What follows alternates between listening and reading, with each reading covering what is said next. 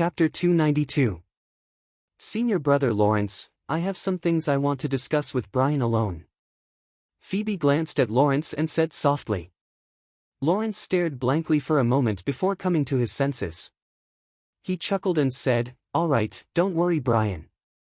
Before you head to Bretel City, I will arrange for some generals who are good at fighting to go first." Nodding his head, Han Shua smiled and said, "Then many thanks. I really don't know much about some battle strategies.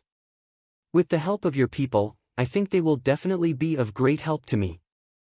Alright, you guys chat, I'll be heading back first. After a while, I will personally go to Bretel City to visit you." Lawrence winked at Han Shua and Phoebe, then walked out of the living room with a smile.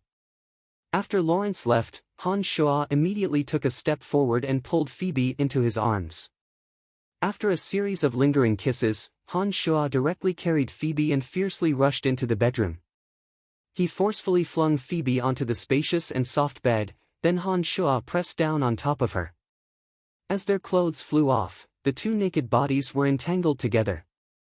Phoebe's low moans were seductive as she desperately catered to Han Shua's thrusts. They were entangled until there wasn't a trace of strength left in them. After the violent storm subsided, Phoebe lazily leaned on Han Shua's wide chest. Her delicate fingers gently slid down Han Shua's body as she murmured in satisfaction, "I can't leave with you for the time being. Cameron's merchant union is facing the crisis of disintegration because of the huge losses from this bet.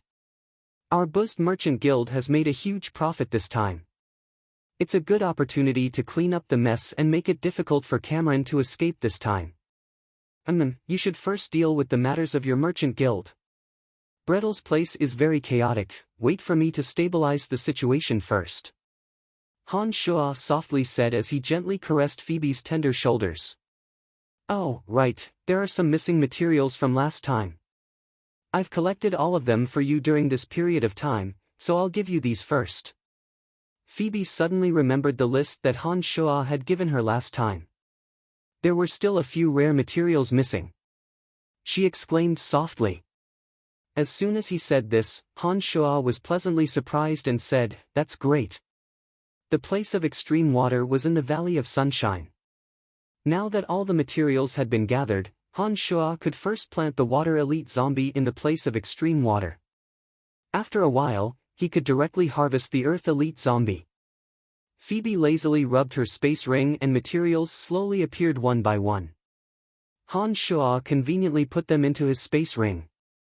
When all of this was done, Phoebe took out a crystal card and handed it to Han Shua with a smile.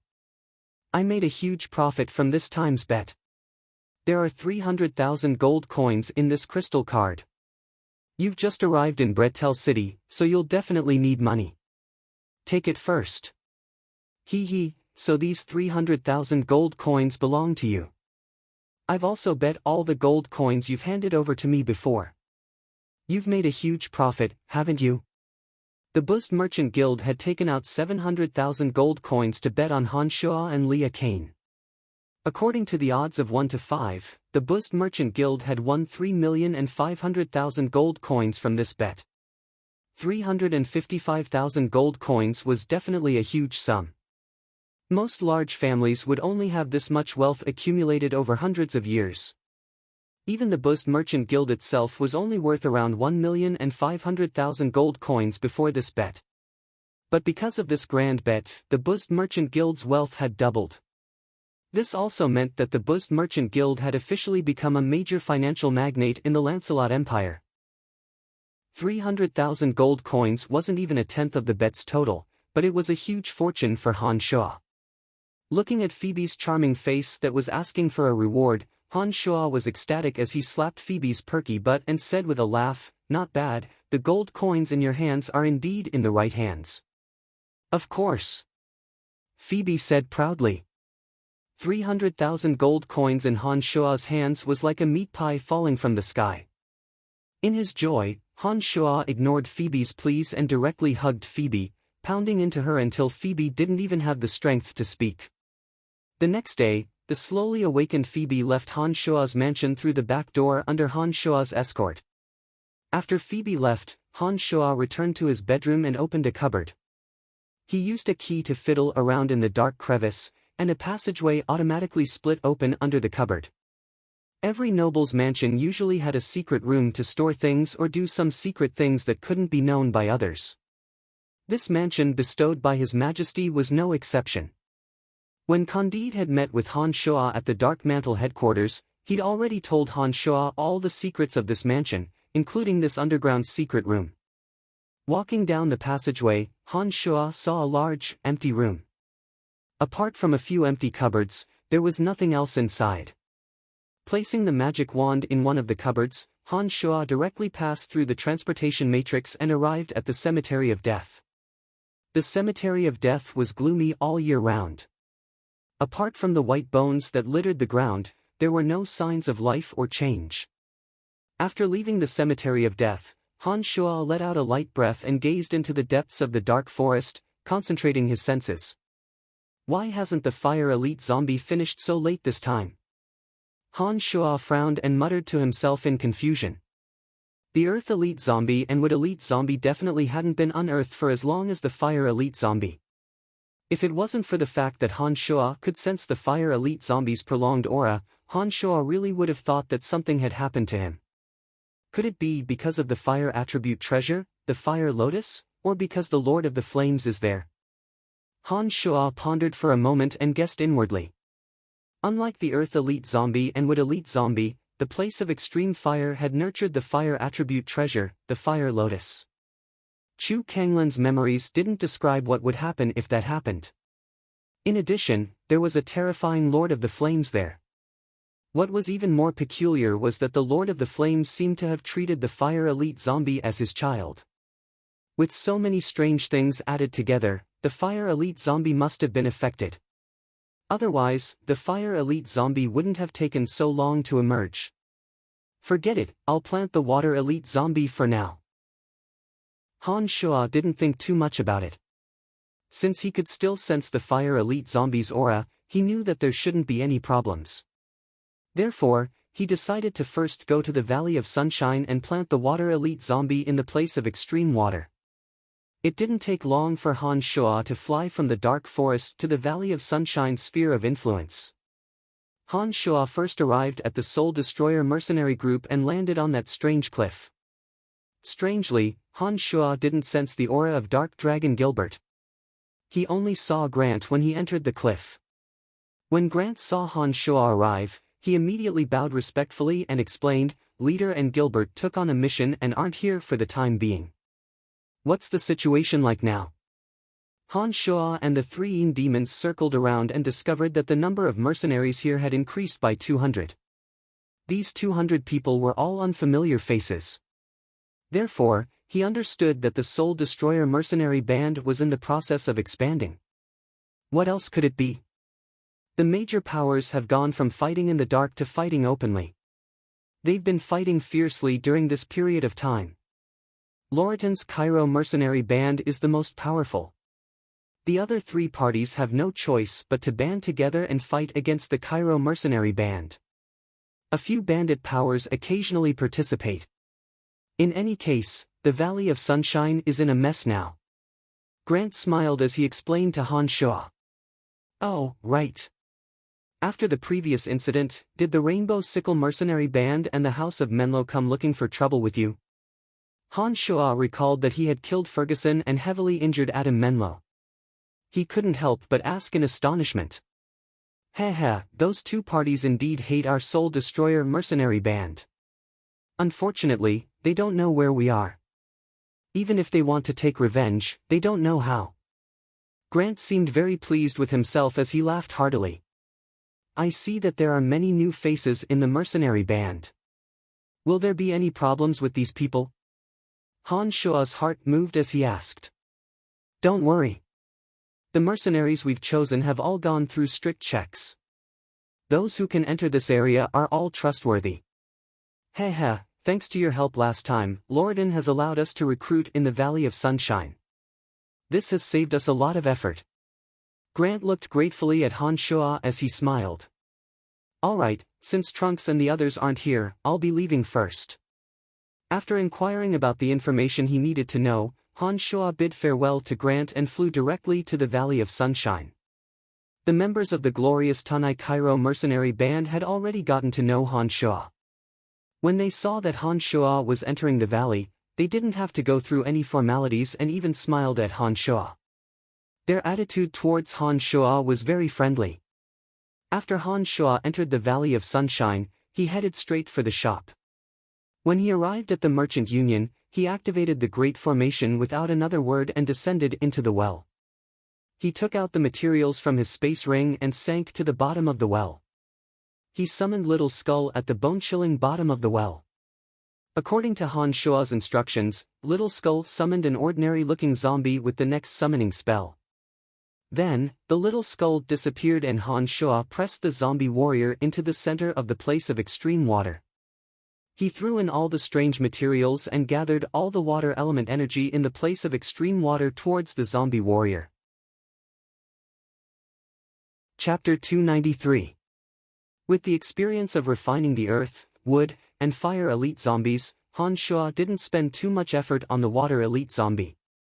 When Han Shuo had finished and leapt out of the well, Han Shuo suddenly sensed two unfamiliar presences. The Shura Soul Formation was still operating in the courtyard of the shop, and it was filled with a deathly aura. The Calamity Church's Dark Grand Magus Edwin and the female alchemist Belinda were pacing back and forth outside the formation, not daring to enter. They looked at the gloomy courtyard from the surrounding rooftops. The aura of death within the Shura Soul Formation was thick, and the two of them couldn't clearly see what Han Shuo was doing inside. Han Shuo could clearly see the two experts of the Calamity Church when he walked out of the well and raised his head. Edwin and Belinda obviously knew that great danger lay below. Therefore, although they looked at the changes below with astonishment, they didn't dare take the risk of entering the formation. They appeared to be quite cautious. Han Shuo knew that Edwin and Belinda had already understood the dangers of this place when the experts of the Rainbow Sickle mercenary band had ambushed this place last time. It was only natural that they didn't dare approach this time. Han Shuo walked to the eye of the formation and sent a beam of dark light into it. The originally howling wind and deathly aura of death dissipated in an instant and the formation returned to its normal state. Han Shuo sat down on the chair in the middle and looked lazily at Edwin on the rooftop. He said faintly, "Mr. Edwin, it seems that you're always this sneaky every time you come. Is this how your Calamity Church does things?" Although the strange changes in the courtyard had disappeared, Edwin and Belinda didn't dare walk down. They chuckled and said, "Sorry, let's chat up here for a while. Congratulations on killing Ferguson, but you've also angered the Church of Light. They'll pay any price to deal with you this time. Ha, our Calamity Church sincerely invites you to join us. As long as you're willing to join us, we'll pay any price." "Sorry, I'm not interested." Han Shuo had rejected them last time, and now Han Shuo was still rejecting them without any room for discussion. "Alright then. Since you're not willing to join our Calamity Church, can we discuss our cooperation?"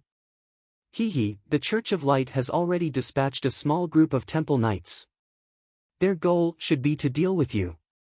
Although there aren't many Temple Knights, they are all true experts.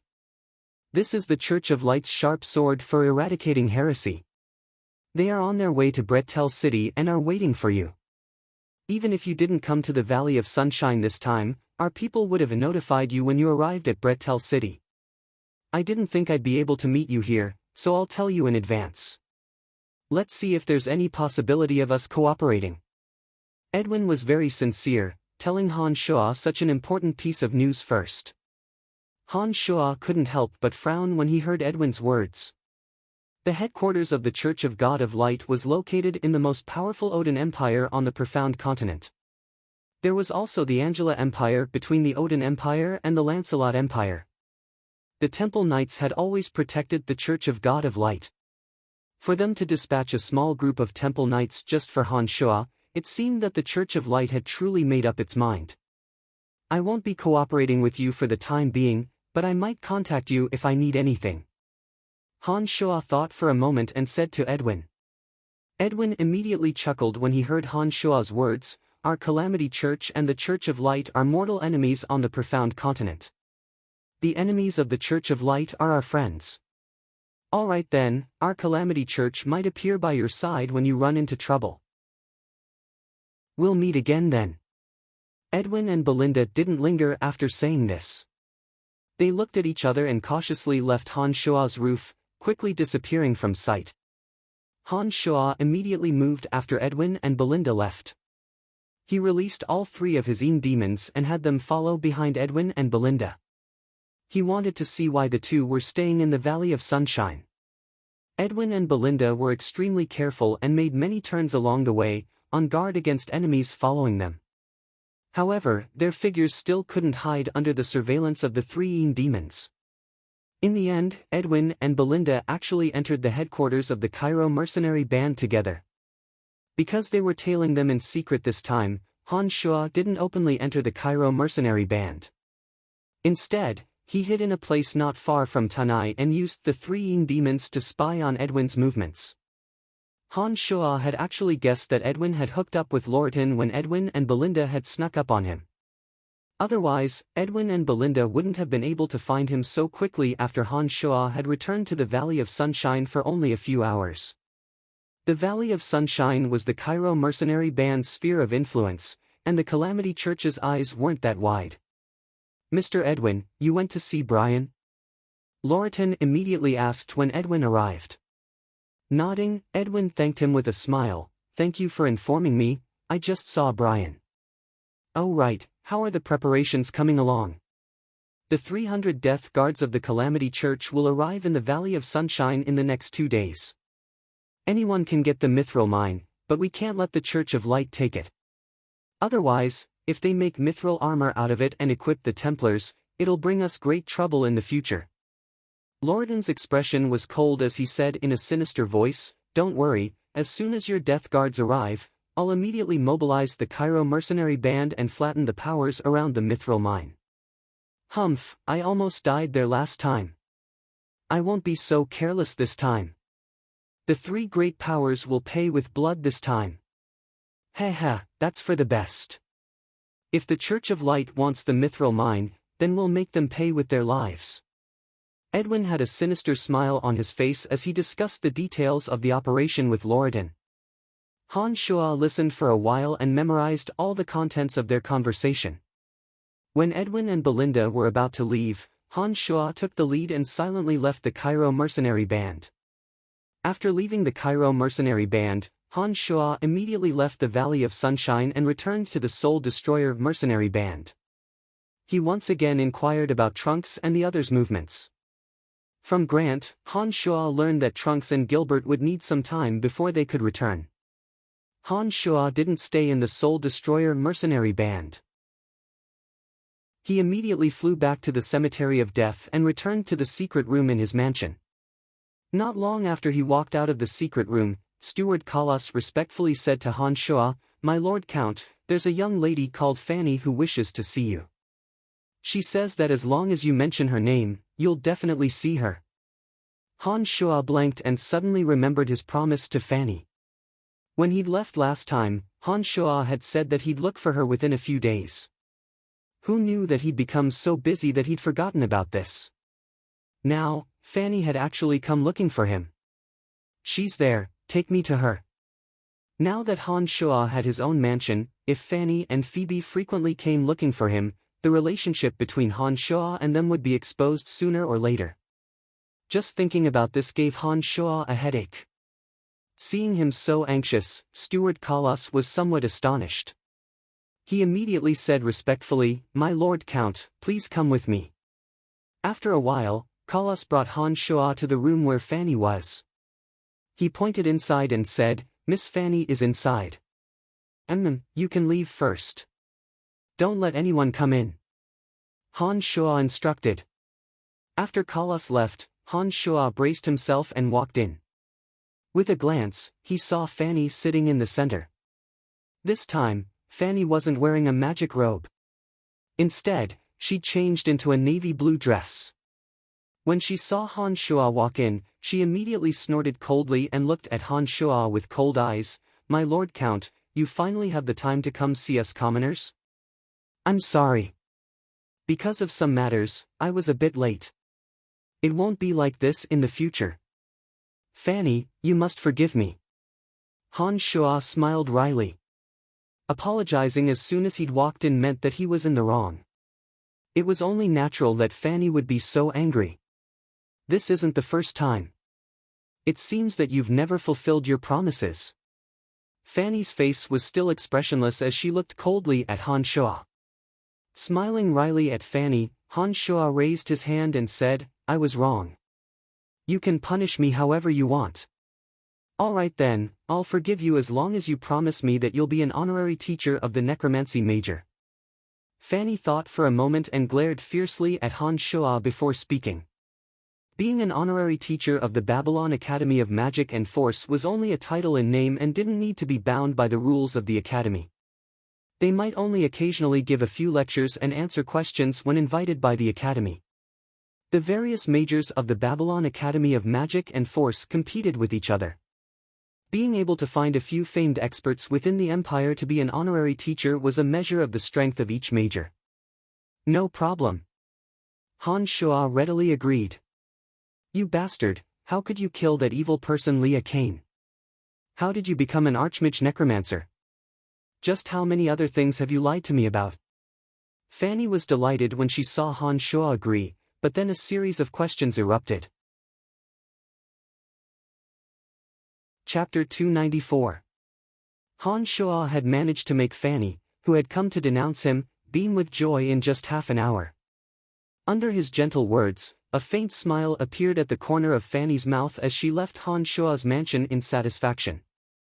Arriving at the Buzzed Merchant Guild at the fastest speed to find Phoebe, Han Shuo went straight to the point and requested, I want explosives, the kind with the most destructive explosive power, enough to flatten a small mountain. Heavens, what do you want? As a normal woman, Phoebe didn't need to move her toes to know what Han Shuo wanted. Her pretty face was filled with shock when she heard that Han Shuo needed explosives so urgently, and the more explosive the better. Don't ask so much, get it for me as soon as possible, don't let anyone know. Since Han Shuo had made up his mind, he wouldn't hesitate. Time waited for no man, naturally the sooner the better. Once a woman had a physical relationship with a man, even a cold and arrogant character like Phoebe would change for this man. Especially when Phoebe knew that Han Shuo was smart and wouldn't do something stupid that would result in his death. Therefore, although she had some doubts, she didn't insist on asking more when Han Shuo urged her again. She immediately nodded, give me some time, I'll try to gather it through other channels. All right. I'll come back the day after tomorrow at the latest to get the explosives. Don't leave for the next 2 days. Han Shuo instructed and hurriedly left the Buzzed Merchant Guild. Han Shuo silently returned to the secret room in his mansion and used the transportation matrix to return to the cemetery of death. He used the art of the demonic ninth heavens to fly to the mountain valley where the mithril mine was located and summoned the Earth Elite Zombie to descend upon this plane. The 3 Yin demons slowly floated out and flew into the valley. Faces after faces leapt into Han Shuo's mind. The Rainbow Sickle Mercenary Band, the House of Menlo, and the Catter Orc Alliance had more than 1,000 people stationed near the valley. They had surrounded the entire valley. The mithril mine was still in operation. However, due to the steep and narrow terrain of the mine, mining the mithril was not an easy task, especially since the mithril ore was mixed in with the silver ore and often existed in the deepest part of the mine. Therefore, although the 3 forces worked overtime these days, the progress of the project was still not satisfactory. The 3 Yin demons circled around every corner of the valley. The Earth Elite Zombie hid in the ground, shuttling back and forth like 2 Xingsuan.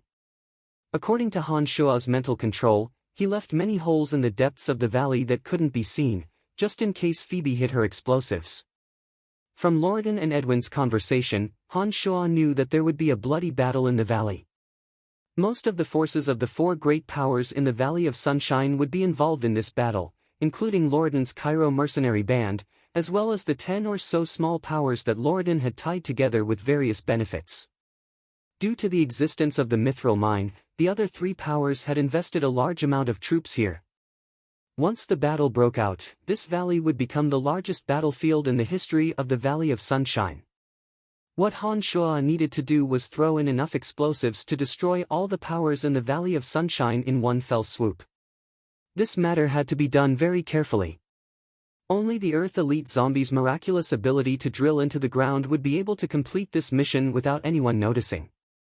At this time, Han Shuo had released the 3 Yin demons. He hadn't discovered that Tunai had an Earth Mage, so he was even more daring to have the Earth Elite Zombie set up the traps. Even with the Earth Elite Zombie's miraculous ability, it still took a while to set up the tunnels in Tunai. During this time, Han Shuo kept an eye on the experts stationed in Tunai through the Yin demons.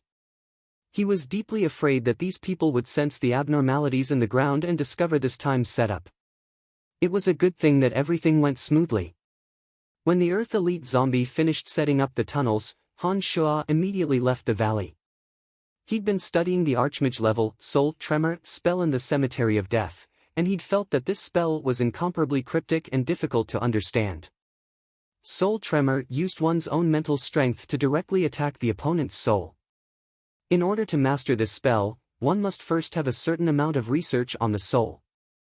In addition, one also needed to grasp the technique of mental strength attacks.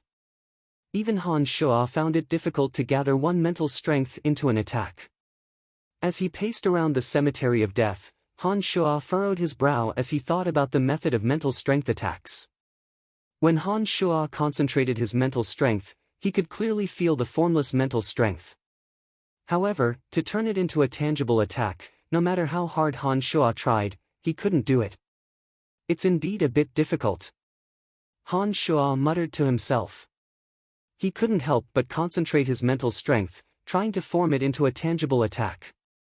The consciousness is formless and formless, but has boundless uses. Its attacks are based on the heart, and the heart will move. Han Shuo suddenly remembered a paragraph of a demonic mantra. This was a description of the consciousness in demonic magic. When demonic magic reached the next separate demonic realm, demonic practitioners would be able to clearly sense the consciousness. The consciousness was actually a process of strengthening the soul. When a demonic practitioner reached the separate demonic realm, their soul would transform into the consciousness. As long as the consciousness wasn't destroyed, the demonic practitioner would be able to obtain eternal life. The consciousness was a formless and formless existence. Once the soul transformed into the consciousness, it would have many wondrous uses. The simplest use was to use the consciousness to sense the changes in the surroundings. The clarity and range of the senses would vary according to the strength of the consciousness. When fighting with others, as long as the consciousness was strong enough, it could directly form all kinds of strange attacks on the enemy, such as illusions or physical attacks. It could also control the opponent's mind, turning them into a puppet and other wondrous uses. The consciousness could also be used to attack the enemy's soul, but it was much more profound than mental strength. The demonic magic had a detailed explanation of the attack methods of the consciousness. Han Shuo recalled these memories and seemed to have grasped something. He felt that the consciousness and mental strength had the same wondrous uses. The difference was that the consciousness was the transformation of the demonic practitioner's soul. Like the demonic infant, it was the most important foundation of the demonic practitioner. The consciousness was even more important than the demonic infant. The demonic infant was the source of the demonic practitioner's power. It provided the practitioner with an endless supply of demonic yuan. Once the demonic infant was destroyed, the practitioner would lose all of his power. There wouldn't be any demonic yuan left in his body, and he would become an ordinary person. The consciousness was the demonic practitioner's soul. Once the demonic infant was destroyed, as long as the consciousness wasn't destroyed, the practitioner could use past experience to rebuild the demonic infant. However, once the consciousness was destroyed, the practitioner's soul would truly scatter, never leaving a trace in the world. On the other hand, mental strength was the same as the demonic infant. Even if one lost all of their mental strength, they would at most be unable to gather magical elements to cast spells. It would only turn a magus into an ordinary person, and wouldn't take their life. In the Cemetery of Death, Han Shuo continued to ponder, especially when it came to the detailed theory of attacks on the consciousness. Han Shuo carefully and slowly comprehended it. Gradually, he seemed to have grasped something. When he gathered all of his mental strength and calmed his mind, a thought suddenly leapt into his mind. His mental strength suddenly became very active, and a wondrous fluctuation was suddenly produced. At this moment, Han Shuo quickly chanted a magical incantation. A strange energy was produced out of nowhere and quickly merged with his mental strength. A wave-like impact suddenly appeared, drifting forward like ripples in the water. Oh, there's some progress. What's missing? Han Shuo let out a light breath. He had just felt his mental strength condense and form some kind of tangible attack in front of him. However, since there was no soul in front of him, Han Shuo's attack couldn't find a target. Therefore, he wasn't sure if this attack would be effective or not. It looks like I'll need to find a living person to test it out on. Han Shuo murmured to himself. He thought for a moment and discovered that it was getting late, so he immediately left the cemetery of death. Again, without waiting for a report, Han Shuo directly went to the Buzzed Merchant Guild and found Phoebe in her room. He asked, "How is it?" "I've gathered some, but due to the lack of time and the fact that the gunpowder is a dangerous item banned by the country, the amount isn't enough to blow up a small mountain. If you give me a bit more time, I can go to a city further away and gather more." Phoebe looked helplessly at Han Shuo and said a bit apologetically, "There's not enough time. Just gather as much as you can. It's best not to let anyone know about this. Otherwise, there might be some trouble." Han Shuo said with a frown. "Don't worry, I'm doing this through a few small merchant guilds. Moreover, I'm secretly buying them in batches. I don't think there will be any problems." Phoebe replied. Afterwards, Phoebe's space ring continuously flashed as bundles of wrapped explosives passed through Phoebe's hand and fell into Han Shuo's space ring. Only when Phoebe had handed all the explosives to Han Shuo did she ask, "Brian, what are you planning to do? You're not thinking of destroying Bretel City, are you?" "It has nothing to do with Bretel City. I haven't returned there yet." Han Shuo casually replied, hugging Phoebe and kissing her. He said with a smile, "All right, don't worry about me. I know what I'm doing." Under Phoebe's astonished gaze, Han Shuo hurriedly left the Buzzed Merchant Guild and directly used the transportation matrix in the Cemetery of Death to return. He quickly flew towards the mountain valley where the mithril mine was. Chapter 295. The night was like water, watering Tunai Mountain. Spring had arrived, and the fragrance of flowers and grass was still intoxicating even at night. Danger lurked in the quiet night, accompanied by the low cries of insects. There were teams of mercenaries stationed in every corner of the mithril mine. The calm was filled with caution and vigilance. A team of black armored figures were like shadows in the dark night, slowly moving through the lush shrubbery with a sinister and mysterious aura. Dark Grand Magus Edwin floated in the air, leading the way. 300 death guards were like specters, silently following behind Edwin. With Lordan in the lead, the 2,000 Cairo mercenaries followed behind the 300 death guards, slowly advancing towards the mithril mine. Behind the Cairo mercenary band was a group of 10 or so small factions. There were about 1,000 experts wearing mercenary uniforms of various colors. In the valley where the mithril mine was located, the three factions had gathered to guard this place. However, because the three factions still needed to guard their lair, they only had a total of more than 1,000 mercenaries guarding the mithril mine in the valley. These 1,000 or so mercenaries were 3 times less than Lordan's 2,000 elite mercenaries, 300 death guards from the Calamity Church, and 1,000 experts from the 10 small factions. Dark Grand Magus Edwin released a dark magic spell, and a black mass of air slowly spread out. The area in front of the valley that was lit up by the moonlight was suddenly enveloped in a faint layer of mist, as if the moisture of the night was slowly gathering together.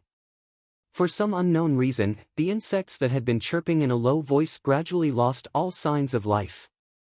Arthur, the Wind Archmage of the House of Menlo, was currently resting with his eyes closed. He seemed to have sensed the abnormal movements and couldn't help but open his eyes to look outside the valley. He muttered to himself, "What's going on? Why aren't there any sounds of insects around?" In a tent to Arthur's left, the orc warrior Callery called out in a low, muffled voice, "Hey Arthur, it's getting late. Rest early. I feel like something's wrong. I'll go take a look." Arthur mumbled to himself as he walked out of his tent. He used levitation to float into the air and looked out of the valley. "Ha! Why is it foggy?" Arthur muttered to himself as he slowly floated out of the valley. There were all sorts of tents in the valley, and there were also a few high-spirited mercenaries in charge of night patrols. When they saw Arthur float into the air, the mercenaries in charge of night sentries all greeted him. Some of the Rainbow Sickle mercenaries laughed softly and said, "This fellow isn't sleeping in the middle of the night. Does he want to go out and have fun in the middle of the night?" "Heh, that's true. It's been hard on us to be assigned to such a place. Who cares, we just need to guard our night." Another mercenary casually replied. "Sure." Edwin, who was approaching, suddenly let out a soft sigh and made a gesture towards the death guards behind him. The death guards that had been advancing like ghostly shadows suddenly crouched down and retreated, concealing themselves in the lush shrubbery without any signs of life. Lordan's eyes were very sharp, and he immediately waved his hand behind him when he saw Edwin's movements. The long, snaking line was instantly replaced by soft panting sounds. These people were extremely far away from Arthur in the valley, and such soft panting sounds wouldn't be heard at all. Arthur walked out of the valley and gazed into the distance with furrowed brows. He didn't discover anything out of the ordinary, so he stopped for a while and mumbled something before returning to Tanai. At this moment, the Rainbow Sickle mercenary band, the House of Menlo, and the Katter orc tribe had all gathered according to the distance between them. An orc who was guarding the outskirts of the Katter orc tribe was suddenly jolted awake by an ear-piercing whistle. By the time he reacted, he discovered that there was a dangling crossbow bolt nailed to a large tree nearby. There was a letter tied to the end of the bolt. Next was the Adam Menlo family. A guard of the Adam Menlo family was also awakened by a crossbow bolt. There was also a letter on the crossbow bolt. Next was the Rainbow Sickle mercenary band, which was right next to the Mithril Mine Valley. They were also shaken by the crossbow bolts that carried a letter. The leaders of the three great powers in the Valley of Sunshine were all roused from their various states in the blink of an eye. They hurriedly gathered their men with the letter in their hands and woke up all the sleeping mercenaries. They rushed towards the Mithril Mine Valley at top speed. After delivering the 3 letters of warning with super-fast flying spells, Han Shua once again silently returned to the surroundings of the Mithril Mine Valley and hid himself. All the explosives had been set up in advance, and Han Shua coldly watched the changes in Tanai through the 3 Yin demons, waiting for a fierce battle to break out. The 3 powers in the Mithril Mine had more than 1,000 mercenaries in total. Once this force was destroyed by Lordan, it would be difficult for the 3 powers to turn the situation around even if they joined hands. Last time, the 3 powers had gathered at Tanai Mountain, and Lordan's enmity towards Lordan had made it so that he wouldn't be merciful towards them. Once the experts guarding the Mithril Mine were killed, what awaited them would be even more brutal revenge. Florida and the other 2 were able to distinguish themselves in a place like the Valley of Sunshine, so none of them were stupid. They naturally understood this logic.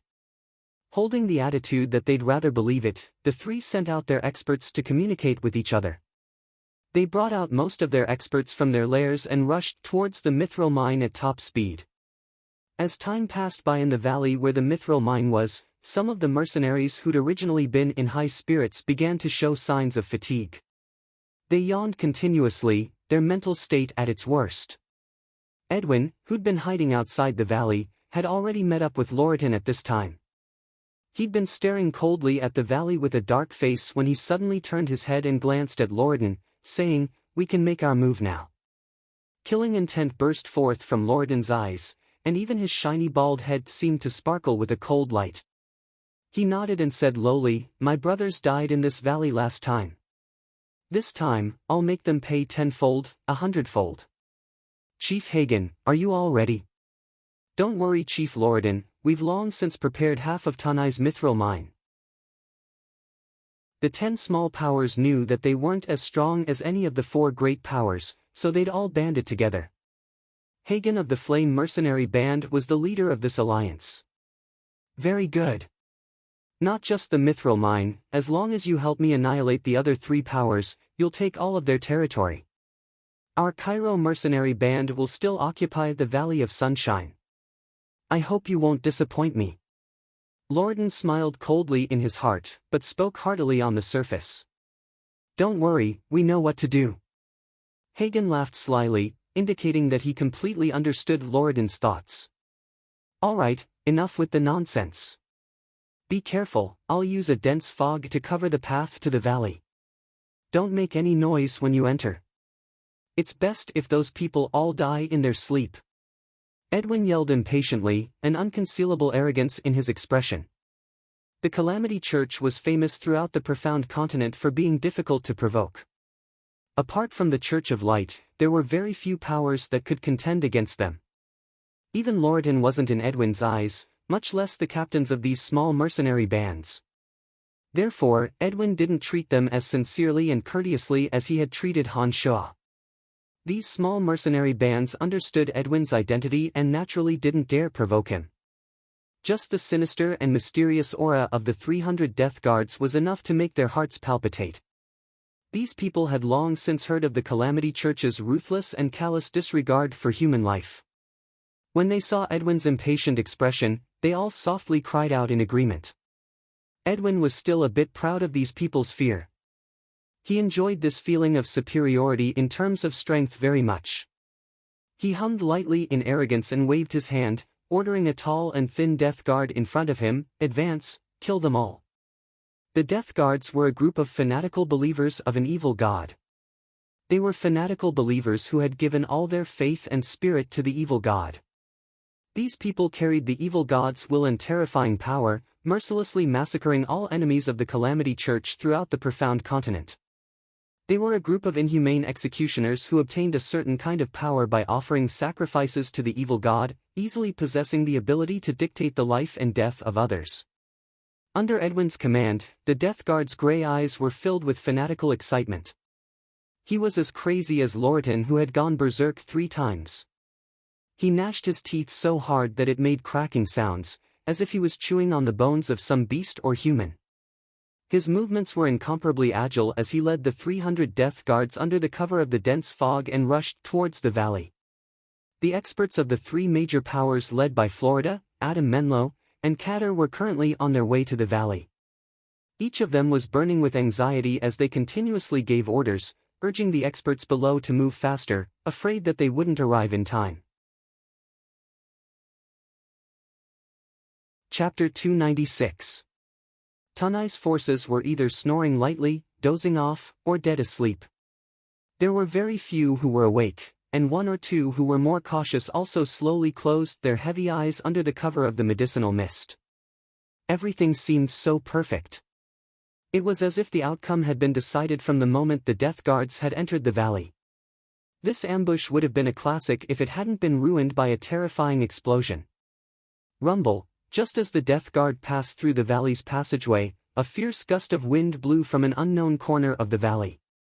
The wind was extremely fierce, first snapping a small tree on the mountainside. A strange butterfly effect was produced, one after another, and in the end, it unimaginably caused the mountain rocks to collapse. The millstone-sized rocks smashed into the valley along the green moss-covered rock walls. The sound of this kind of movement was so loud that even the mercenaries who were sleeping in the mist of potions suddenly woke up as if they were facing a great enemy. The first thing they did was to grab their weapons before looking at the situation that was happening. Edwin, who was also an apothecary but had extraordinary attainments, was well aware that only slightly less effective knockout agents wouldn't be easily detected by experts. Edwin had been feeling smug that victory was in his grasp when the explosion completely shattered his plans. He looked at the mercenaries stationed in the valley, all of them looking around with weapons in hand, and then looked at the Death Guards that had entered the valley. Edwin could only resist the urge to curse out loud and give the order to attack, charge in, kill. Whether it was Edwin or Loriden, they both understood that there was no longer a chance of a perfect ambush due to this change when they heard the sound of boulders rolling down. The two of them cursed inwardly as they gave the order to charge in, but their eyes darted back and forth in the area where the strong wind had come from. Their hearts were filled with a strange sense of doubt. Where did that strong wind come from? Why was it so strong? Why did it have such a miraculous effect? Was it man-made? If so, who could have done it? A series of questions filled their minds in an instant, but it was only for a moment before the two of them stopped thinking about it and focused all their attention on the valley where the massacre was taking place. Enemy attack, enemy attack! Within the valley, over 1,000 mercenaries had been startled awake by the falling rocks. An extremely small portion of the mercenaries near the edge of the valley were constantly dodging the falling rocks.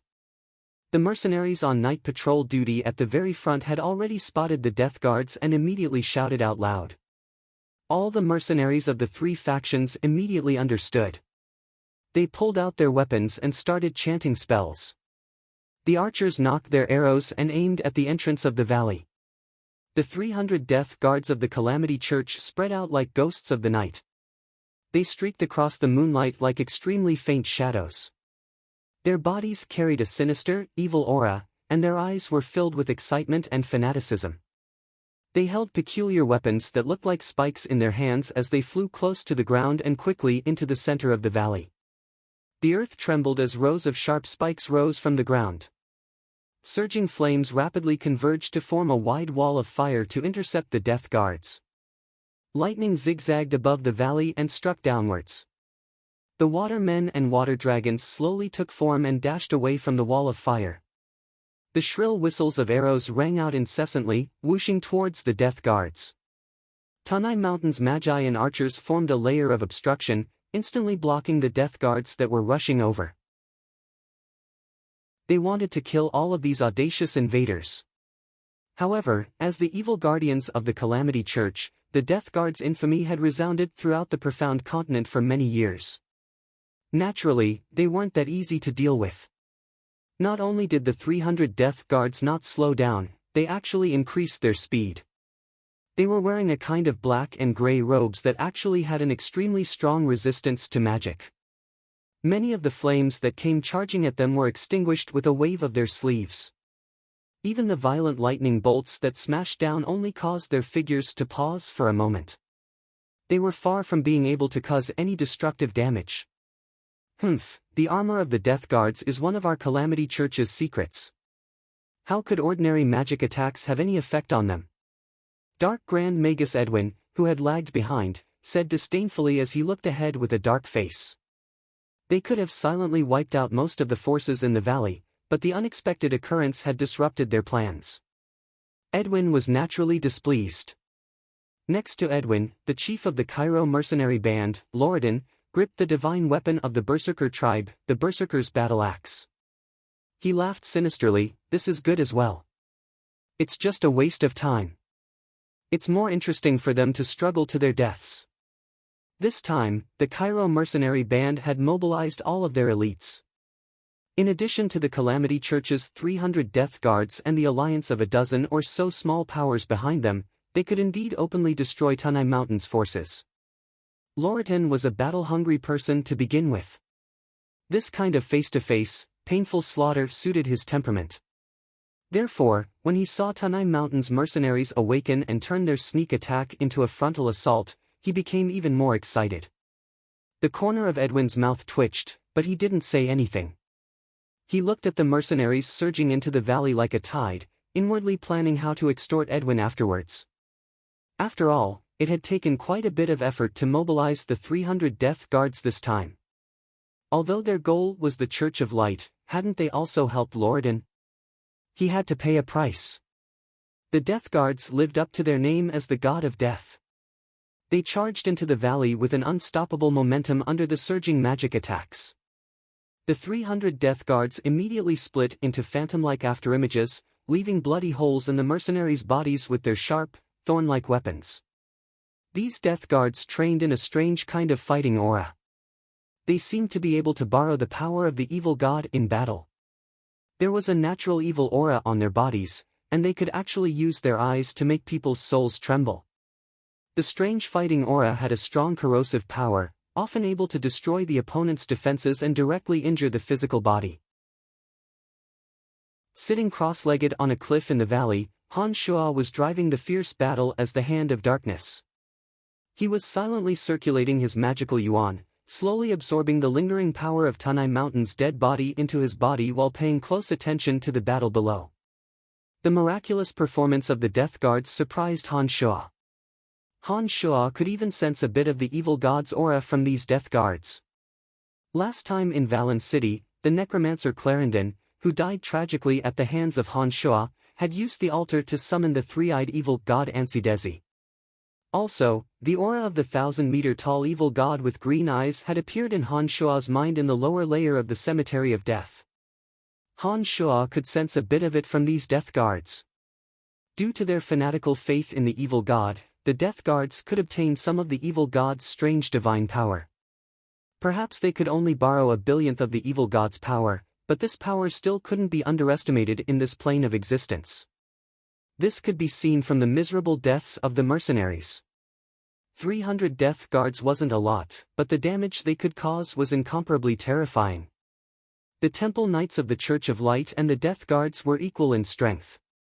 Judging from the strength displayed by these 300 Death Guards, Han Shuo could imagine that the Temple Knight's strength must be equally terrifying. This is getting more and more interesting. Han Shuo laughed coldly as he muttered to himself. He suddenly called out softly, "What will come, or else it'll be boring." Dark Grand Magus Edwin's brow furrowed as soon as Han Shuo finished speaking. He abruptly used the levitation spell to fly into the air and surveyed the surroundings after exiting the valley. He then quickly descended towards Lordan, who had already charged into the valley and was in the middle of a second berserk battle. He quickly called out, "Large amounts of mercenaries are converging in this direction. What's going on? The Rainbow Sickle mercenary band isn't far from here. They should have discovered us with such a large commotion. 400 to 500 of Tanai's 1,000 mercenaries have already died. As long as we hurry and finish them off, Florida will be courting death even if he comes. Just his Rainbow Sickle mercenary band alone won't be able to stop our footsteps." Lordan waved his berserker's battle axe, directly cleaving apart an orc warrior around 2-3 meters tall. He responded casually and once again charged into the crowd. It looked like he was fighting to his heart's content.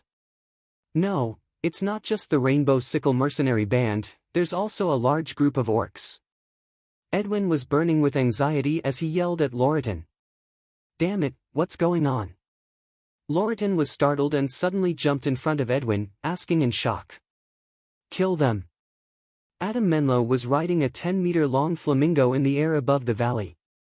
Behind him were his clansmen riding all sorts of flying magical creatures.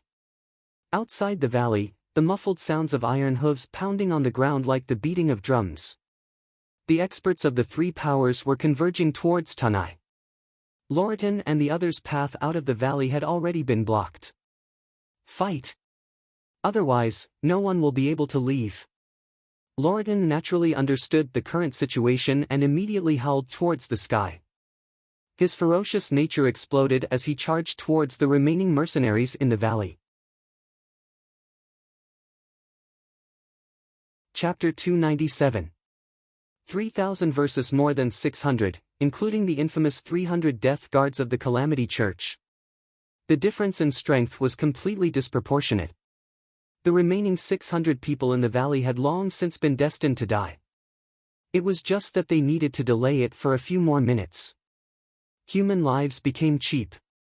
Along with ear-piercing screams of misery, mercenaries of different skin colors and races slowly collapsed into pools of blood. Strands of aura that were hard to see with the naked eye rose from the bodies of the recently deceased and gathered at a corner of the valley. As the Hand of Darkness, Han Shuo was extremely happy. He sat cross-legged in an area where no one could spy on him, allowing the three demons to observe the situation.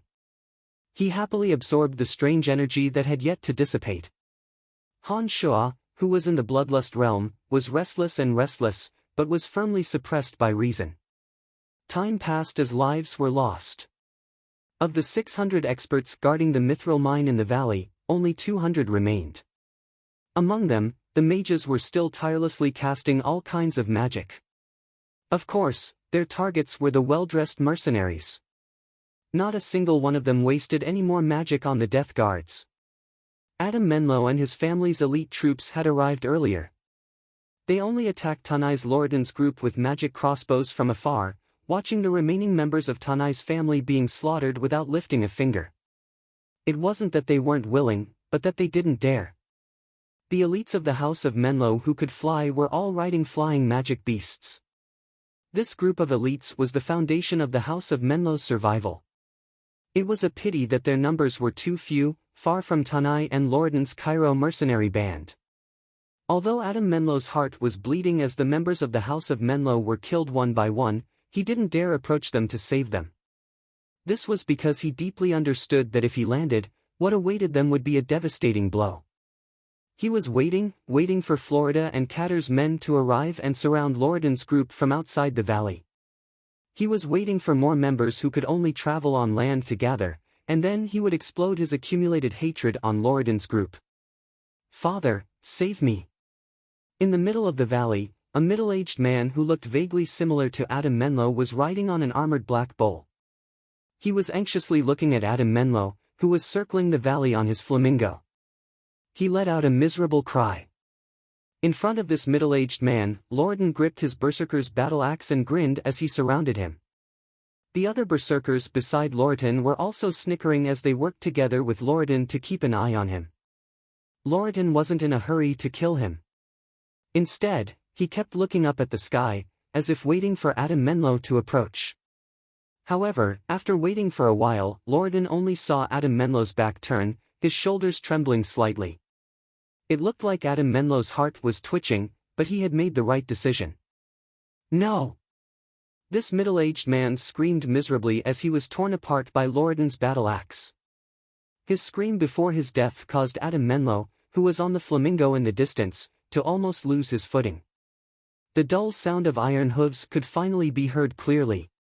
With Florida and Catter in the lead, a large number of mercenaries suddenly charged into the center of the valley. Adam Menlo, who was enduring the pain of being cut by blades, was the first to charge into the center of the valley with bloodshot eyes.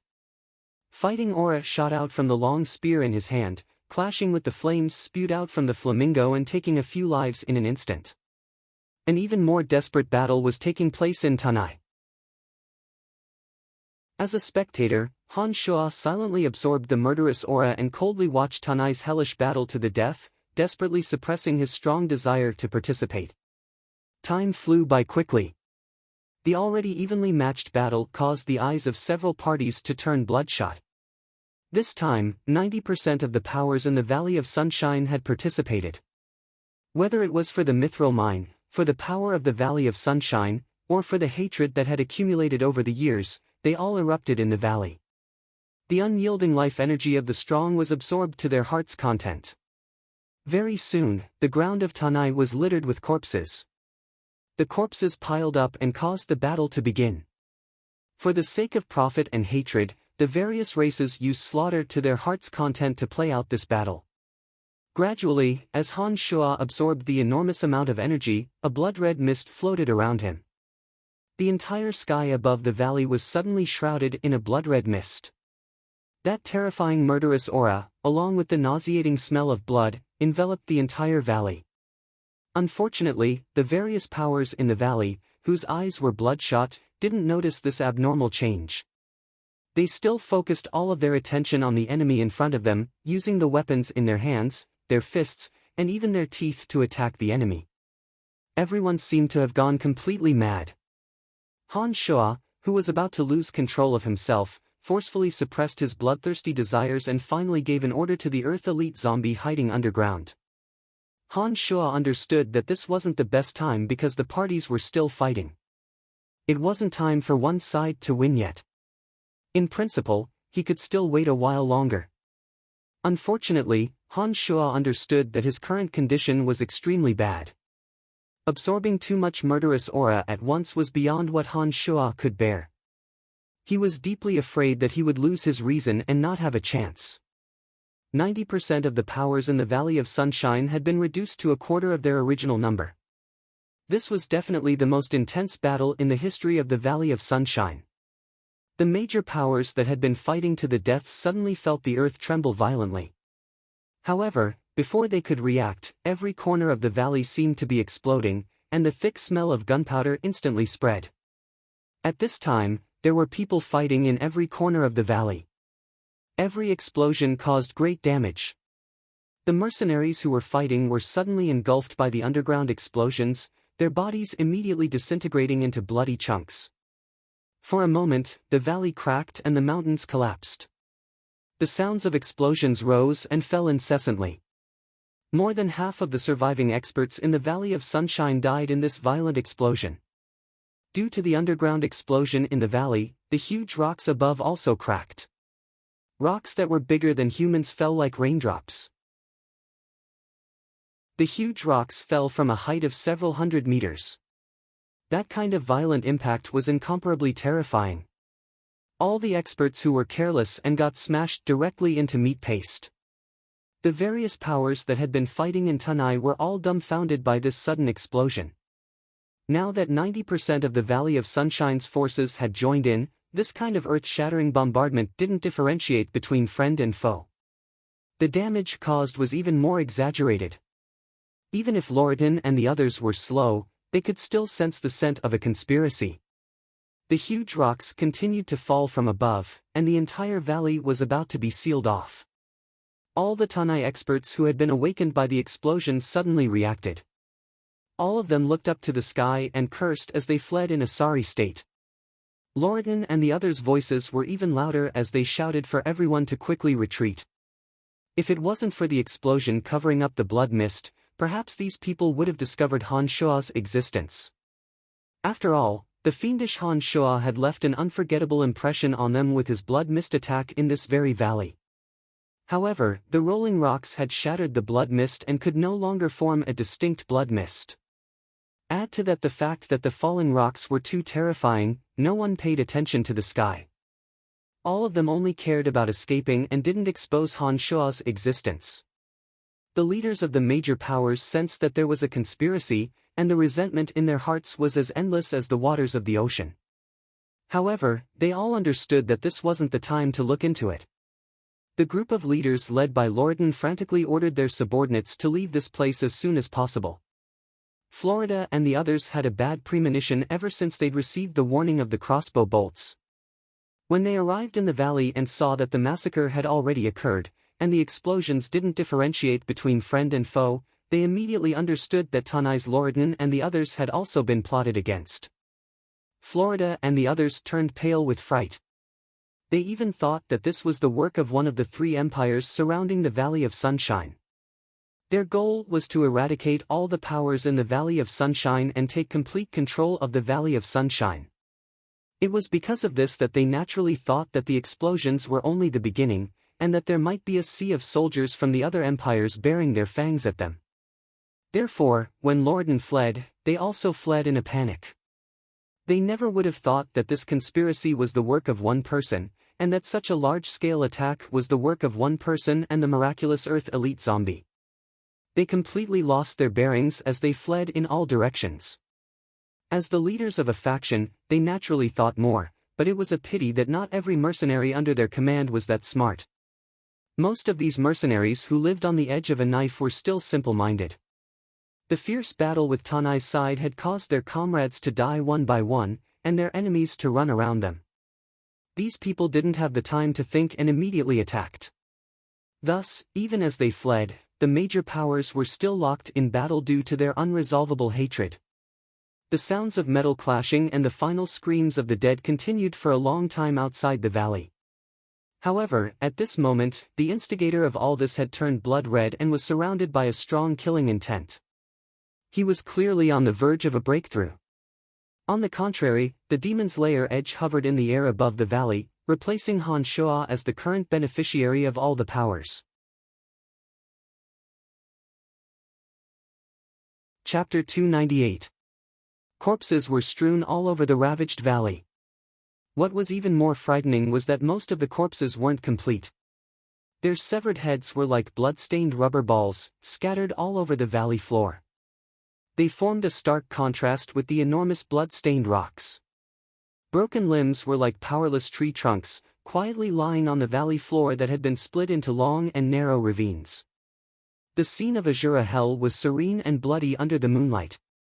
The soul energy that hadn't yet dissipated was drawn by some sort of force from the valley cliff, spiraling from incorporeal to tangible.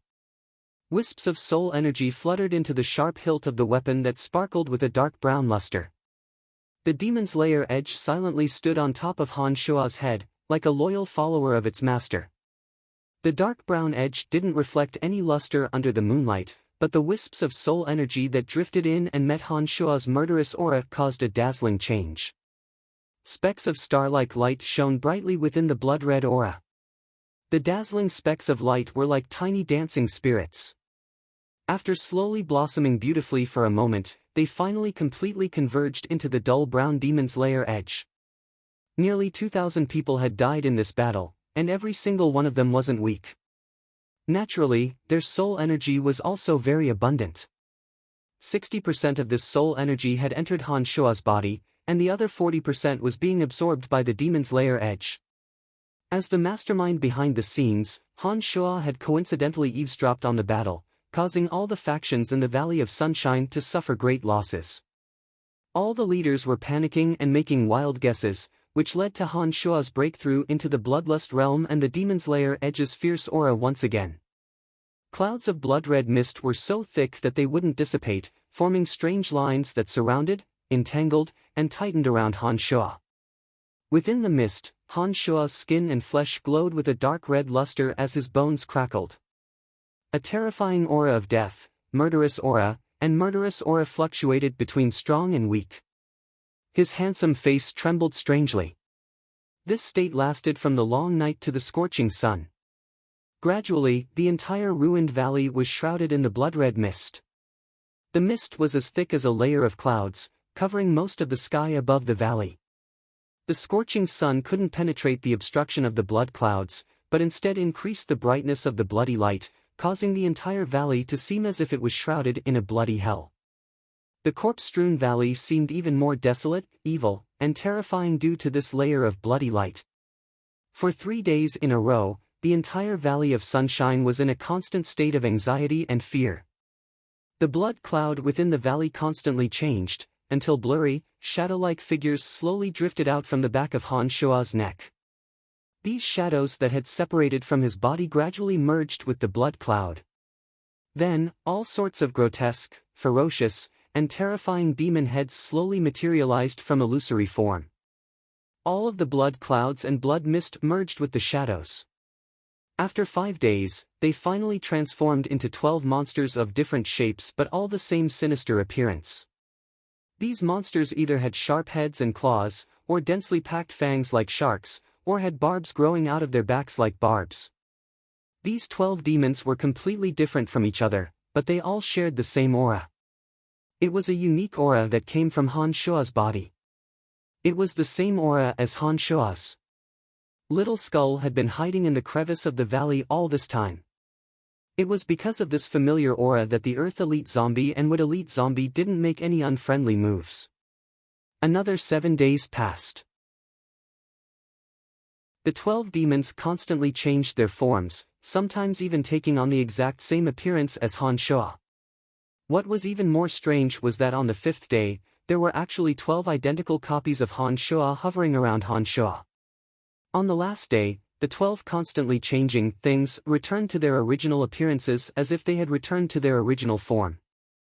Then, they turned into rays of blood-red light and hid within Han Shua's body. Han Shua let out a light sigh. After all the demons had hidden themselves within his body, he opened his demonic eyes and swept his gaze across the entire valley. Han Shua murmured, "I've finally reached the separate demon stage." Due to the enormous explosion, the valley had collapsed amidst the earth-shattering tremors.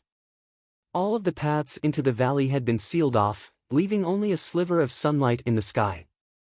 During this period of time, the little skeleton, Earth Elite Zombie, and would elite zombie had been guarding Han Shuo with all their might. The various powers in the Valley of Sunshine had sent their spies to investigate not long after the tragedy. Unfortunately, not a single one of them had escaped alive after being ambushed by the three dark creatures. They'd all turned into vengeful spirits like the mercenaries in the valley, and even their corpses were quickly rotting away. The stench of Tanai's rotting corpses was truly unbearable. Han Shuo creased his brow and thought for a moment. He reached out and grabbed the demon's lair edge floating above his head. As soon as the demon's lair edge entered Han Shuo's palm, it strangely turned into specks of dark brown light and disappeared without a trace. Activating the art of the demonic ninth heavens, Han Shuo broke through the air and left this hellish valley in the blink of an eye. 5 miles north of the Valley of Sunshine, at the top of a low mountain, Lorden of the Cairo Mercenary Band, Florida of the Rainbow Sickle Mercenary Band, Adam Menlo of the House of Menlo, and the chief of the Katter Orc tribe had all gathered. The leaders of the various powers in the Valley of Sunshine, including Trunks who had just returned from a mission, were all invited. The leaders of all the powers in the Valley of Sunshine had gathered here. Everyone had ugly expressions, especially the victims who had participated in the tragedy of the Mithril mine. Their faces were especially gloomy as they tried to find the truth and seek revenge, trying to come up with a countermeasure for the future of the Valley of Sunshine. Who is it?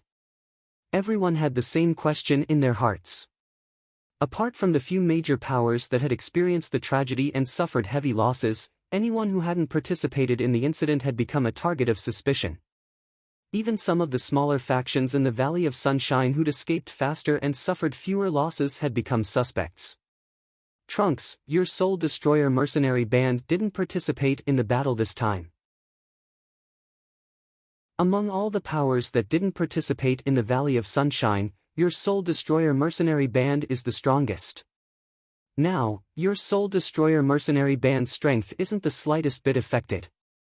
Due to our heavy losses, your Soul Destroyer mercenary band's strength isn't too far off from ours. It seems that you're the biggest beneficiary this time. I'm thinking, could it be your doing? Florida of the Rainbow Sickle Mercenary Band said sinisterly as he stared at the relaxed Trunks, his handsome face covered with a dark green hue. Trunks, who was inwardly pleased, really didn't know how to repay the mastermind behind the scenes. However, on the surface, Trunks had a pained expression and was still pretending to sigh in pain. When he heard this, he suddenly slammed the stone table and stood up angrily. The hastily assembled stone table suddenly shattered into pieces. Trunks didn't even look at the experts around him blocking the broken stones. He only glared angrily at Florida and shouted, "If you want to spout venomous slander, then we'll fight to the death right now." Half a month ago, our Soul Destroyer mercenary band accepted a mission. All the experts, including myself, left the Valley of Sunshine. Chief Lordan knows this the best. We have the least to do with this matter. Florida, everyone is here today.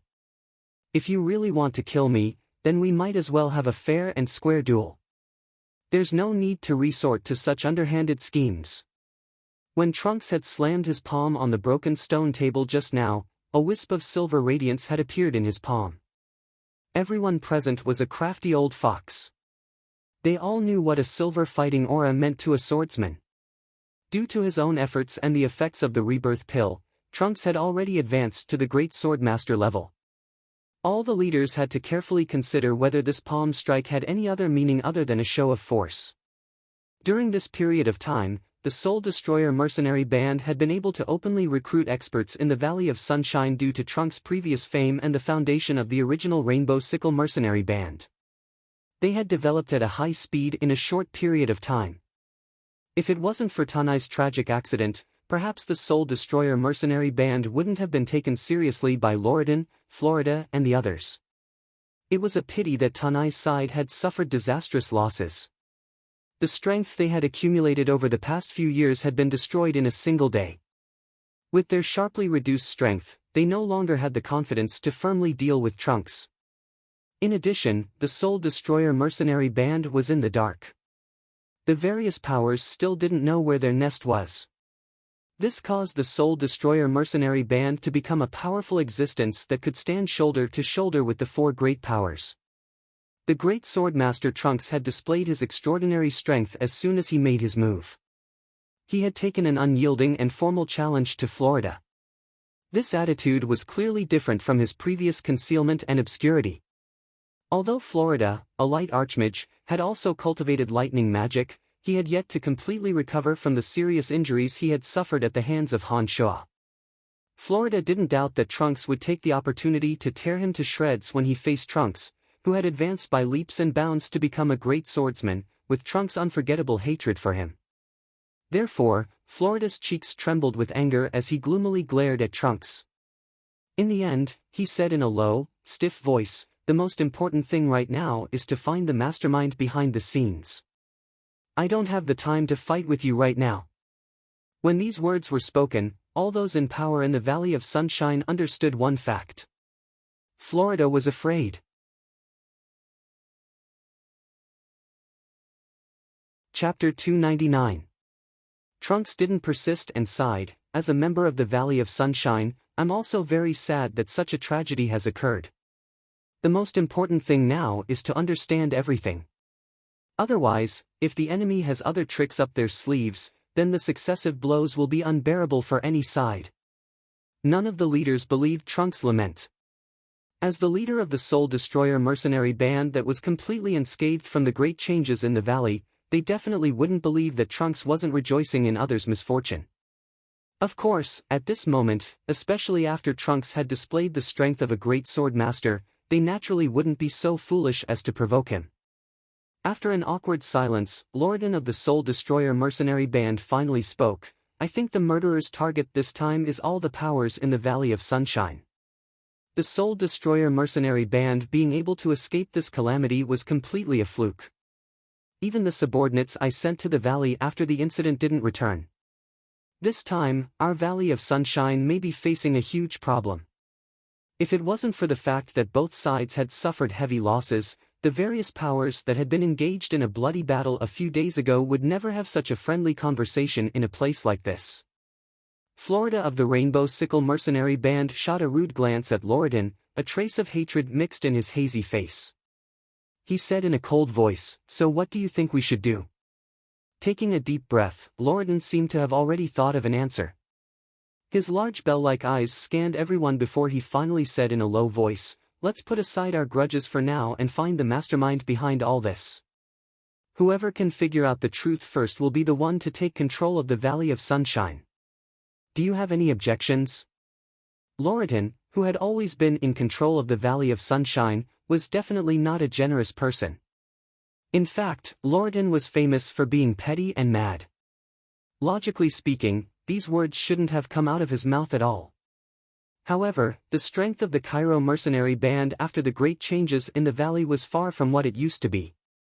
Although the other three parties had also suffered heavy losses, the Cairo mercenary band wouldn't be able to withstand them even if they relied on the superior terrain of the Valley of Sunshine. Rather than that, he might as well happily release the authority that he might not be able to hold and use the future authority of the Valley of Sunshine as a bargaining chip to lure the three factions, causing them to split up over this authority that they couldn't hold for the time being. Although Lorden's limbs were well developed, his mind wasn't simple. On the contrary, being able to sit in such a high position in the Cairo mercenary band, Lorden had the mind of a schemer. Almost as soon as Lorden's words fell, the eyes of Adam Menlo and Katter, who'd originally been following Florida's lead, immediately shot out a glint of ambition. The two of them were silent for a while, and looked at each other. They didn't look at Florida's desperate wink, and actually agreed very readily. The leaders of the small forces that were originally tied to Lorden hesitated for a moment before nodding their heads one by one. When Trunks saw that most of them were nodding their heads in agreement, he also gladly agreed. When everyone's gazes landed on Florida, who originally had the highest chance of obtaining this power as long as Adam Menlo and Katter supported him, could only agree bitterly in his heart even though he secretly cursed all the relatives of his two previous allies. Even he, Florida, had no choice but to submit to the irresistible trend. Very good, then we can discuss the details now and even draft up an agreement. All the forces in the Valley of Sunshine will be supervisors to prevent anyone from going back on their word when the time comes. Loridan's face darkened as he grinned and proposed in all seriousness. This kind of agreement was as laughable as a prostitute saying she was still a virgin. However, there were times when it was necessary. Although everyone understood that the agreement would immediately be torn apart as long as one side was strong enough, it still needed a ceremony after all. Especially when everyone had a hidden enemy, this would always give them some psychological comfort.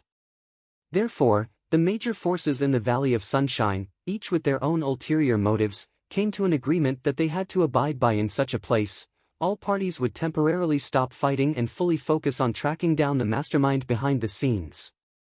After learning everything from Trunks, Han Shuo gave a strange, non-committal chuckle. He didn't give any explanation to Trunks and quietly left the Valley of Sunshine, this enormous maelstrom that everyone thought of as the mastermind. Trunks' heart trembled slightly at Han Shuo's hair-raising smile before he left. He looked at the trace of pride in Han Shuo's eyes that was difficult to detect, yet also seemed to be deliberately revealed. He suddenly seemed to have grasped something. However, Trunks didn't ask any questions. Instead, after Han Shuo left, he led the Soul Destroyer mercenary band to carry out the magnificent feat of searching for the culprit with great fanfare. He appeared to be even more diligent than Loridan and the others. However, during this process, Trunks, who was openly searching for the culprit, took advantage of the convenience of coming and going to continue his shady business of recruiting soldiers. The Soul Destroyer mercenary band, which had ample funds and was gradually becoming famous, actually attracted quite a few strong experts to join them. After leaving the Valley of Sunshine for 7 days, Han Shuo returned to Asan City. He gave some instructions to the housekeeper of his mansion, then secretly left through the Dark Mantle's transportation matrix. Bretel City wasn't a solid city. Due to the habitual weakness of the previous city lords when facing the invasion of the 7 Grand Duchies, Bretel City's city guards had become a motley crew. Once a true attack descended, the soldiers, who knew how to preserve their strength, would always flee faster than the civilians. It was precisely because Bretel City was habitually breached that the Lancelot Empire didn't dare to spend a huge amount of money to build a transportation matrix within the city. After all, once the Grand Duchies occupied Bretel City, if there was a transportation matrix within the city that led to other places, no one could guarantee that the invaders of the 7 Grand Duchies wouldn't be able to easily enter the other cities and towns of the Lancelot Empire through the transportation matrix. Bretel City was indeed barren, but the Lancelot Empire also had many rich and prosperous cities. If these invaders really did enter the other cities and towns of the Lancelot Empire in large numbers through the transportation matrix, then no one dared to imagine the damage that could be caused. Therefore, as a city that was almost abandoned, this double-edged sword of the transportation matrix project had always been in a state of limitless shelving. Spring has truly arrived, but it's a pity that the scenery isn't pleasant at all. Han Shuo muttered to himself as he sat in a carriage, gazing at the scenery along the way through the opened carriage curtain. Starting from the transportation matrix in Seamist City, which was close to Bretel City, Han Shuo had been sitting in the carriage as it slowly drove towards Bretel City. Along the way, beggars wrapped in cloth loitered all over the place. Flies fluttered in the air above the conspicuous corpses on the side of the official road, causing a choking stench to persist. Seamist City was a well-defended and wealthy city in the east of the Lancelot Empire. However, the miserable scene on the road from Seamist City to Bretel City was as different as heaven and earth from the Seamist City he'd just left. During the 3 days of travel, Han Shuo had already discovered more than 10 bandits causing trouble through the Yin demons. These bandits were only local bandits of the Lancelot Empire. They weren't fake bandits like those from the 7 Grand Duchies, who might have regular soldiers disguised as bandits. Even the tenacious Han Shuo couldn't help but be a bit stunned by the various tragic scenes. Along the way, Han Shuo had personally killed no less than 50 beasts in human skin. Brian, I didn't think that your territory would be this kind of place. The scenery along the way is enough to challenge one's nerves. I think that Bretel City will also make you feel embarrassed. Chester, who was determined to follow Han Shuo no matter what, had given up a good mission led by Emily and willingly acted as a coachman to stick to Han Shuo, insisting on coming to this notoriously chaotic and filthy Bretel City. Chuckling lightly, Han Shuo looked playfully at the courageous Chester and asked, "Chester, why do you insist on following me, even when I've refused?" Chester, who was focused on acting as a coachman, had already become extraordinarily resilient along the way. He whipped the warhorse fiercely, stopping the extraordinary warhorse's curiosity towards a corpse in the grass on the left. He replied like a philosopher, "If you want to obtain more things, not only do you need perseverance and indomitable will, you also need at least a little bit of foresight." Interesting thinking. Han Shuo responded to Chester's reply with a faint smile. His eyes calmly watched the civilians around him fiercely fighting over a piece of bread. His voice was elegant, gentle, and indifferent. The situation in Bretel City was so bad that apart from some of the original residents who were unwilling to leave their ancestral lands, some special merchants who tried to use violence, and the nobles and soldiers who couldn't leave due to their duties, the rest of the civilians were trying their best to break free from the shackles of sin. They desperately wanted to enter the rich and peaceful Sea Mist City. However, the road to Sea Mist City wasn't peaceful. Even if they risked their lives to reach the city gates, they would still be mercilessly turned away if they didn't have an expensive entrance fee. These civilians of the Lancelot Empire would be left to fend for themselves. After all, the poor civilians would only become the most despicable and unstable beggars in Sea Mist City. With Sea Mist City's capacity, it couldn't have too many beggars that would affect the city's image. Therefore, even the nobles and merchants could enter the city. The civilians of Bretel City who could prove that they had the ability to live could also enter after paying a considerable fee. Otherwise, even if they died outside Sea Mist City's gates, the guards wouldn't feel the slightest bit of pity. "So this is my territory, I've finally arrived," Han Shuo muttered to himself as he gazed at the wide-open Bretel City in front of the dilapidated city gates.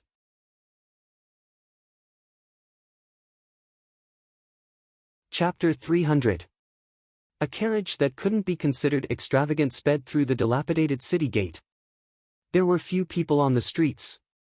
Occasionally, one or two people could be seen with eyes full of resentment and despair.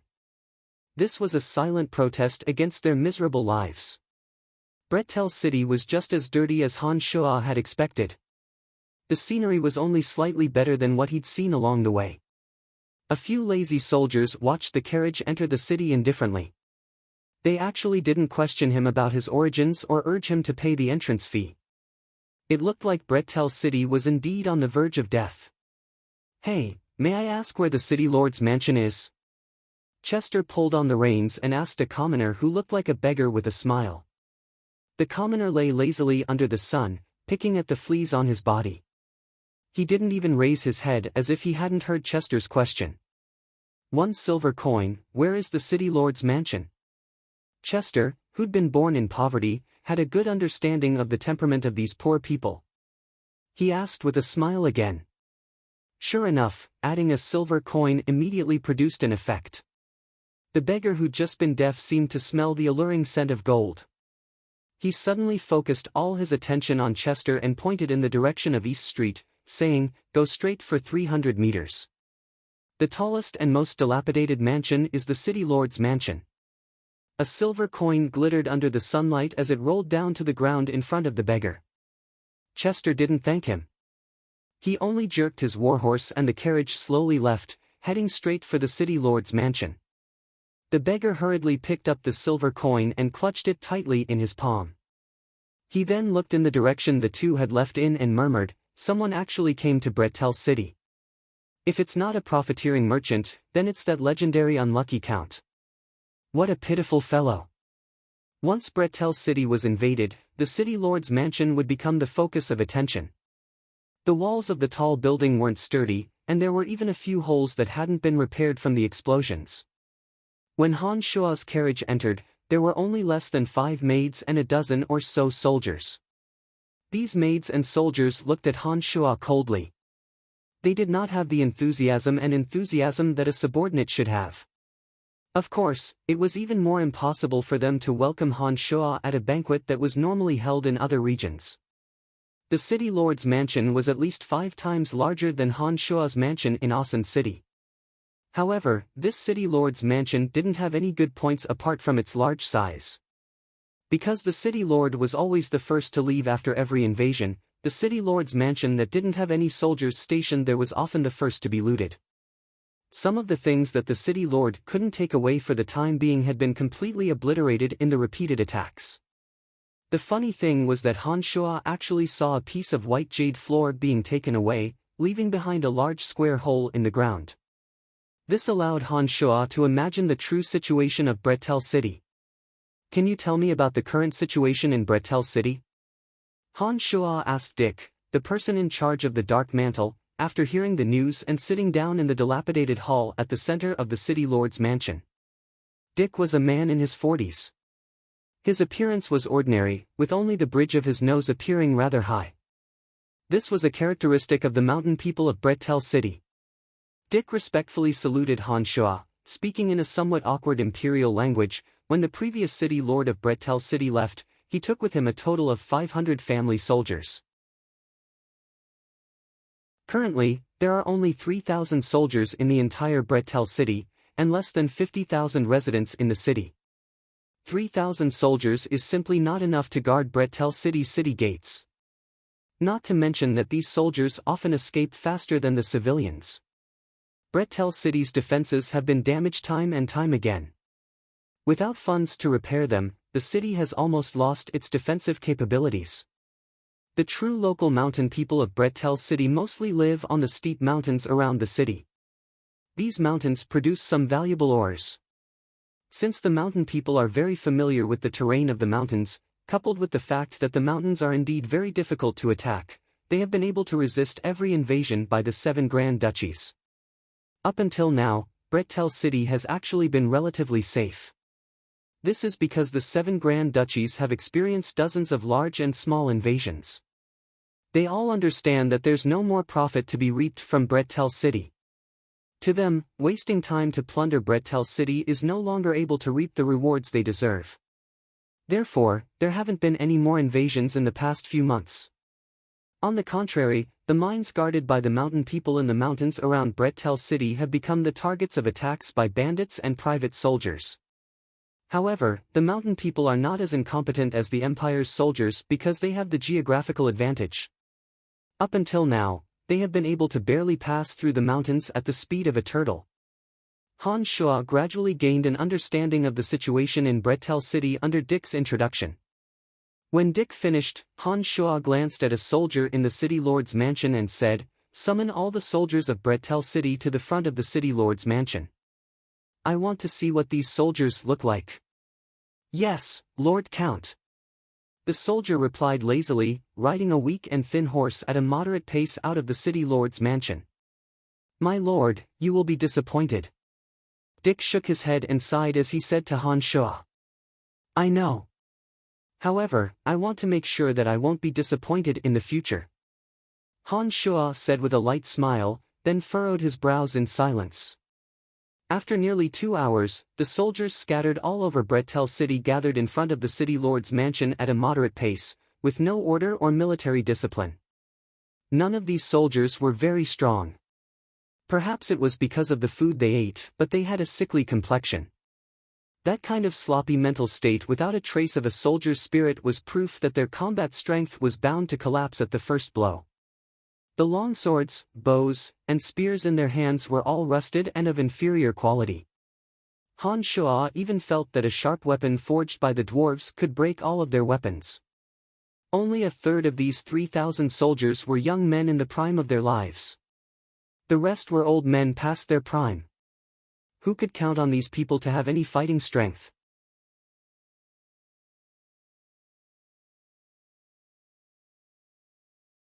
Chapter 301. Bretel City had become somewhat different. The commoners in the city dressed like beggars often saw scenes that were different from the past. The soldiers who used to live like cowardly worms in Bretel City were now full of vigor, as if possessed by ghosts and gods. They would actually line up in neat lines, panting and running while carrying heavy loads, or practice sword skills in the city lord's mansion that had been repaired. These originally cowardly and incompetent soldiers had a trembling and fearful expression on their faces, but under the ruthless training of a team of silver-armored knights, they gradually gained a bit more backbone. Their originally sallow and emaciated faces also gained a bit more firm lines. These changes happened inadvertently. Not only did the soldiers in the city change, but other places in Bretel City also had subtle changes. For example, the broken city gates and broken city walls had been repaired by some retired soldiers who had spent a lot of time. The city lord's mansion in particular seemed to have suddenly regained its vitality. The people coming and going were actually a bit disorderly. The commoners of Bretel City, whose hearts were like dead ashes, didn't feel much when they saw these changes. They were used to the city lord being the first to run away, so they didn't feel that these changes would have any effect. On the contrary, they had some malicious guesses that these actions might bring harm to them. The bandits and soldiers of the 7 Grand Duchies, who hadn't visited the city for a few months, might think that there was more profit to be made from the changes in the city. If they were in the mood to come here and plunder again, it would be another miserable experience. Inside the city lord's mansion, Han Shua slowly walked out of his secret room one morning. Falk, Dick, and Chester were waiting in the living room. Han Shua looked at the three of them and moved his space ring. Shining weapons and bags of food slowly piled up. He looked at Falk and said, "Make full use of these weapons and chariots. You also have to control the food. In addition, from today onwards, as long as it's a young and strong commoner, you can join the army. Apart from a guaranteed food allowance, each person will be temporarily given 1 gold coin each month." As an Earth Rider, Falk naturally had extraordinary abilities since he was able to be arranged by Lawrence. During this period of time, Falk had already killed a few of the soldiers due to the high-intensity training. However, the deaths of these soldiers had an immediate effect. In a short period of time, all the soldiers truly understood the cruelty of training. Not a single one dared to make up the numbers. During the day, Falk madly drilled these soldiers, and at night, he even lectured some high-ranking soldiers on military strategy. Han Shua had listened for a few days and felt that he had benefited greatly. He felt that this Falk was indeed a trustworthy officer. Understood. Falk wasn't a person who liked to talk too much. Under normal circumstances, he had an old-fashioned look on his face.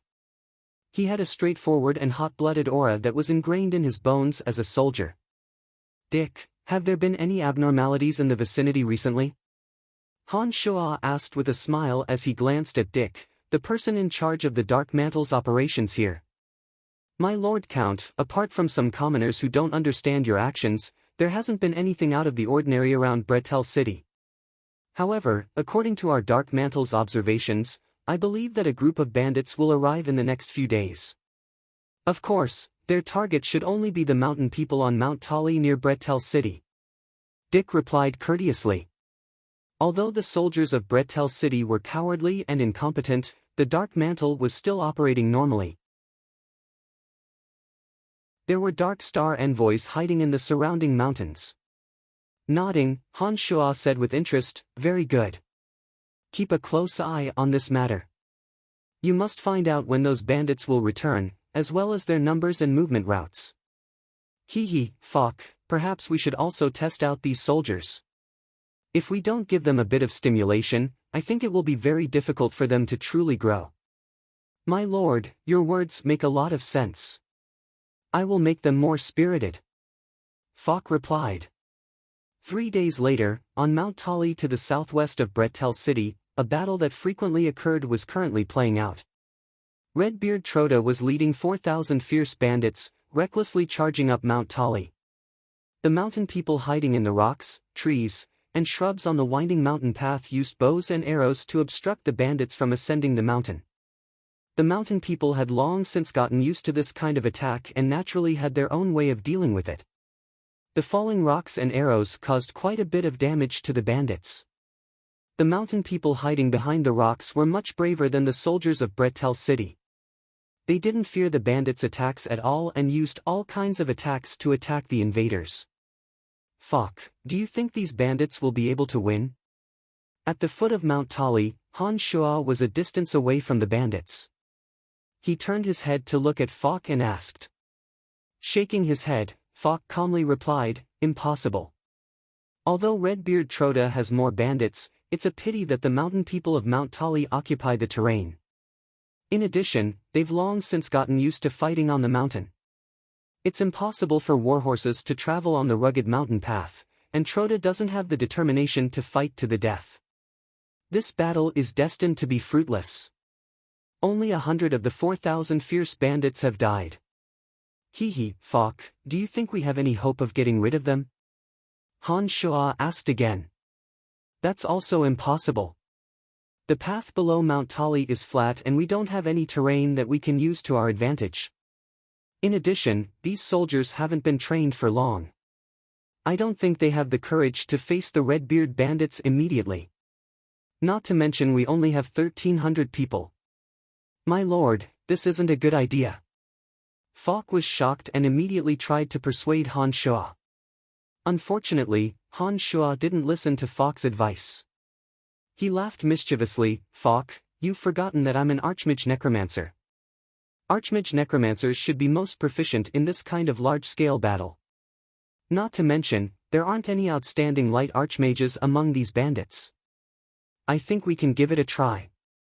Before Fok could stop him again, Han Shuo had already walked out with a smile. As he walked towards the Redbeard bandits, Han Shuo ordered, "Attack with me. I think you know what to do." Han Shuo took out the skeletal staff from his space ring and chanted a low incantation. Dark creatures appeared one after another. With the existence of the skeletal staff, the power of a summoning spell was doubled. With the 10 evil knights in the lead, 50 hate warriors, 200 zombie warriors, 700 skeletal warriors, and 300 gargoyles were summoned by Han Shuo using the skeletal staff and expending a large amount of mental strength. More than 1,200 dark creatures, including the terrifyingly powerful evil knights and hate warriors, as well as the fiercely whistling gargoyles, lined up neatly and marched towards the bandits under the command of Han Shuo's skeletal staff. When Fok saw that so many dark creatures had appeared under Han Shuo's incantation in just a few short minutes, Fok's expression became somewhat dazed. Only when Han Shuo's figure was about to disappear from his line of sight did he suddenly react. He abruptly roared at the fearful soldiers behind him, "Today is the day to test the results of your training. You've all seen the city lord's methods. I don't doubt that he has the strength to kill all of you by himself. Any coward will meet a miserable end. Therefore, all of you can only listen to my command and attack." When the originally trembling soldiers heard Fok's roar and saw the sinister expression on Han Shuo's face as he brandished the skeletal staff, their hearts suddenly turned cold. Courage and fear strangely converged together, and all of them inexplicably gained the courage to fight. They tightly gripped the weapons in their hands, their gazes resolute. They were prepared to not fall into the hands of the city lord even if they had to die in battle. The little skeleton, whose body was covered in sparkling white bones, rode a peculiar undead creature that was 5 meters long and 3 meters tall. Its body was covered in sharp bone spurs. This creature looked like a giant hedgehog that had been magnified 1,000 times. It dragged a tail that was covered in thorns and thorns. It only had a single grayish-white eye that emitted a deathly stillness. The Earth Elite Zombie and Wood Elite Zombie were each riding a fire-spitting, black-armored warhorse that only evil knights could possess. They stood on either side of Little Skull. The 3 little things were actually even more arrogant than the 10 evil knights. They actually appeared at the very front of the group. What was strange was that the 10 evil knights didn't show any dissatisfaction and obediently followed behind Little Skull and the other 2. What's that? A cowardly bandit at the back suddenly heard a muffled sound behind him. He turned his head and was immediately dumbfounded, screaming out loud. The sullen and irritated Red-Beard Troda stood on a rock and roared. When he heard his subordinates' shouts, he immediately cursed, "Stupid pigs, charge up. Boss, look behind you." The bandit was frightened out of his wits as he pointed anxiously behind him and screamed. Troda raised his head and saw a dark aura of death rush towards him. A dense horde of undead creatures with an icy aura that didn't exist in this world were marching towards them.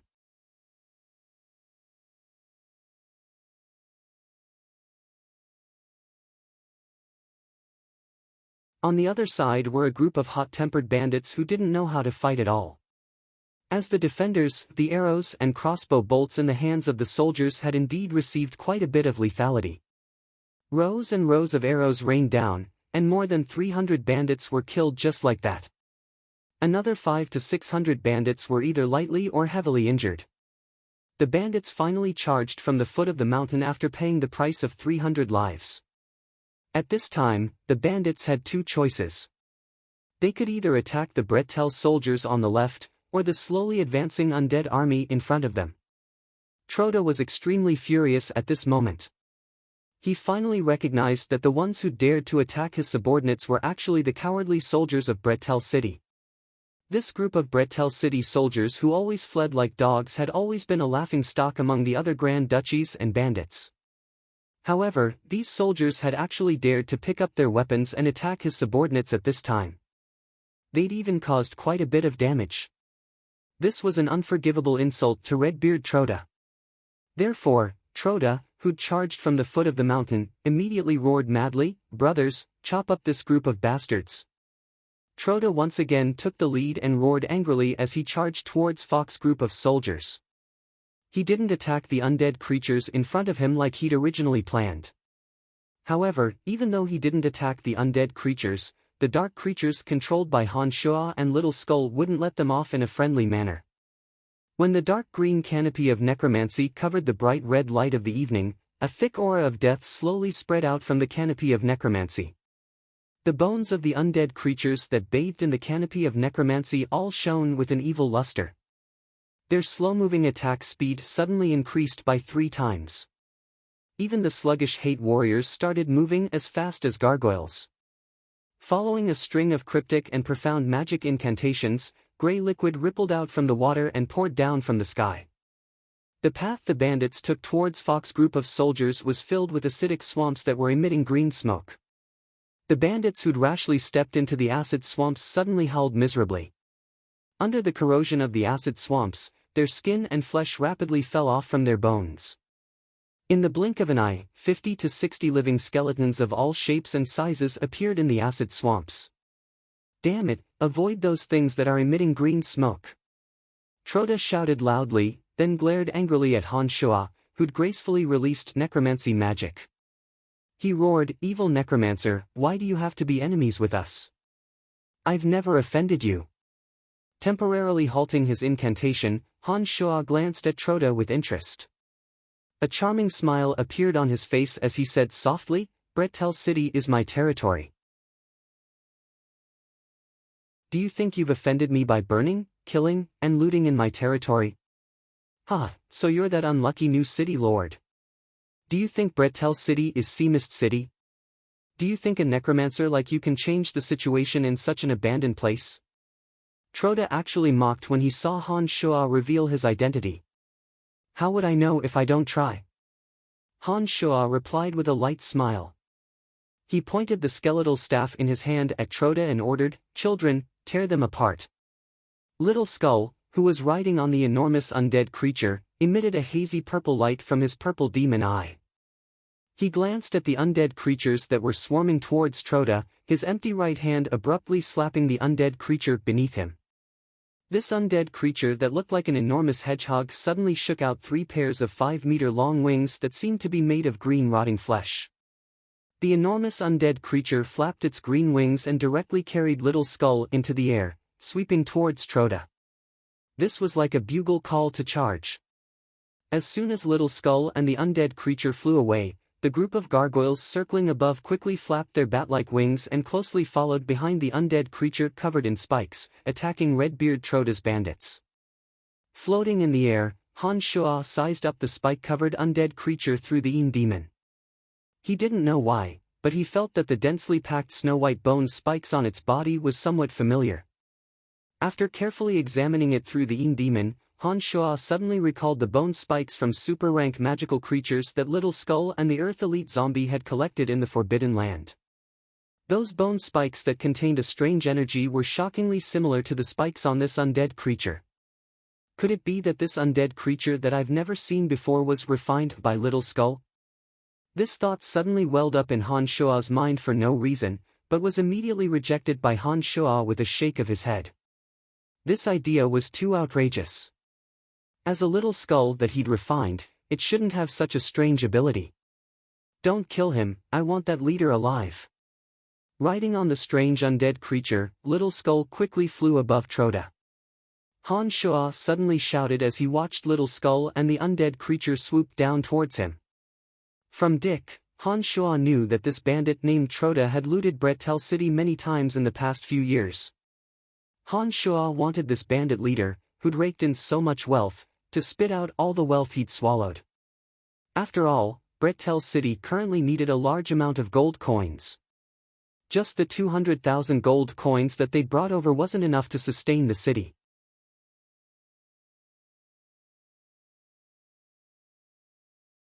Chapter 303. The undead creature that had been charging towards Troda was patted by Little Skull after Han Shuo's shout. Little Skull and his mount suddenly changed directions, circling around Troda and charging into the dense group of bandits. Troda yelled as he shot out rows of arrows. A few of them landed on the undead creature, but unfortunately, they didn't pose any hindrance to it. The undead creature resembling a porcupine charged into the dense group of bandits under Little Skull's control. This powerful undead creature landed in the middle of the bandits, its sharp spikes piercing through 5 bandits. 3 of them were torn apart by the spikes, while the other 2 were sent flying through the air. 300 gargoyles whizzed over, flapping their bat-like wings as they swarmed forward. Dozens of bandits didn't even have time to defend before they were torn into a bloody mess by their hook-like claws. The dark creatures that couldn't fly, under the lead of the Earth Elite Zombie and Wood Elite Zombie, joined forces with 10 evil knights on fire-breathing black armored beasts and landed in the middle of Troda's red-bearded bandits. More than 1,000 undead creatures of all kinds charged directly into the middle of the bandits.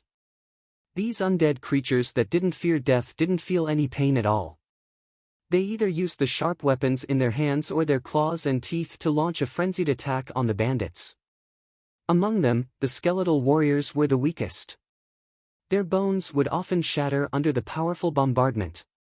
Apart from this, the higher-ranked zombie warriors' bodies were already very sturdy. The strength of the iron rods they wielded was also very fierce, often giving the bandits a lot of trouble. As for the enormous hate warriors, they were even more difficult to deal with. It often took 4 or 5 bandits working together to barely resist them. Apart from light magic, only fire and lightning magic could harm these powerful undead creatures. Even if some ordinary physical attacks broke the hate warriors' arms and legs, they still couldn't stop their attacks. 10 of the most valiant evil knights raised their enormous white bone spikes. Each one of them possessed great destructive power. With a wave of the enormous white bone spikes, 5 or 6 bandits would be swept to death. The black armor formed by the strange minerals in the Death Abyss was much more resistant to magic than the normal armor in this world. Undead creatures were strange existences that were not easily harmed by physical attacks, so these 10 evil knights were a nightmare for bandits. They couldn't seem to find a way to deal with them. Han Shuo, who was suspended in the void, waved his skeletal staff and chanted a cryptic spell. The greenish-black canopy of undead was shrouded in a dense death aura. Ripples spread into the air and formed acidic swamps. Undead creatures didn't pose any hindrance to the acid swamp, but once a living person without an aura of death fell into the acid swamp, their skin and flesh would immediately melt. "You damned stupid pigs, do you only know how to watch from the side?" Fok cursed loudly and pointed his silver spear at the bandits. He roared, "Aim and shoot."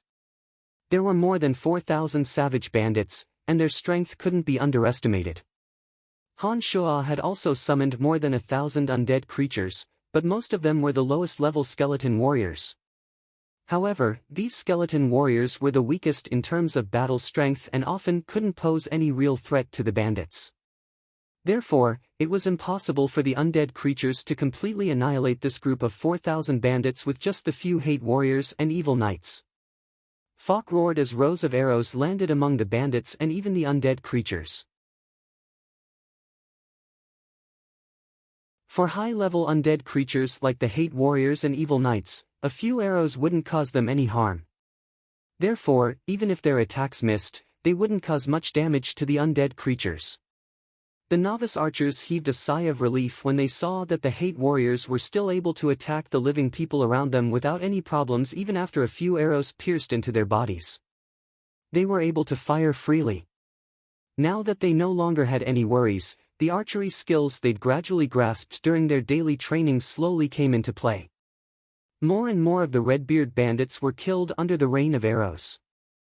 Han Shua, who'd been coldly observing the entire battle situation, suddenly had a thought. The magic that had been scattering through the acid swamp temporarily stopped, and a narrow, winding path appeared from Troda's side to Fox's side. The narrow path could only fit 3 or 4 people, but it seemed to leave some hope of attacking Fox's group. Attack! Kill these damned cowardly soldiers of Bretel City! Troda pointed at Fox. The bandits that had surrounded him charged towards Fox with Troda in the rain of arrows. The soldiers, who'd gradually gotten used to the oncoming charge, mercilessly sent even more arrows towards Troda's group. The charging bandits fell to the ground like porcupines, their bodies full of arrows, javelins, and spears. Their deaths were also strange. On the mountainside of Mount Tali, the leader of the mountain people, Fulkin, who was tall and had a high-nose bridge, wore a set of armor that was not considered rare. He looked at the chaotic battle at the foot of the mountain in confusion and said, "What's going on?" Fulkin was the leader of the mountain people on Mount Tali. He'd lived on Mount Tali for the past few years, exchanging ore for daily necessities. This group of about 1,000 mountain people had been reduced to less than 600 in the constant fighting. If it wasn't for the mountain's terrain, they would have long since been breached by the bandits. I don't know who that necromancer is, but those soldiers should be from Bretel City. Oh, how dare these Bretel City vermin take up weapons? My eyes must be playing tricks on me. The old miner Turiaf stood on tiptoe on a tall rock, looking down with the same puzzlement. I've heard that Bretel City has a new city lord. Does this new city lord really want to change Bretel City? Fulkin couldn't help but exclaim softly, astonishment in his eyes. Rumor has it that the new city lord is called Brian. He seems to be a necromancer and has even killed a great swordmaster of the Brute Merchant Alliance. He's a demon who's challenged many experts of the Empire. No one has been able to escape from his palms, leaving no one alive in every battle. Turiaf couldn't help but remind Fulkin when he'd heard some news from Asen City from some merchants who'd recently come over. As the master of the mountain people on Mount Tali, Fulkin thought for a moment with a dark expression, then said, "That damned bandit Troda has killed many of our people. Even my younger brother died in his hands.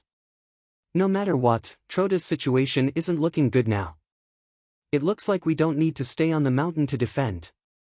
Fulkin, you mean we should charge down the mountain and fight to the death with Troda? Turiaf was startled and asked. Nodding, Fulkin snorted and suddenly shouted, "Perhaps today is the day for us to take our revenge. That damned bandit Troda has killed too many of our people. Don't let him leave Mount Tali alive." Fulkin walked out from behind the rock after he finished speaking and charged towards the parties fighting at the foot of the mountain. The mountain people who'd been hiding among the rocks and shrubs suddenly erupted with accumulated hatred when they heard Fulkin's words. They followed behind Fulkin and charged towards Fox's group. For Fulkin and the others, it was best not to get too close to strange existences like the undead creatures. After all, these creatures didn't belong to this world. It would be a waste if they attacked them as well. In addition, there were many acid swamps of various sizes in the middle of the undead creatures. Dozens of white skeletons that had just shed their skin and flesh could be seen in the acid swamps. This horrifying scene was extremely shocking to them. They naturally wouldn't want to come to such a dangerous place. Whoosh whoosh. 2 bone spears shot out of nowhere. Troda, who was advancing, suddenly felt pain in his legs. Then, dozens of gargoyles swarmed him. Before he could react, they grabbed him with their iron claws and spiraled him into the sky. "I'm the new city lord of Bretel City. My name is Brian. Nice to meet you, Troda." Han Shua's voice sounded courteously. When Troda reacted, he found that Han Shua was looking at him with a faint smile. 4 gargoyles' iron claws had pierced through his back. The 4 gargoyles flapped their wings to keep him from falling to his death. "What do you want?" Troda was indeed a bandit leader. Even though his back was dripping with blood and in great pain, Troda's expression was still fierce as he glared angrily at Han Shuo and roared. "I don't want anything, I just want all your wealth. Everything you've plundered from Bretel City all these years, spit it all out." Han Shuo was in a good mood as he chuckled lightly. "Just kill me, I won't give it to you even if I die." "Ha, you won't be able to obtain that wealth." Troda laughed maniacally, as if he didn't know how to spell the word death. Pft! 3 bone spears pierced through Troda's abdomen and chest. Han Shuo smiled faintly. "You seem to have forgotten that I'm a necromancer. Necromancers not only have powerful control over dark creatures, but are also very familiar with souls. Even if you die, I can still obtain everything from your soul."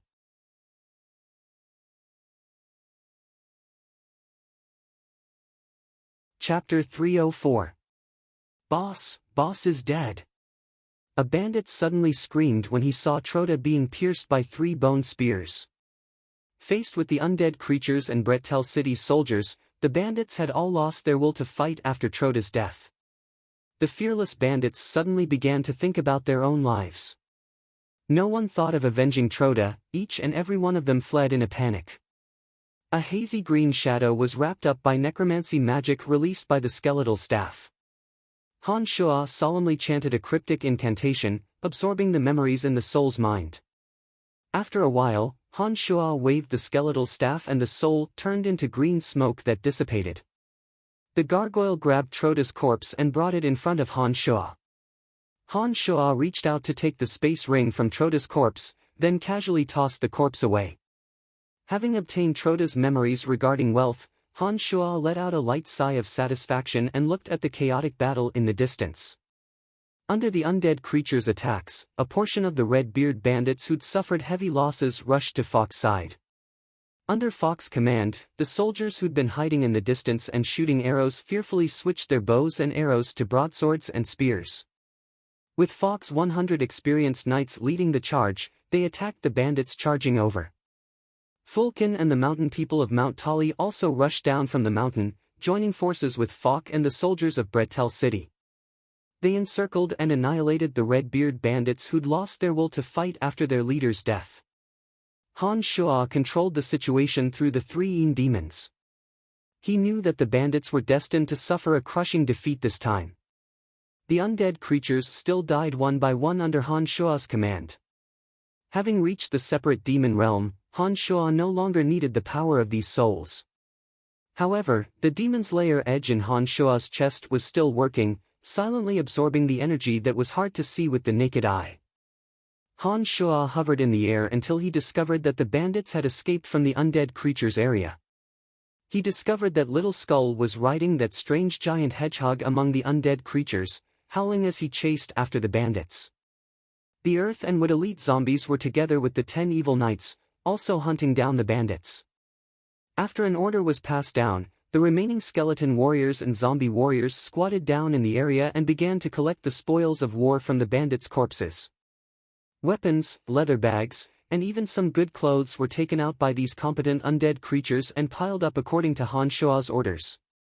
After the bandits had escaped, the canopy of necromancy that hadn't been replenished by Han Shuo's mental strength gradually dispersed with the wind. When the sunlight shone down, the corrosive liquid of the acid swamp gradually sank into the ground. The white skeletons that had been maintaining their strange postures cracked and shattered with a loud rumble. The outcome of the battle had been decided, and there were no more surprises. Of the 4,000-plus bandits in this battle, over 2,700 had died here. The rest had fled in a sorry state without a trace. All the spoils of war of the dead bandits had been gathered up and handed over to Fox for safekeeping. Nearly 200 of the Bretel City recruits who'd participated in this battle had died in the face of the savage bandits' attacks. On the other hand, only 50 of Fulkin's mountain people had died. This was enough to prove that this group of cowardly soldiers had very poor combat ability. Respected Lord Count, thank you for your help. Fulken arrived in front of Han Shuo after the dust had settled and bowed respectfully towards Han Shuo. No need to be polite. Mount Tali belongs to Bretel City. As the city lord, I have the responsibility to protect your safety. Han Shuo replied with a smile, then added, I hope this is a good start. Bretel City is also your hometown. I don't think you have to stay in Mount Tali forever. Perhaps we will return to Bretel City, but now isn't the best time. Lord Count will surely understand our concerns. A single battle wouldn't be able to make Fulken feel at ease. Fulken definitely wouldn't dare to take the risk before Bretel City displayed its formidable military strength. Nodding, Han Shuo smiled, you will see the changes in Bretel City in the future. Alright, today's matter ends here.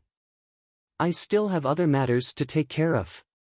Ignoring Fulken, Han Shuo walked over to Falk and instructed him to clean up the battlefield. He then left by himself, heading in the direction of Helen Duchy. Han Shuo had already learned the location of the bandit Troda's hidden wealth.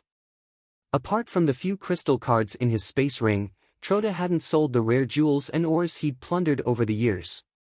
Instead, he'd buried them in a barren mountain. Troda had originally been a criminal of Helen Duchy. Due to the succession of Helen Duchy's Grand Duchess Helentina, he'd been pardoned and released. Troda had left the prison and returned to the free world he'd been away from for many years to become a bandit. However, even though Troda had been wreaking havoc all over the place, he still couldn't forget his hometown. He'd hidden his wealth in a barren mountain not far from his hometown. The current Grand Duchess of Helen Duchy, Helentina, was rumored to be an enchanting woman. This woman's methods were exceptional. She'd sat on the position of Grand Duchess under the covetous eyes of many uncles, becoming the de facto ruler of Helen Duchy. None of the uncles who'd fought with her for power had escaped her grasp. They'd all been killed after she'd ascended to the position. Helen Duchy, humph. Han Shuo snorted coldly as he flew through the dusky sky, secretly considering when to make a move against Helen Duchy. Although Helentina was a woman, Helen Duchy was in her hands. Those troops didn't have any benevolent hearts. Among the 7 Grand Duchies' invasions of Bretel City, Helen Duchy was equally frequent. Helen Duchy was located to the northeast of Bretel City. It was more than 700 kilometers away from Bretel City. It would take a day to reach the duchy on horseback, but Han Shuo only spent about an hour using the art of the demonic ninth heavens. When Han Shuo arrived at the barren mountain, he discovered that a large-scale battle involving 4 duchies was currently in full swing. Helentina, whom Han Shuo had just secretly cursed, was valiantly sitting on a fiery red phoenix, calmly commanding the soldiers to attack.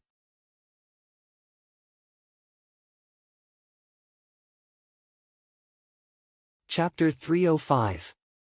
The 7 Grand Duchies were Helentina's Helen Duchy, Alec Ambridge's Bavendon Duchy, Bert Zeely's Boulette Duchy, Randy Allad's Bonton Duchy, Benedict Sackville's Narsen Duchy, Algie Kirant's Etmond Duchy, and Niam Beja's Bisley Duchy. The total area of the 7 Grand Duchies added up wasn't much smaller than the Lancelot Empire. However, the 7 Grand Duchies were at war with each other all year round, seemingly showing no signs of stopping. Currently, Helen Duchy, Narsen Duchy, Etmond Duchy, and Bonton Duchy were participating in this battle outside of Helen Duchy's borders. Grand Duke Benedict of Narsen Duchy was in the prime of his life and coveted Helen's beauty. In order to win the beauty's heart, he joined forces with Helen Duchy to help her resist the invasion of Etmond Duchy and Bonton Duchy. Benedict coveted Helen's beauty and had the idea of obtaining all the beauty of the human nation. However, Helen had always adopted a lukewarm attitude towards Benedict Sackville's crazy pursuit. This made Benedict Sackville's heart itch, and he tried his best to curry favor with her. He often led Narsen Duchy's army to lead the charge at Helen's invitation. Helen of the Helen Duchy on the Bald Mountain was wearing a fiery red magic robe. There was a profound magic pattern on her bulging chest, and her long red hair fluttered in the wind. Complemented by the red fire phoenix beneath her, Helentina was as dazzling as a goddess of fire. On the hillside below her, Benedict of the Narsen Duchy stood in front of a luxurious carriage in an exquisite and clean suit. With a calm and confident smile on his face, He looked at the soldiers of Etman and the Bontan Duchy who were attacking the Bear Mountain. Han Shua flew above the mountain and glanced at the battle that was in full swing. He thought of the location where Troda's wealth was hidden and was momentarily stunned. It was different from the valley where the mithril mine was produced last time. This bald mountain was made purely from a kind of sturdy limestone.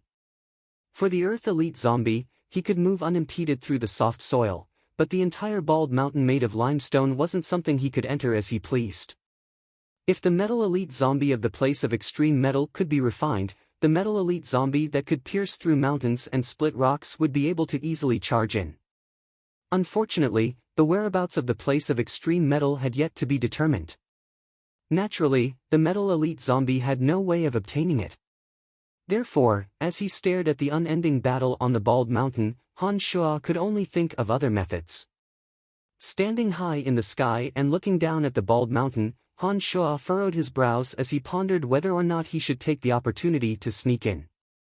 Troda's wealth was hidden under Helentina, and Benedict stood beside the carriage.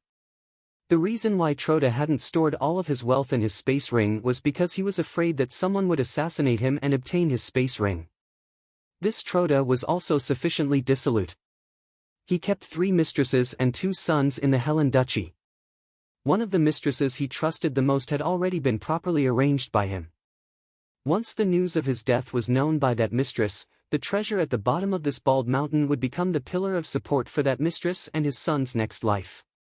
Therefore, before the news reached that woman's ears, Han Shua still needed to plunder the 400,000 gold coins worth of treasures as soon as possible. Just as Han Shua was contemplating the method below, Grand Duke Helentina of Helen Duchy, who was being looked down at by Han Shua, actually sensed Han Shua's gaze. Grand Duke Helen furrowed her brows, and a magic staff embedded with a large piece of Firespark stone suddenly appeared in her hand. This magic staff had an amplifying effect on fire magic. Helen raised it and pointed it at Han Shua. Raging flames condensed into 5 human-sized fireballs that swept towards Han Shua in the sky. Hateful woman! Han Shua cursed in a low voice. He extended his left hand and nimbly moved his 5 fingers. Faint purple flames wove into a profound ice net, trapping all 5 enormous fireballs within. He used the mystical glacial spellfire's purple magic flames to form a magic net, wrapping the 5 fireballs and causing them to emit sizzling smoke. The extremely cold air instantly ground away all the fire magic elements in the 5 fireballs. Scattered sparks slowly floated down, forcing Helen to raise up a magic barrier. Who is it? Helentina looked up at the sky and only saw a black dot under the sunlight. When she discovered that the fireballs had been easily dissolved, she immediately put away her contempt and asked cautiously. Snorting coldly, Han Shua didn't pay attention to Helentina and flew towards the back of the bald mountain. He planned to temporarily leave this area and think of a way later. Behind the desolate mountain, Han Shua had already seen some soldiers of Helen City. They seemed to be pushing some kind of enormous war equipment up the mountain. They were planning to ambush and kill some soldiers to change their clothes and join the ongoing battle. When Helentina saw that Han Shua only snorted coldly and flew towards the back of the mountain without another word, she was alarmed. She shouted at Benedict below, "You guard this place well. There are magic cannons being pushed behind the mountain. A dangerous person has gone over there. I must immediately go and take a look." Without waiting for Benedict Sackville's response, Helentina patted the fiery phoenix beneath her. This super-rank magical beast fiery phoenix's gorgeous and bright feathers fluttered in the air like ribbons. Wearing a fiery red magic robe, Helentina flew towards the back of the mountain like a raging inferno. These magic cannons contained strange magic elements that were repelled by space rings.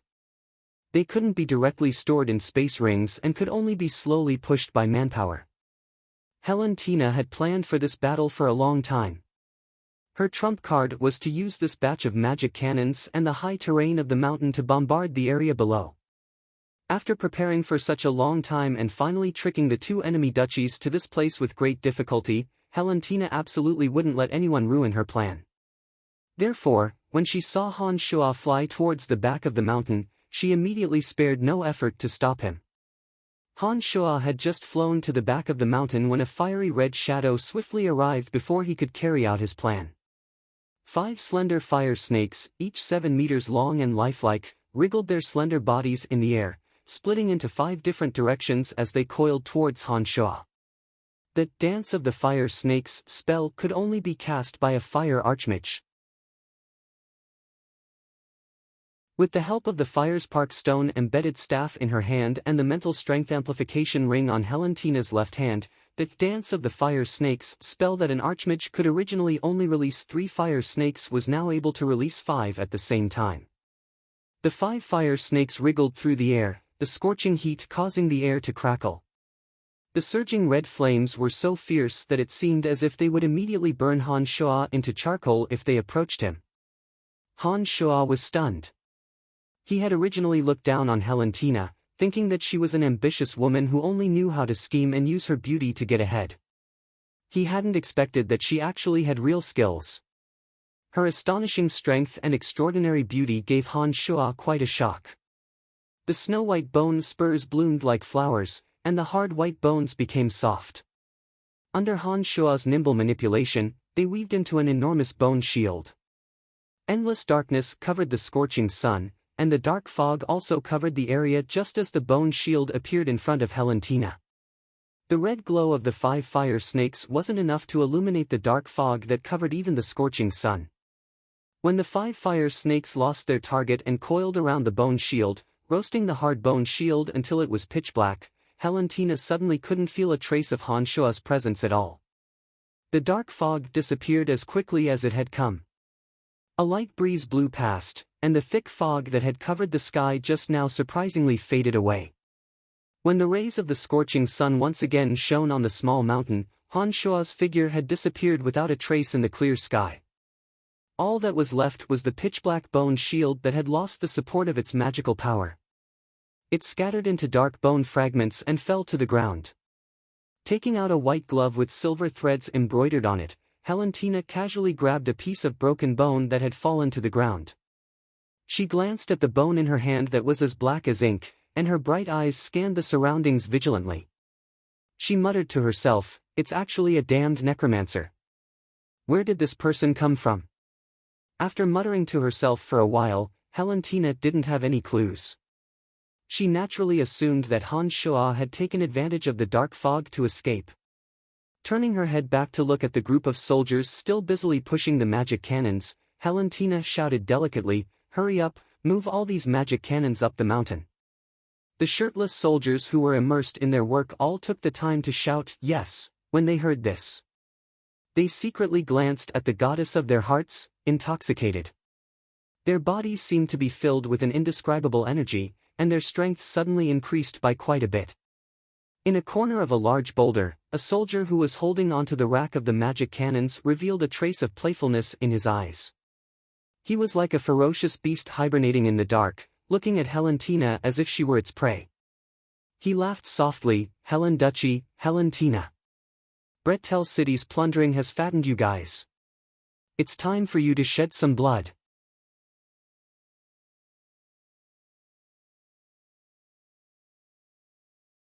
Chapter 306. As soon as the female Grand Duke of Helen Duchy left, the previously dispersed dense fog once again slowly converged. The clear sky was covered in ink, turning it pitch black to the point where one couldn't even see their own fingers. The soldiers of Helen Duchy, who were doing their utmost to push the magic cannons, couldn't help but scream in fear. Within the inky darkness, an erratic shadow moved unrestrainedly. Unsuppressible mournful cries of alarm rang out wherever the shadow passed.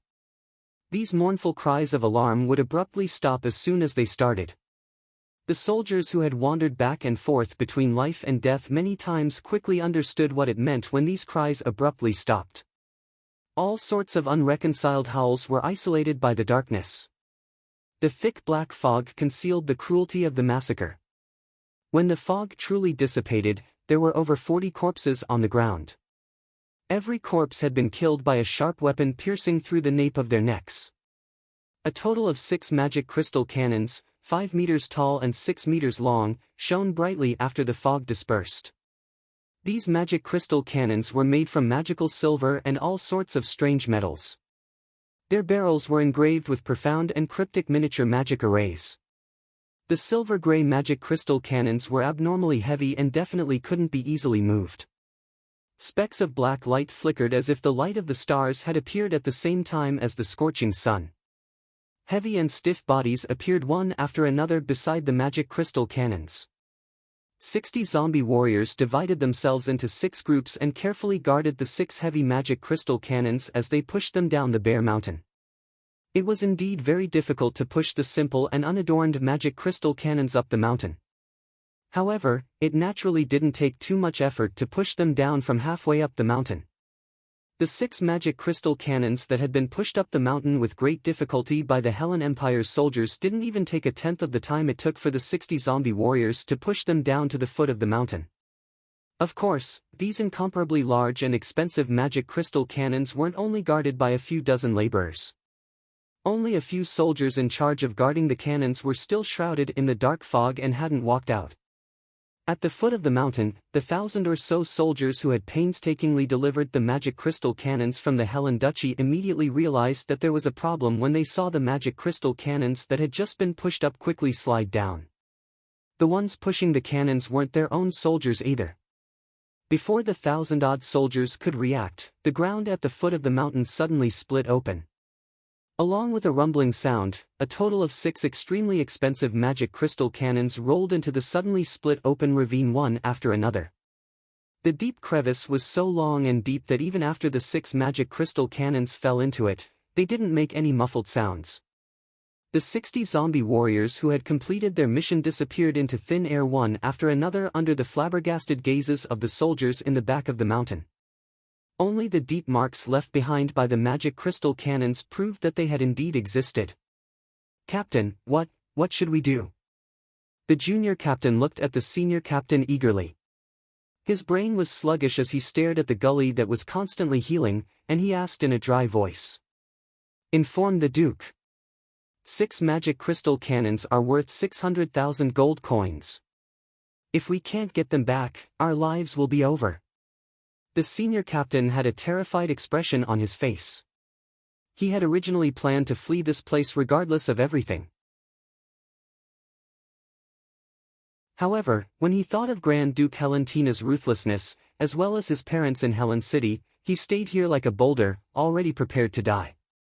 While the two of them were talking, the gully that had suddenly split open in the ground actually miraculously healed after devouring the 600,000 gold coins worth of magic crystal cannons.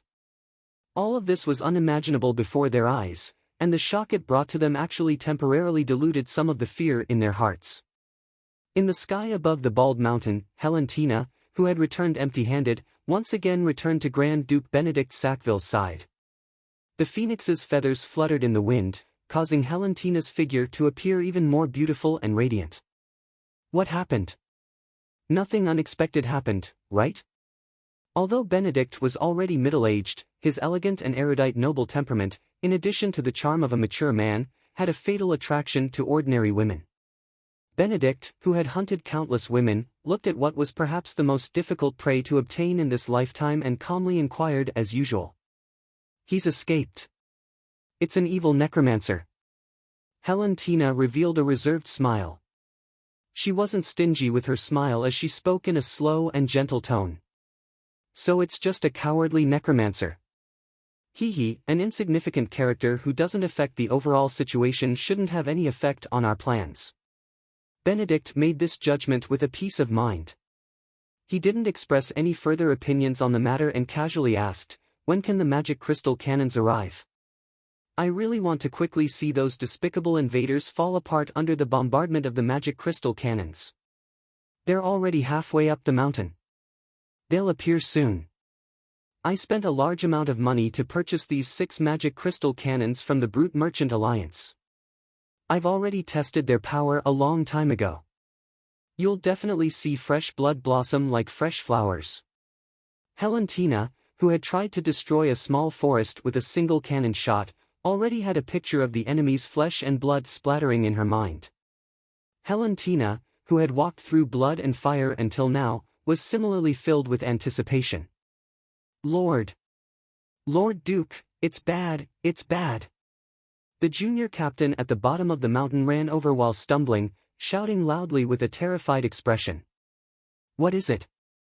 Helentina's brow furrowed. She was very displeased in her heart and shouted unkindly at the junior captain who had disturbed her mood. All 6 magic crystal cannons are gone. Although the junior captain was terrified, there was nothing he could do. He could only stammer out the truth with fear in his heart. What? Helentina, who had fallen from the peak into the abyss, felt a bit dizzy for a moment.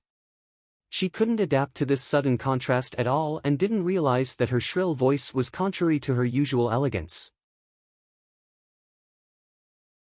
Some zombies pushed the 6 magic crystal cannons down the mountain, and then a ravine suddenly split open in the ground, swallowing all 6 magic crystal cannons. After the cannons disappeared, the ravine healed and the ground became flat again. That's the truth. The junior captain lowered his head and quickly described what had happened. He didn't dare to raise his head to look at Helentina's eyes. An enormous fireball shot out and the raging flames immediately submerged the junior captain. Helentina's face was covered in a layer of frost amidst his mournful screams. She once again flew towards the back of the mountain on her fire phoenix, her anger soaring to the heavens. The fire phoenix danced gracefully in the air and sparks shot out. Benedict was certain that the soldiers in charge of escorting the cannons were going to be in big trouble. Lord Duke, what should we do? Do we still need to firmly guard this small mountain? As soon as Helentina left the bald mountain, a military officer with a straight back and gloomy expression beside Benedict Sackville immediately asked in a deep voice. Benedict Sackville shook his head and the elegant and calm expression on his face disappeared. With a calm face, he shouted, "Without the magic crystal cannons, this battle is purely a waste of military strength. We naturally can't do such a strenuous and unrewarding thing. Let's go, we'll immediately withdraw from this bald mountain. You only need to notify Ka-Ba of Helen Duchy. I think he'll know what to do." Nodding his head, the military officer didn't waste any more words and directly left Benedict Sackville's side. He continuously issued orders to the high-ranking officers under him to retreat. Benedict Sackville was indeed pursuing Helentina. However, Benedict Sackville had the wonderful idea of swallowing up the entire Helen Duchy. In essence, Benedict Sackville was still a duke who only cared about profit. He wouldn't waste his own strength for the sake of his pursuits. When Narsen Duchy's army was ordered to retreat, the soldiers of Helen Duchy that Helentina had left seemed to realize that the situation was anything but reassuring. After some negotiations, Ka-Ba, the commander of Helen Duchy's army, cleanly issued the order to retreat. Under the rain of arrows, the soldiers of Narsen Duchy and Helen Duchy that were defending the valley quickly dispersed like a tide. The battle that was in full swing dissipated just as quickly as it started. The battle stopped after 3,000 corpses were left on the bald mountain and at the foot of the mountain. The two opposing duchies, who had waited for the soldiers of Helen Duchy to leave the city with great difficulty, saw these people neatly withdraw from the mountain. Under the command of their leaders, they circled around the mountain and chased after the Narsen and Helen Duchy. Apart from the corpses all over the ground, there were only 300 soldiers from Etman and Bonton Duchy who were cleaning up the battlefield and collecting the remaining supplies. Half an hour passed in the blink of an eye and the majority of the troops had left the bald mountain. The 300 soldiers who were cleaning up the battlefield suddenly felt as if the day had turned into night. The sky was covered by a thick layer of dark green clouds. The remaining soldiers who were collecting supplies from the corpses looked up at the dark green clouds in the sky, full of doubt. All the weapons and armor had been gathered into 5 large piles. The 300 soldiers who had just completed their mission suddenly discovered in horror that the bodies of the soldiers who had just died were slowly wriggling within the dark green clouds of death. They stood up in grotesque shapes. 3,000 corpses were scattered in all directions. Once they all stood up, they immediately surrounded the 300 soldiers who were cleaning up the battlefield. Under the effects of the necromancy demons, the 3,000 corpses didn't take long to transform the 300 soldiers into existences similar to themselves. Under the control of Han Shua's evil power, The 3,000 zombies that had been resurrected with sluggish expressions lined up neatly and headed in the direction of Helen Duchy. As the spellcaster, Han Shua arrived at the place where Benedict Sackville had just been. Using Troda's memories, he successfully entered the underground and obtained the inheritance that Troda had prepared for his mistress and child.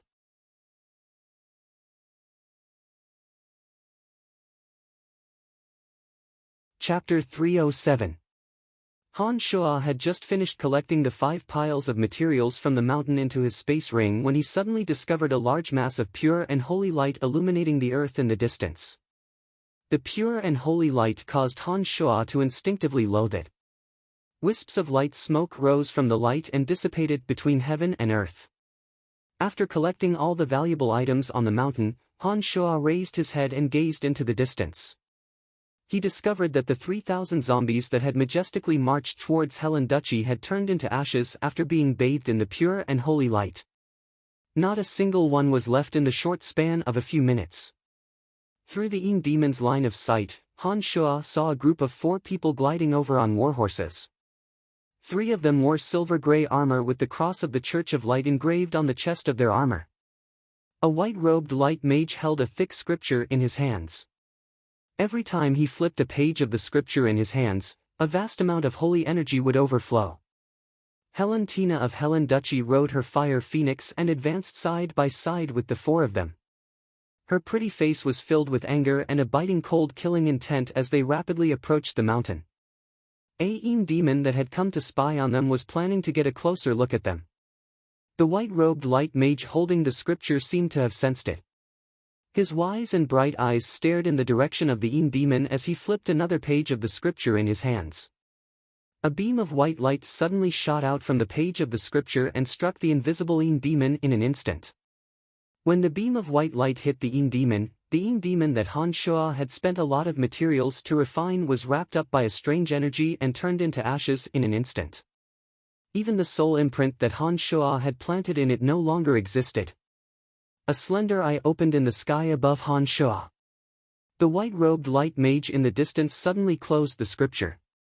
His eyes seemed to pass through layers of obstacles and directly fell on Han Shua's body.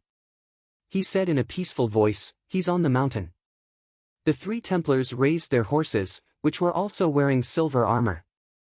Their horses suddenly sped up and flew toward the bald mountain. The white-clothed light mage leisurely abandoned his horse and slowly floated up. He was even faster than the 3 Templars on their horses. Helen Tina, who had been flying at a low altitude on the Fire Phoenix, shouted when she heard this, and the Fire Phoenix immediately soared into the sky. A ball of fiery red light streaked across the sky, arriving above the bald mountain in a few breaths. The annihilation of a Een demon not only aroused Han Shua's anger, but also made Han Shua realize how terrifying the strength of the people from the Church of Light was. Especially the light mage with the scripture in his hand. He had destroyed Han Shua's Een demon with just a wave of his hand. His entire person and the scripture were very mysterious, causing Han Shua to be on guard. With Han Shua's high speed and the Earth Elite zombies' invisibility, Han Shua wasn't worried that he wouldn't be able to escape.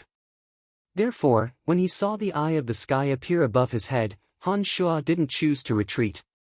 At the very least, he wanted to meet the light mage who had destroyed his Een demon and see the situation before deciding if he needed to retreat.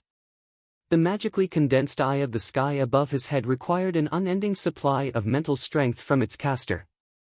When the light mage discovered that Han Shua was standing motionless in his original spot, he immediately withdrew the eye of the sky, no longer providing it with a large amount of mental strength. Helen Tina, who was wearing a fiery red magic robe and riding a fire phoenix, landed in front of Han Shua like a flame under the gorgeous sunlight. Helen Tina was about 27 or 28 years old, her gentle and beautiful face covered in frost. She coldly stared at Han Shua from atop the fire phoenix and said, "Hand over the 6 magic crystal cannons immediately." With a calm and natural expression, Han Shua raised his head to look at Helen Tina. He curled his lips and lightly laughed, saying, "This is only a little interest that your Helen Duchy has to pay. Remember, the 6 magic crystal cannons are only the beginning. I will make you spit out the things you've plundered all these years, bit by bit. Who are you? Helentina was first angry when she heard this, but then she seemed to recall something and began to interrogate Han Shuo about his identity and origins. Heh, you'll know soon enough. Han Shuo casually replied and didn't continue to look at her. He placed all his attention on the light mage who had already arrived. Please come with us to the Church of Light. As long as you are able to recognize your sins, the God of Light will forgive your recklessness and ignorance. Red-robed Archbishop Koss looked at him calmly, as if he was the host inviting a guest. Koss and Ferguson were both grand magi. However, apart from light magic, Koss also cultivated wind magic. In addition, he held the Church of Light's divine artifact, Revelation. He could borrow divine power through the Revelation in his hands. His strength was much higher than Light Grand Magus Ferguson's by a large margin. Koss, who was only 45 years old, was able to hold the position of a Red Archbishop. This showed that Koss was absolutely not an ordinary person. Above a Red Archbishop was the Light Pope, the emissary of God of Light in the human world. As the youngest Red Archbishop, Koss had a very high chance of becoming the next Light Pope. I'm sorry, I don't have the time. Han Shuo bluntly refused as he looked at Koss indifferently. The three Templars finally arrived. The road on the bare mountain wasn't too rugged, so they hurried over with their horses. Standing on top of the mountain, Han Shuo gazed into the distance and discovered a group of a few dozen knights in silver armor slowly appearing in the distance. It seemed that Koss's group of 4 had abandoned those people and gone ahead of them. My lord, there's nothing to say to this heathen. He brutally killed Lord Ferguson. Such a sin should be burned to death by the karmic fire. One of the Templars coldly glanced at Han Shuo and suggested to Koss. The Templars were a group of fanatics who completely dedicated their faith to the God of Light. The Templars themselves possessed extraordinary strength. Only when the God of Light recognized their existence and bestowed blessings upon them would they have the qualifications to become Templars. According to the firmness of these Templars' faith and their own efforts, each blessed Templar would receive a different divine blessing. The strength of the Temple Knights could be distinguished by the amount of godly blessing they received.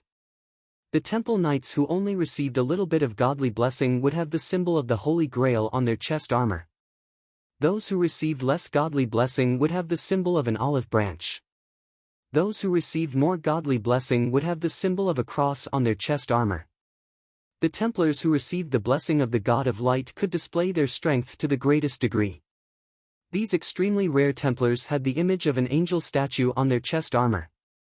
Every Templar with an angel statue had terrifying strength comparable to a sacred knight. If the Templar himself was a sacred knight, then his strength would be even more terrifying. However, these Templars were extremely rare within the Church of Light. Under normal circumstances, they wouldn't easily leave the Temple of the God of Light. Therefore, the Templars with the image of a cross on their chest armor were already the most powerful Templars the Church of Light had to deal with outsiders. Now, the 3 Templars with the image of a cross on their chest armor were staring at Han Shuo with a kind of paranoid fanaticism. This kind of craziness that only stubborn religious people would have caused Han Shuo to become cautious.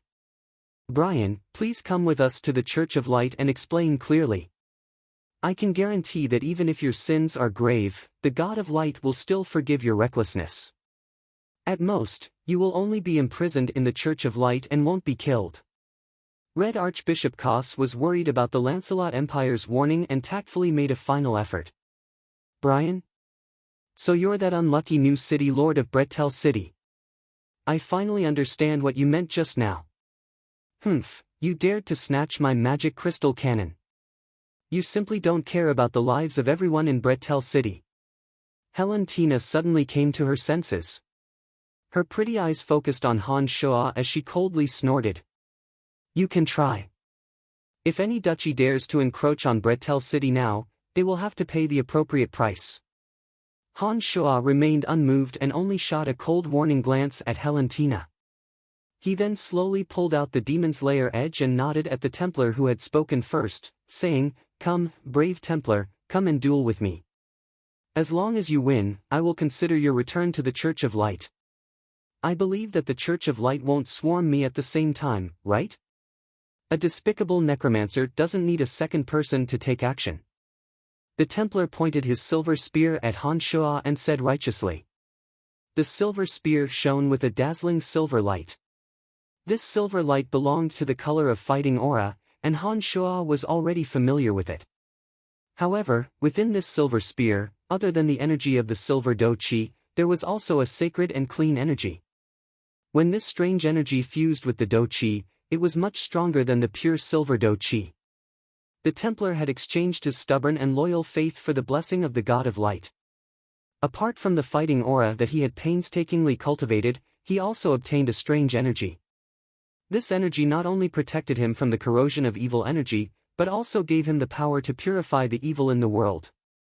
The damage that normal dark and necromancy magic could inflict on the Temple Knights was extremely limited. Even the high-level dark and necromancy magic with astonishing destructive power could still cause the Temple Knights to have very strong defensive abilities.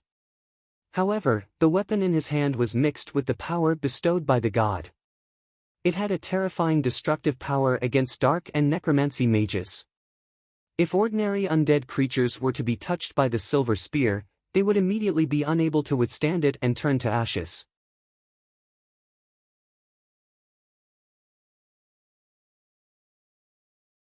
Chapter 308. Watching the high-level Temple Knight of the Church of Light slowly approach on his warhorse, Han Shuo's mind was tranquil, his expression callous. He held the Demon's Lair edge in his right hand and paid attention to the approaching Temple Knight. His space rings suddenly lit up and a tricolored skull staff appeared in his empty left hand. Han Shuo was just about to chant an incantation to summon high-level undead creatures when he saw the divine weapon, Revelation, in Red Archbishop Kosa's hands suddenly burst out with a vast and dazzling holy light. This Revelation quickly flipped through the pages even though there was no wind, giving its owner, Red Archbishop Kos, a fright. The tricolored skull staff was made of an unknown material. The tricolored skulls, yellow, blue, and purple, shone brightly. At the same time that the tricolored skulls shone brightly, a sinister power madly circulated. The light from the tricolored skulls converged and actually surged towards Kos, who was holding Revelation. The pages of Revelation in Kos's hands were flipping continuously. A beam of light floated out from each page he flipped.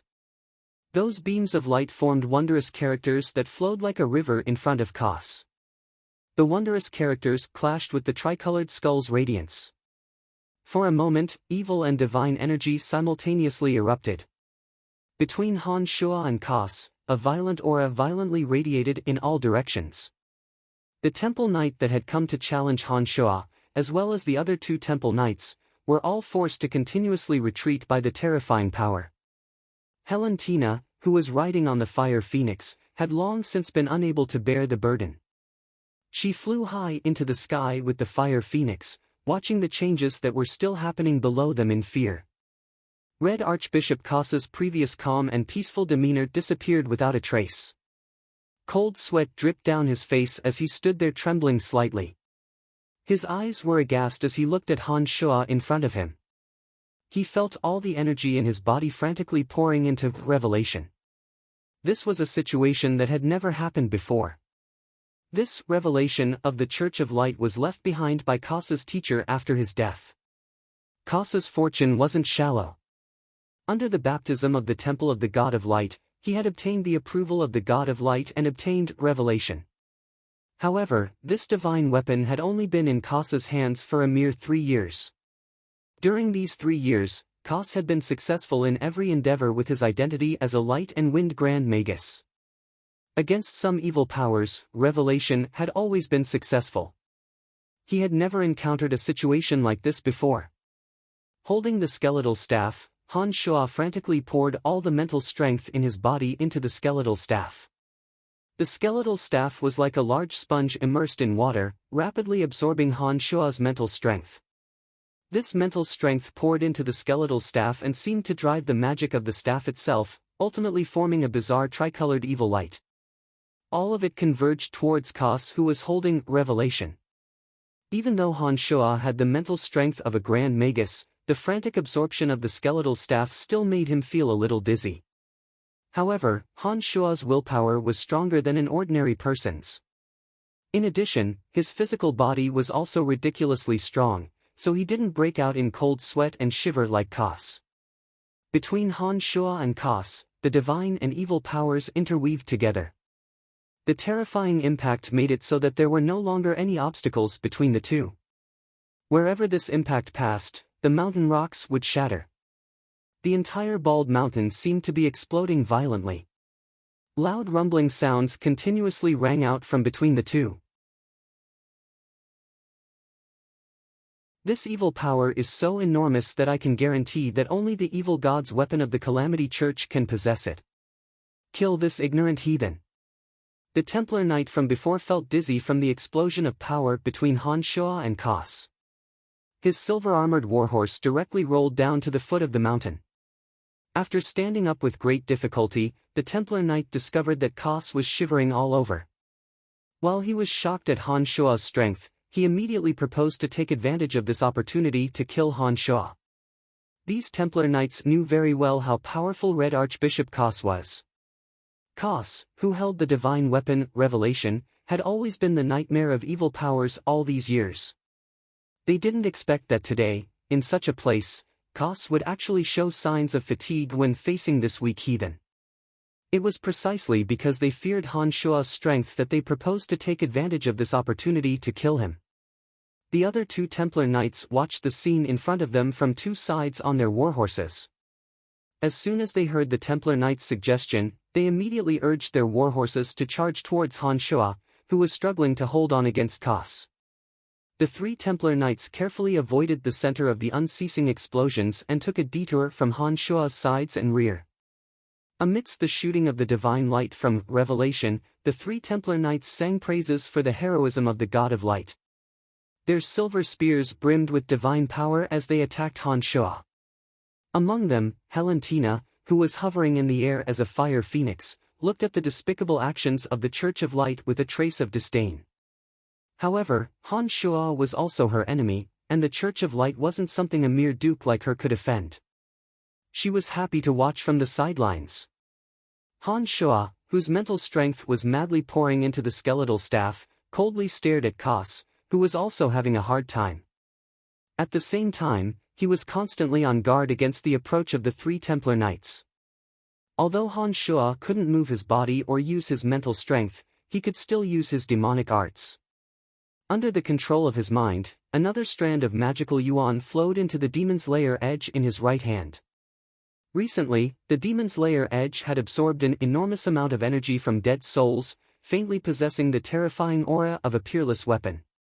After Han Shua's magical yuan was poured into it, the Demon's Lair edge was like a bloodthirsty beast that had been trapped for tens of thousands of years, suddenly smelling the delicious taste of fresh blood. Accompanied by a shrill howl, it suddenly broke free from Han Shua's hand. A mass of bloody light formed from countless stars crazily condensed into a bloody cloud. Boundless resentment and a tyrannical aura of slaughter caused the blood-red glow of the Demon's Lair edge to be as thick as a cloud. It actually covered more than half of the sky above the bald mountain. The thick stench of blood seemed to carry a soul attack. Not only the three Templar Knights who had come to ambush, but even Helentina, who had flown high into the sky when she saw that the situation wasn't looking good, was suddenly surrounded by boundless fear, resentment, and ruthlessness. Helentina, who was riding on the fire phoenix, felt dizzy. Her chest felt so heavy that she wanted to vomit immediately. Another crazy obsession gradually rose from the bottom of her heart. Helentina knew that something was wrong. She hastily chanted a spell to form a fiery red magic shield, completely enveloping herself and the fire phoenix. In addition, sparks appeared as the phoenix's ribbon-like wings flapped, causing the interior of the magic shield to be filled with sparks. Only then did Helentina manage to suppress the urge to vomit. She urged the fire phoenix to fly further away from Han Shua, angrily and somewhat fearfully looking at the battle between the Church of Light and Red Archbishop Kos, who possessed a divine weapon. The Demon's Lair edge's overflowing killing intent formed a negative soul attack. Its target wasn't Helentina in the sky at all. Therefore, Valentina, who had summoned a magic shield and had the phoenix's sparks purifying her, was barely able to defend against the terrifying killing intent of the demon's lair edge. However, the three evil knights of the Church of Light didn't have it as easy as Valentina. The demon's lair edge hovered above Han Shua's head and danced wildly. The killing intent of this peerless weapon wasn't any weaker than the two divine weapons. With the demon's lair edge as the center, layers of thick blood-red clouds dyed the sky above the bald mountain a blood red. The three Templar knights who had tried to take advantage of the opportunity to attack Han Shua were struck by the violent negative soul attack. The warhorses beneath them fell to the ground with a loud thud as they neighed and bled. The Templar knights staggered as they dismounted from their warhorses. Blood flowed from their nostrils like two wriggling earthworms, directly sliding down their necks and into their chests. The three Templar knights didn't know how to deal with this unfamiliar evil energy. This kind of evil energy was different from the gloomy mysteries of the Calamity Church. Instead, it was a kind of bloodthirsty, irascible madness, cruel and arrogant enough to destroy everything. The three Templar knights felt heart-wrenching pain as they raised the silver spears in their hands and sang the praises loudly to obtain even more divine energy to protect their bodies. Their bodies sparkled with dazzling radiance as they continuously resisted the invading energy. After the demon's lair edge absorbed 90% of Han Shua's demonic yuan, it mobilized all the evil energy of the dead souls hidden within, forming an enormous evil magnetic field that possessed the ability to attack the soul. It started to corrode the souls of all living beings within its range. Red Archbishop Kos, who was holding Revelation, was already having a hard time resisting the invasion of the tricolored evil energy of the skeletal staff. When Han Shua's demon's lair edge displayed another terrifying energy that was completely unfamiliar to him, Kos almost couldn't help but groan. When the demon's lair edge circled above Han Shua's head and gradually turned into a beam of bloody light that shot towards Kos, Kos did his utmost to control his mental strength. He bit his tongue and chanted an incantation. When a flower of blood blossomed on one of the pages of Revelation, the frantically flipping pages of Revelation suddenly stopped and was quickly put away by Kos. The skeletal staff seemed to only be competing with the god of light, Revelation. When Revelation was quickly put away by Kos, the skeletal staff suddenly became dim and lifeless, immediately stopping absorbing Han Shua's mental strength. However, the demon's lair edge that had turned into a beam of bloody light persistently shot towards Kos.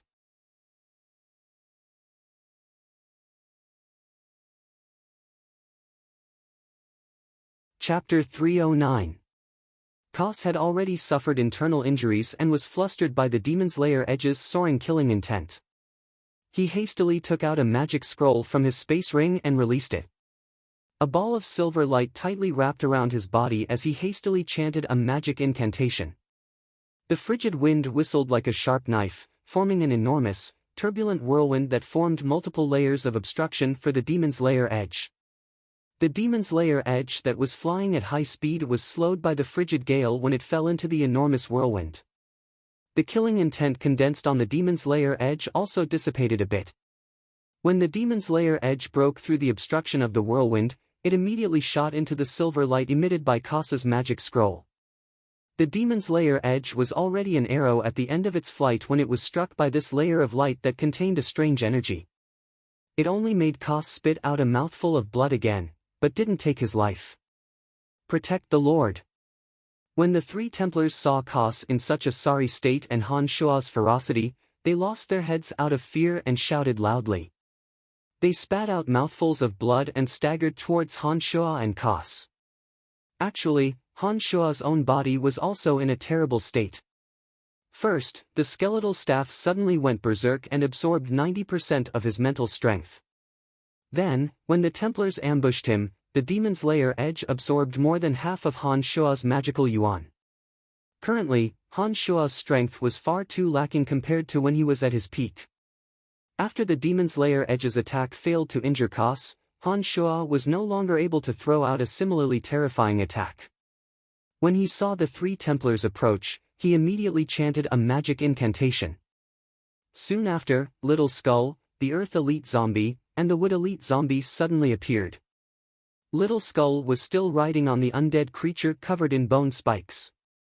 The Earth Elite Zombie and Wood Elite Zombie each rode on a fire-breathing warhorse. As soon as the three of them appeared in this world, they immediately smelled something disgusting. The smell of the three temple knights who sang praises of the god of light was instinctively repulsive. Without waiting for Han Shuo to give the order, the three strange dark creatures rushed out and flew directly towards the three Templars. They seemed to want to destroy the Templars that they hated.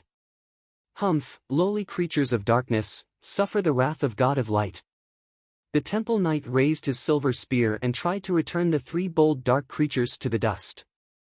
Unfortunately, the three undead creatures that had been refined using a secret demonic art were not afraid of the power of God of light that could purify evil. When the spear that contained divine power landed on their bodies, it didn't turn into ashes as the Templars had expected. Among the three undead creatures, Little Skull was the first to move. He swung the bone dagger in his hand at the silver spear without hesitation. During this process, the bone dagger in Little Skull's hand suddenly underwent a strange change. The hard bone dagger suddenly wriggled like a living creature. The dagger that was originally only the length of a dagger rapidly grew like a plant, and in a short period of time, it had actually become a long blade that was 3 meters long. The long saber did not stop squirming. There seemed to be thousands of worms wriggling on it, making people's scalps go numb. Small and sharp bone spurs slowly protruded from the body of the saber. The 3-meter-long saber was filled with small, sharp thorns, looking ferocious and terrifying. This process took a long time to describe, but had actually happened in the time it took for sparks to fly off a flint.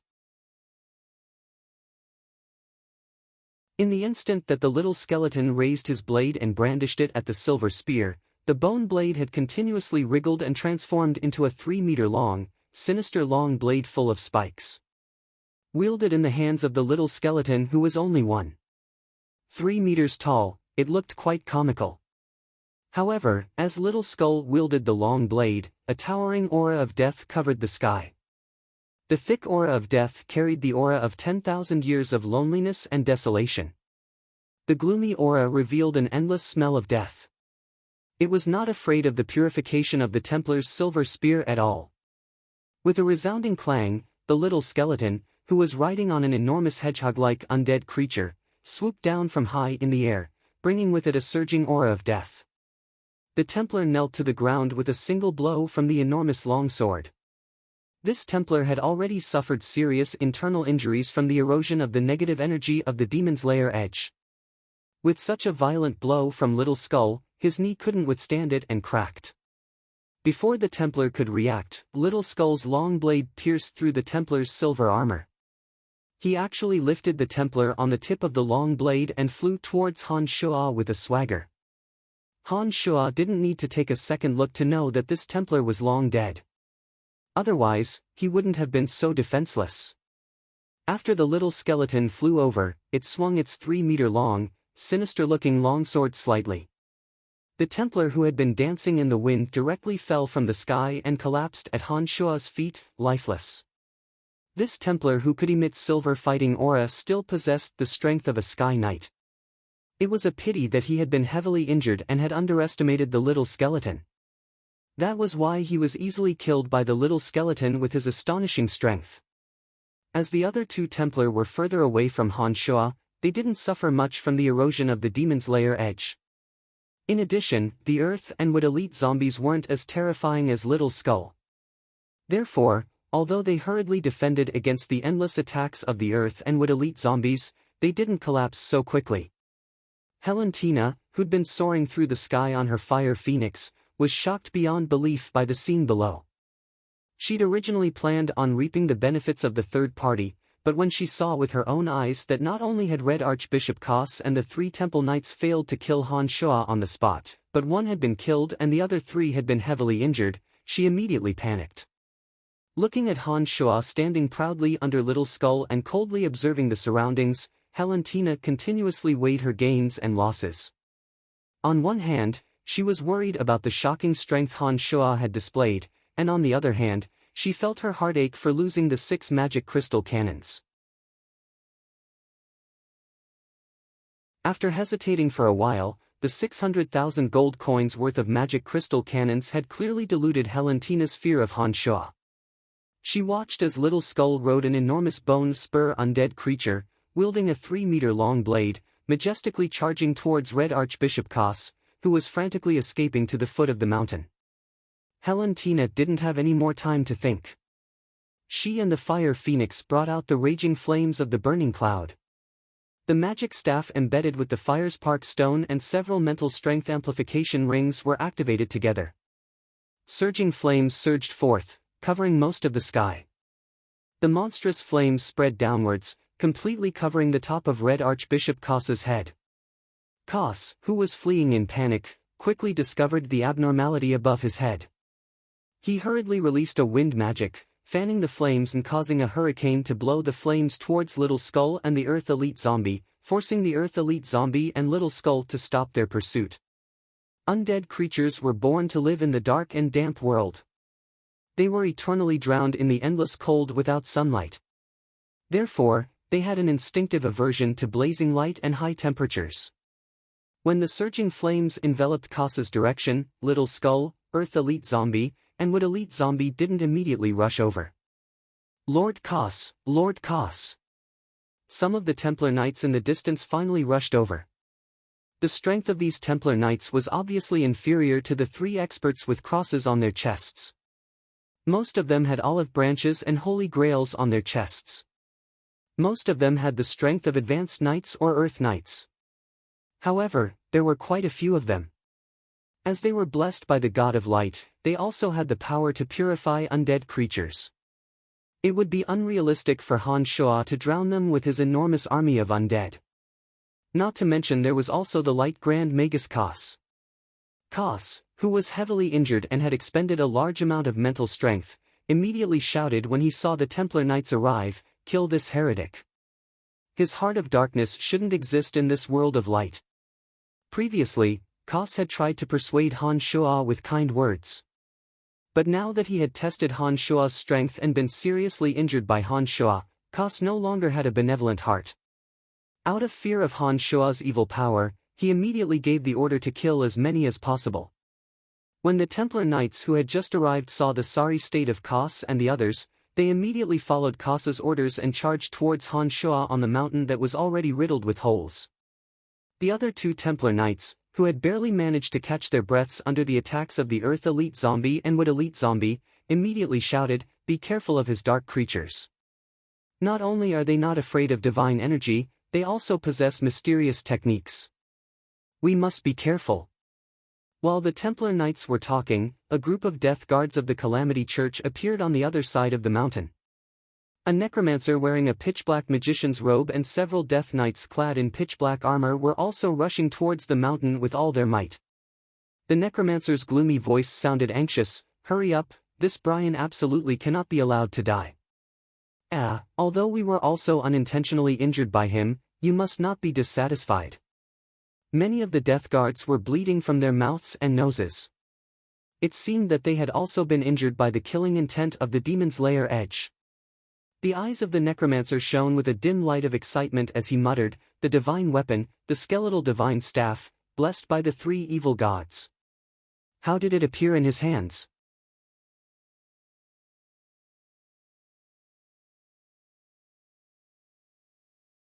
Chapter 310. Han Shuo stood tall on the bald mountain and looked at the charging Templars without any fear or worry. He'd already recovered some of the mental strength and magical yuan he'd lost. Although it would be difficult for him to win against such a large group of Templars alone, it wouldn't be difficult for him to leave calmly.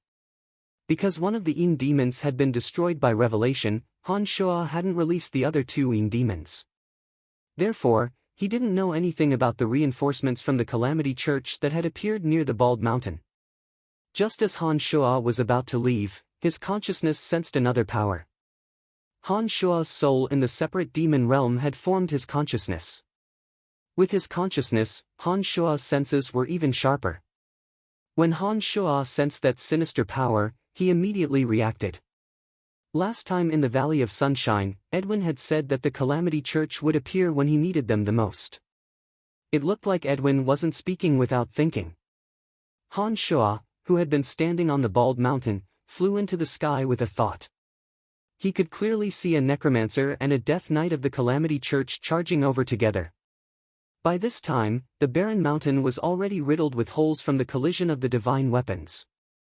There were holes and holes everywhere. However, the Death Knights of the Calamity Church were treading on the uneven mountain path as though it were flat ground. Red Archbishop Kos, who was tightly protected by the Templars, looked up at Han Shua from atop a warhorse. He didn't know what to do for a moment. Although the strength of these Templars was extraordinary and there were enough of them, it was a pity that they didn't have flying magical beasts to ride on. Faced with Han Shua hovering in the air, they could only look helplessly at Red Archbishop Kos, who could use magic to float in the air. They didn't dare pursue Han Shua due to their heavy injuries. Helentina, who was riding on the Fire Phoenix, sized up Han Shua with a dark expression. She seemed to be hesitating on whether she should take this opportunity to chase after Han Shua. If Helentina hadn't seen the battle between Han Shua and the Church of Light, she would have charged towards Han Shua without hesitation and retrieved the 6 magic crystal cannons that Han Shua had stolen. Unfortunately, Helentina, who had just witnessed everything, had already deeply understood the terror of Han Shua's strength. Pointing at Helentina, Han Shua revealed a mocking smile as he said, "You still want the magic crystal cannons?" The originally hesitant Helentina was swept by Han Shua's disdainful gaze, and an irrepressible anger instantly spread throughout her body, diluting the fear in her heart. She patted the Fire Phoenix beneath her and charged straight at Han Shua. The Templars stopped above the valley. Han Shua, who was standing proudly in the air, clearly saw that the Calamity Church had also arrived above the valley. After some malicious thoughts, Han Shua immediately chanted an incantation and sent the little skull, Earth, and would elite zombies back to the other dimension. He then left the mountain with a long laugh. Damn it, he actually left. The necromancer leading the Calamity Church team began to hesitate when he saw Han Shua fly away from the mountain. It's the Calamity Church, they must be with that heathen. It was at this moment that the Templars discovered the Calamity Church's people coming up from the foot of the mountain. As mortal enemies, the two forces had been fighting openly and covertly for hundreds of years. The accumulated hatred between the two sides was definitely greater than the hatred between Han Shua and himself. Therefore, as soon as the Templar Knight shouted, the Templars of the Church of Light didn't hesitate in the slightest. All of them attacked the Calamity Church's Death Knights that appeared in their line of sight. The battle began in an instant. Having fought for hundreds of years, the two sides' eyes were red with bloodlust as they sang praises to their respective gods. The battle raged like wildfire. The necromancer leading the team had originally planned to curry favor with Han Shua and rescue Han Shua from the hands of the Church of Light. Unfortunately, his wishful thinking didn't have any effect. With the speed of the art of the demonic ninth heavens, Han Shua was able to directly leave this place of trouble, leaving their mortal enemies behind to fight the final battle. This despicable fellow, he really is one of us. The necromancer muttered to himself in a low voice. It was unknown whether he was praising Han Shua for being tactful or cursing Han Shua.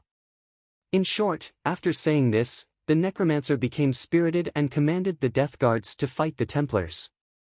Shameless necromancer, give me back my magic crystal cannon. Helentina, riding the wind on her Fire Phoenix, shouted as she chased after Han Shua, shameless necromancer, give me back my magic crystal cannon. With the speed of the art of the demonic ninth heavens, Han Shua quickly left this area and landed in a lush valley. As soon as he left Kos, who was holding Revelation, Han Shua released the remaining two Een demons. They seemed to be flying around in a panic, but through the two Een demons, Han Shua could clearly see Helentina's every move. Helentina rushed to the valley and finally saw Han Shua stop. Along with Han Shua was the little skull who was riding the strange undead creature. Helentina, who had been blinded by anger, shot straight at Han Shua as the Fire Phoenix fluttered in the air. The Fire Phoenix let out a low, melodious cry and spat out a stream of scorching flames. Helentina waved the fire-spark stone-inlaid staff in her hand, and many bright red bull-sized fireballs appeared, floating towards Han Shua and Little Skull in a dense swarm. The little skull wielding the 3-meter-long blade used the hilt to poke the remaining undead creature. The undead creature opened its fanged mouth and let out a soundless howl towards the sky. One by one, wraiths sparkling with green light were spat out of the undead creature's mouth. The wraiths brought with them a thick aura of death from another world and were covered in specks of green light. As soon as they descended into this world, they madly absorbed the aura of death from the dead souls floating around the valley. The wraiths, which originally only had specks of light, slowly expanded in size. Driven by the undead creature's breathing, they surged towards the dense fireballs like green liquid. After absorbing the power of the dead souls, the wraiths finally couldn't withstand the rapid expansion any longer. The aura of death condensed to a certain point, and exploded in the air one after another. The aura of death that filled the sky turned gray and green. The icy aura surged into the densely packed fireballs, causing them to slowly dissipate amidst the sparks. When the little skull riding on the undead creature saw the huge fireballs dissipate, he urged the large porcupine-like undead creature to charge towards Helentina. Undead creatures naturally loathed hot flames. However, despite their loathing, Little Skull's crystalline bones had great resistance against fire magic, so he wasn't really afraid of fire. When the aura of death destroyed the fireballs that filled the sky, Little Skull directly faced Helentina with his sinister long blade under Han Shua's command. The fire phoenix beneath Helentina burst into flames when Little Skull approached. The high temperature that could burn everything caused the verdant shrubs in the surroundings of the valley to wither and die. Only a few towering ancient trees with unusually large roots were still standing. At this moment, the demon's lair edge whistled through the air like a meteor falling from the sky, dragging a long purple tail behind it. The demon's lair edge arrived next to the fire phoenix and Helentina in an instant. The dancing purple flames suddenly poured down like starlight, pouring over the burning fire phoenix's body. A shrill cry suddenly came from the fire phoenix's mouth. After the shrill cry, the fire phoenix spoke in the human language, calling out in a clear and melodious female voice, "What's so cold?" As the purple demonic flames descended, the bone-chilling cold poured down, causing the fire phoenix's entire body to emit hissing sounds of smoke. The fire phoenix suddenly felt its steel-like bones become strangely stiff.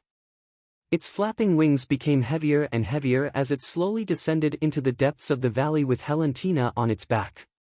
"Sister Fire Phoenix, what's wrong?" Helentina hastily called out with a face full of panic. "I don't know, my body feels very uncomfortable." The fire phoenix shrieked, not knowing what to do. She couldn't stop her descent, and she was also a bit afraid. She was afraid of the unknown cold invading her body. When the two female creatures were about to hit the ground, the branches of the towering ancient trees in the surroundings suddenly twisted and danced. They were like the tentacles of an enormous octopus, tightly trapping Helentina and the fire phoenix. They couldn't move at all. "Damned necromancer, how can you use the power of nature of a druid?" The fire phoenix's crisp voice continued to shout after being tightly bound by the branches. Helentina grasped the fire obsidian staff in her left hand and struggled to chant a fire incantation, but she suddenly discovered that a sinister long blade with a sharp tip was pressed against her slender white neck. Helentina raised her head and saw that the strange little skull had a pair of bone wings formed from 7 bone spurs flashing lightly behind his back. The long blade that was completely disproportionate to his body was being held in his hand, and an eye flashing with purple light was staring at her, causing her to feel a chill run down her spine. "What do you want?" Helentina raised her head to look at the cold Han Shua. She, who had experienced the baptism of blood and fire to get to where she was now, had actually calmed down. She looked at Han Shua with resentment.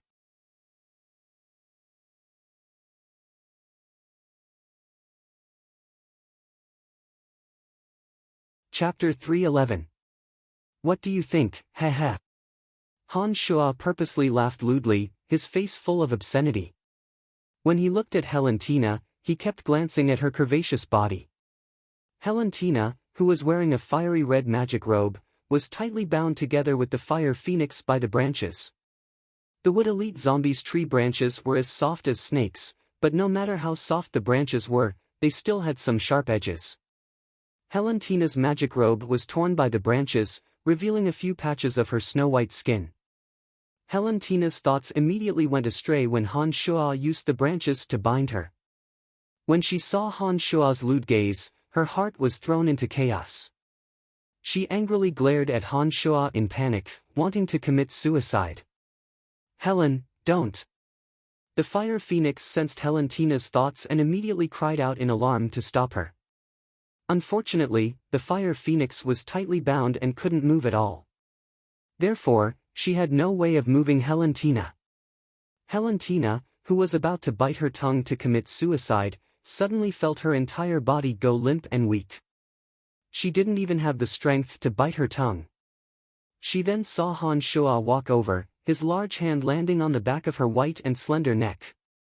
A strange energy flowed into her body from Han Shuo's coarse hand, gradually draining her of strength. I'm not interested in your body for now. You don't need to rush to die." Han Shuo snorted coldly and slapped Helentina unconscious with one hand. He then grabbed her and flew high into the sky. As the branches binding the fire phoenix slowly fell, Han Shuo's voice came from afar, "Have the Helen Duchy prepare 1,000,000 gold coins. I'll hand her over to you. Otherwise, you can just wait to collect her corpse."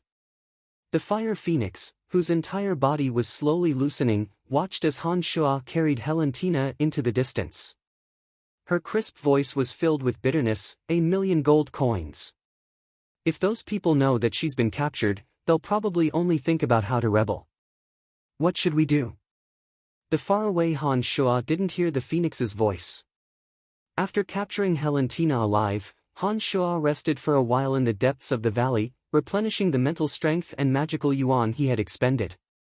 Half a day later, when Han Shuo once again returned to the Bald Mountain, he could tell from the traces of gravel on the mountain that there had been another battle after he left. As for the final outcome of the war between the Calamity Church and the Church of Light, Han Shuo naturally had no way of knowing. After arriving at the foot of the mountain, Han Shuo used the Earth Elite Zombie to deploy the energy of the Earth and once again brought the 6 magic crystal cannons to the surface.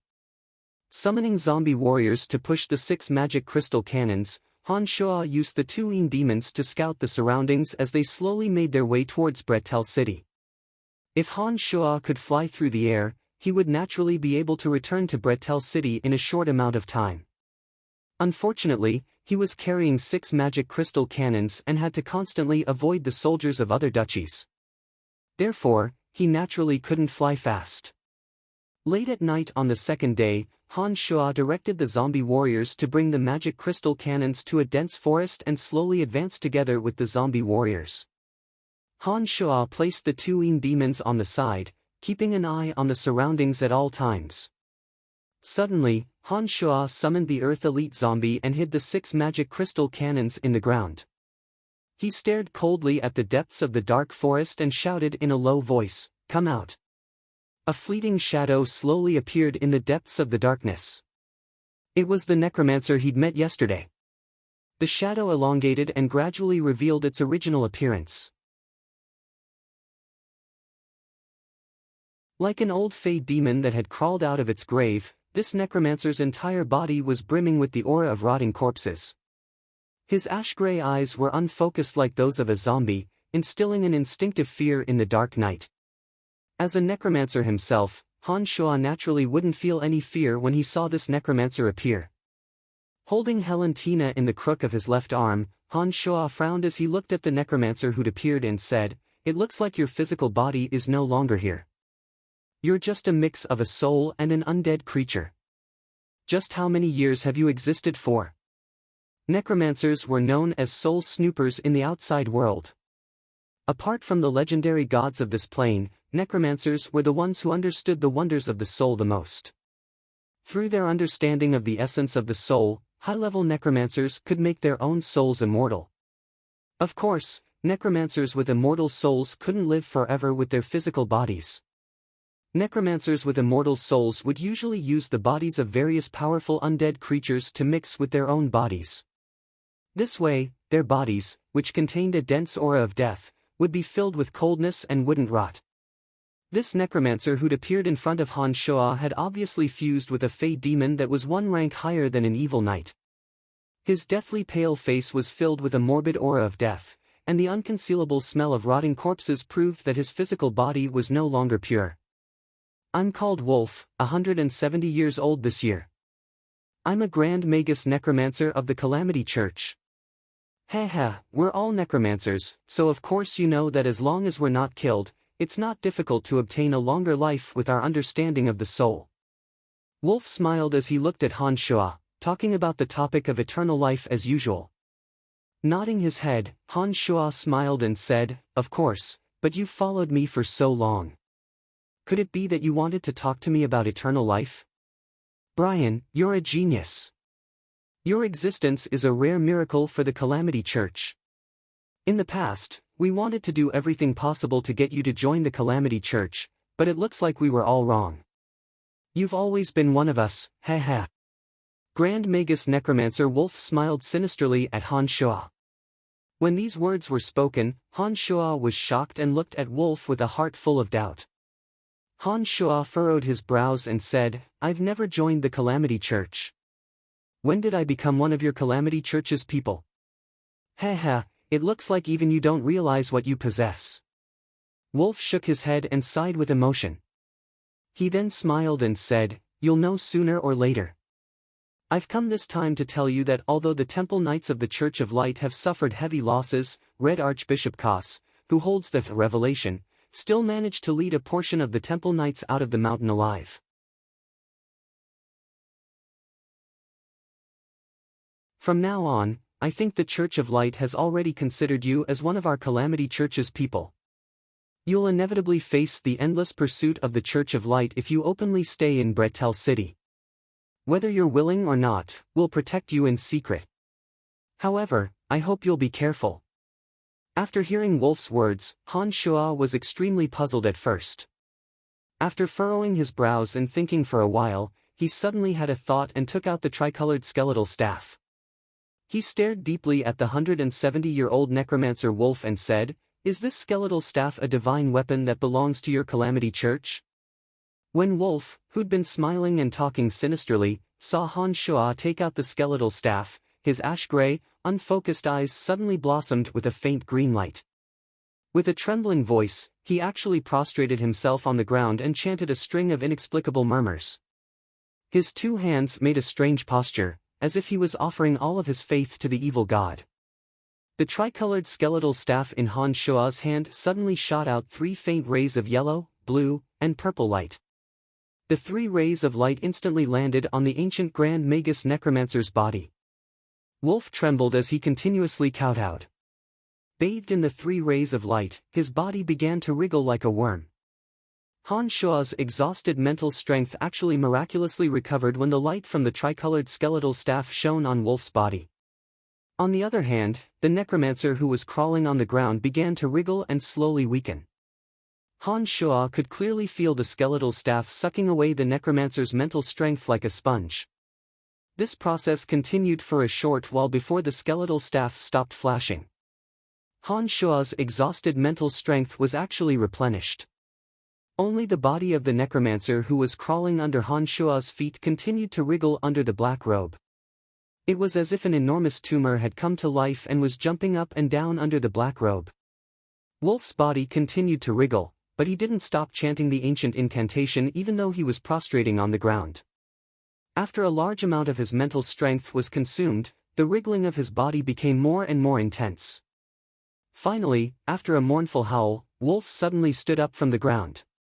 The originally old and deathly pale Wolf had suddenly turned into a young man with sword-like eyebrows and starry eyes. He was filled with an elegant, feminine, and noble aura. The dense aura of rotting corpses on his body naturally disappeared, and his skin was filled with a gentle luster like white jade. Wolf's originally sinister voice became gentle and gentle as he lamented, "The feeling of being young is so good." Standing in front of Han Shuo watched the changes unfold with his own eyes. His heart was completely filled with shock as he looked incredulously at Wolf, who had returned to his youth. He then looked at the skeletal staff in his hand with shining eyes and muttered, "Miraculous, too miraculous."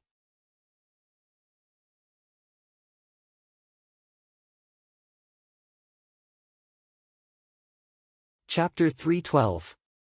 Inconceivable, isn't it?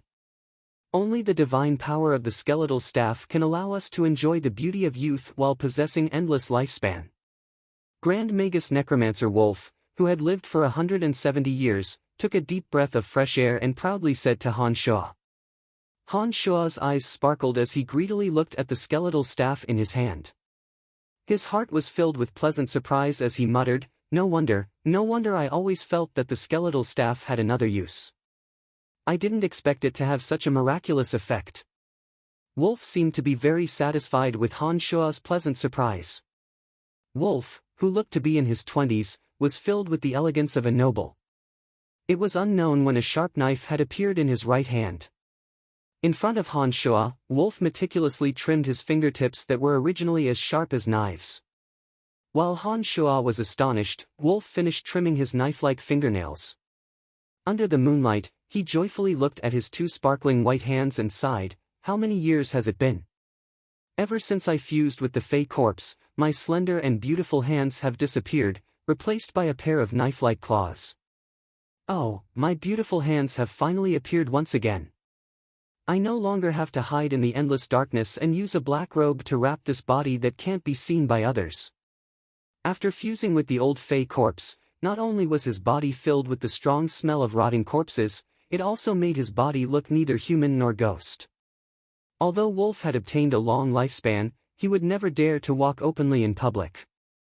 Otherwise, even if the Church of Light didn't do anything to him, some adventurers who didn't know the truth would consider him an undead creature and crusade against him. Han Shuo was as happy as Wolf. He excitedly studied the skeletal staff in his hand, but couldn't find the source of its mysterious power of rejuvenation. He also didn't know how to cast the spell. After hesitating for a while, Han Shuo looked at Wolf with a smile and said, perhaps you can tell me the secret of the skeletal staff's rejuvenation? Wolf's young face had a strange smile. He looked at Han Shuo and shook his head, saying softly, unless you personally admit that you are a member of our Calamity Church and return to our holy land with me. Only then will you be able to learn the true secret of the skeletal staff. Han Shuo coldly snorted and stored the skeletal staff into his space ring. He indifferently said, I am still young and don't need this mysterious power for the time being. If you don't have anything else, then don't delay my return. Alright then, please protect yourself well. I need to return to the Holy Land immediately and report in detail the events of the past few days. Grand Magus Necromancer Wolf nodded and smiled. He finally glanced at Han Shuo and slightly bowed in a standard ancient noble etiquette. He said, thank you, Brian. You are an inconceivable person. I think you must have received the favor of our God. We will have many opportunities to meet in the future.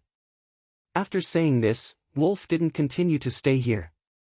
He slowly hid in the darkness in front of him with a happy mood. After a while, when Han Shuo couldn't detect a trace of Wolf's aura, he summoned the Earth Elite Zombie and spat out 6 magic crystal cannons from the ground. He continued to use the Een demons to scout the surroundings while continuing to travel in the direction of Bretel City. At noon the next day, under the scorching sun, Han Shuo and a group of zombie warriors walked on a rugged grassy path under the shade of trees. When they passed by a clear river, Han Shuo had no choice but to temporarily stop his journey when he saw the small river blocking their path. There was no such clean and clear river in the desolate, damp, and dark otherworld. Although undead creatures like zombie warriors weren't afraid of the corrosion of flowing water, this small river didn't seem shallow. It wouldn't be an easy task for zombie warriors to push 6 magic crystal cannons across the river. Magic crystal cannons were made of many precious magical materials. Some of them had magical reactions with water. Although Han Shuo didn't know the operating principle of magic crystal cannons, he had some understanding of common sense. He couldn't guarantee that these 6 magic crystal cannons wouldn't have any adverse reactions when they entered the water. The sunlight above their heads was a bit strong. The bushes of trees blocked some of the sunlight, drawing long and strange shadows on the ground. Looking at the river that appeared in front of them, Han Shuo hesitated for a moment before finally waking up Helentina, who had been unconscious for a long time. It had been nearly 2 days since Han Shuo had made Helentina unconscious. In order to avoid trouble when Helentina woke up, Han Shuo hadn't cared about her. Now that the magical yuan confinement in Helentina's body had been removed, she was still slowly waking up, but her stomach was the first to react. Grumble, a hungry groan suddenly sounded from Helentina's flat stomach. At first, the sound was very soft, but as Helentina's body gradually recovered, the sound of protest in her stomach grew louder and louder. It was also at this time that Helentina slowly woke up. When she raised her head and saw Han Shuo in front of her with a mischievous smile, Helentina instinctively protected her entire body. She then calmed down slightly and looked coldly at Han Shuo, shouting, "What do you want to do? What should be done has been done. What's the use of you protecting yourself now? When you are unconscious, I've already tasted the wonders of your body. TSK, it's really intoxicating." Thinking of Helentina's relentless pursuit, and the harm that Helen Duchy had caused to the people of Bretel City, Han Shuo maliciously laughed lecherously. Sure enough, when Han Shuo's lecherous laughter sounded, Helentina was immediately struck by lightning. She stood there blankly, her face filled with desolation. However, Helentina's disheartened and desolate appearance only lasted for a moment. In the next moment, a pair of resentful and sinister eyes condensed on Han Shuo's body. Being stared at by Helentina's ice-cold eyes filled with endless resentment, even Han Shuo couldn't help but feel a chill run down his spine. It was as if a venomous snake had silently crept up behind his neck, ready to give him a fatal blow at any time. Afterwards, no matter what Han Shuo said or asked, Helentina didn't say a word. She also didn't care about the protests of her stomach. She just stared coldly at Han Shuo with resentful eyes, making Han Shuo feel cold all over and uncomfortable all over. After a while, Han Shuo finally admitted defeat. His scalp was numb as he waved his hand and said, "Damn it, I'm not interested in a woman like you. I need you to exchange for 1,000,000 gold coins. I won't do anything to you so easily. Alright, I admit that I was just deceiving you. There, your 6 magic crystal cannons are right there. Now, tell me, are the magic crystal cannons afraid of water?" After Han Shuo finished speaking, Helentina's expression of endless resentment eased slightly. However, she still stared at Han Shuo suspiciously. After a while, she sighed softly and said to Han Shuo, "You really didn't do anything to me?" "Nonsense, you have hands and feet now.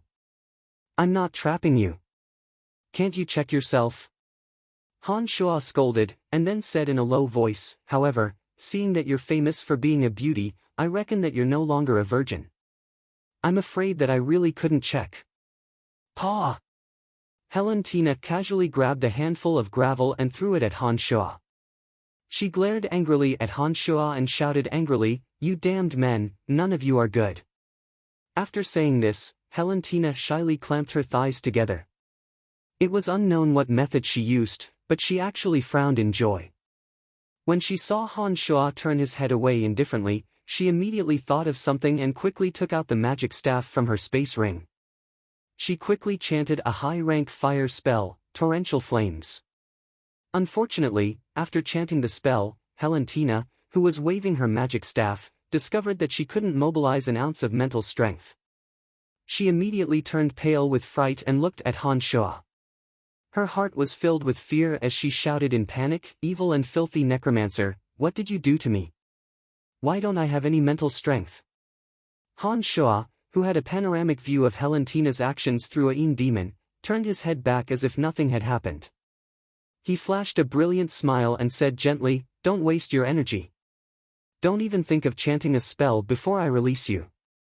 Ha, but you don't have to worry. As long as that fire phoenix of yours takes out 1,000,000 gold coins, I will release you in one piece. You will also be able to use your mental strength again." Helentina was shocked when she heard these words. She was astonished at Han Shuo's remarkable abilities. Helentina herself was also a fire mage who wasn't weak. According to her knowledge, this kind of mental strength imprisonment method wasn't something that an ordinary person could do. Even a Grand Magus would need the assistance of some magic scrolls or magic arrays if they wanted to imprison the mental strength of an archmage. Han Shuo, at such a young age, was able to miraculously possess this kind of mental strength imprisonment ability. This was simply inconceivable to her. However, after recovering from her shock, Helentina quickly remembered some restless elements in the Hellen Empire. She understood that once those people knew that she had been captured alive, they would only take the opportunity to seize control of the Hellen Empire. They definitely wouldn't take out 1,000,000 gold coins to ransom her. Even that Duke Benedict of the Narsen Duchy, who seemed to be madly pursuing her, would probably only consider sending troops to the Hellen Duchy and seize the opportunity to seize it. You should just kill me. No one will come to ransom me, not a single one. Helentina shook her head desolately, looking at Han Shuo disheartenedly as she spoke.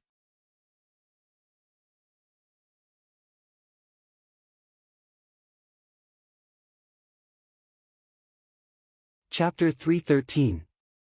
Humph, don't give me that. I won't touch you or let you go if I don't get 1,000,000 gold coins. Helentina had always been famous among the 7 Grand Duchies for her insidious schemes. Han Shuo naturally wouldn't believe her words.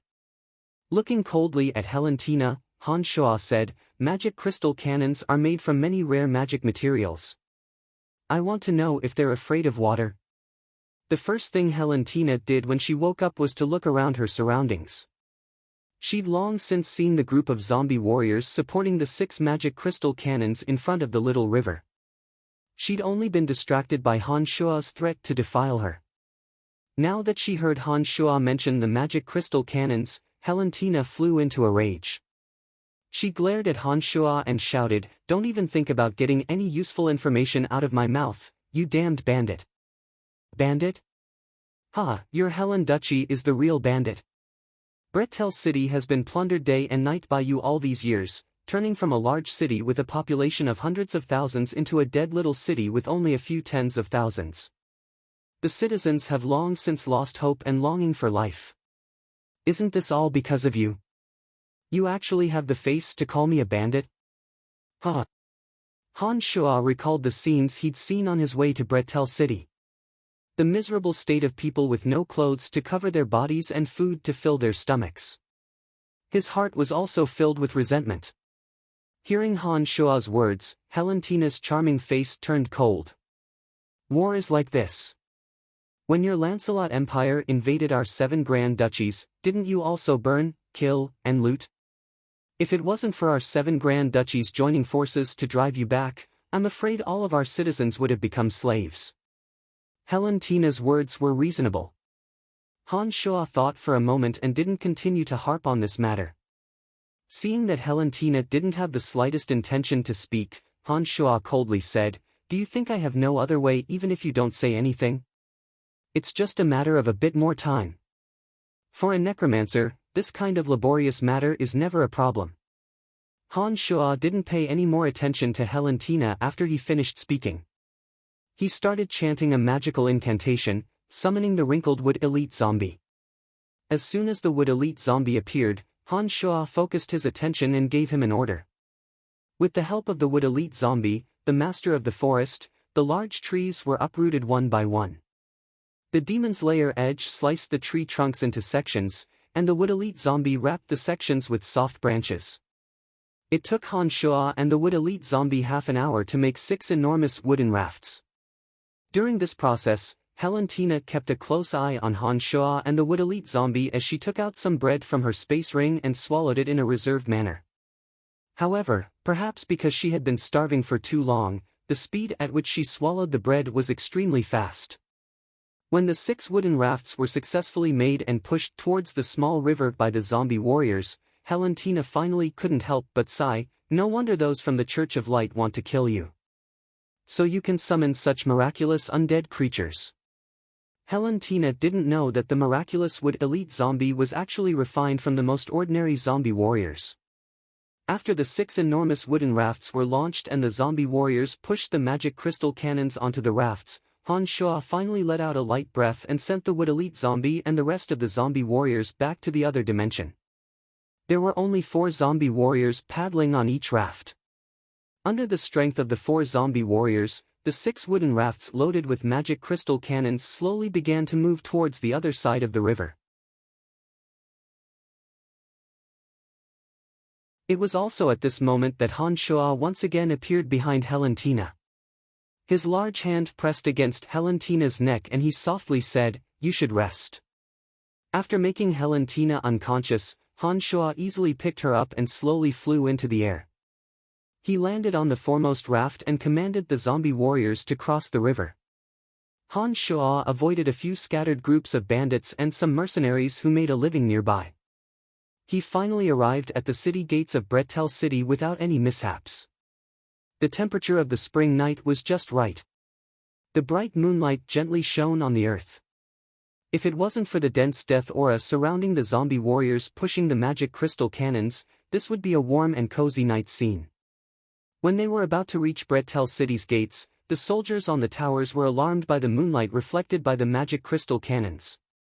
When they saw the 6 enormous cannons aimed at the towers, with some strange stiff shadows pushing them from behind, they immediately paled in fright. "Who goes there?" The soldiers on the cannons shouted from afar before Han Shuo could even get close. Compared to the last time he'd come here, the current Bretel City that was riddled with holes had long since been repaired. The city gates had been replaced with enormous, dark, sturdy iron gates. After experiencing the last punitive expedition against the bandits, the soldiers who'd originally lacked any courage had now gained a bit of determination and calmness. The armor of the soldiers on the city walls was abnormally bright under the moonlight.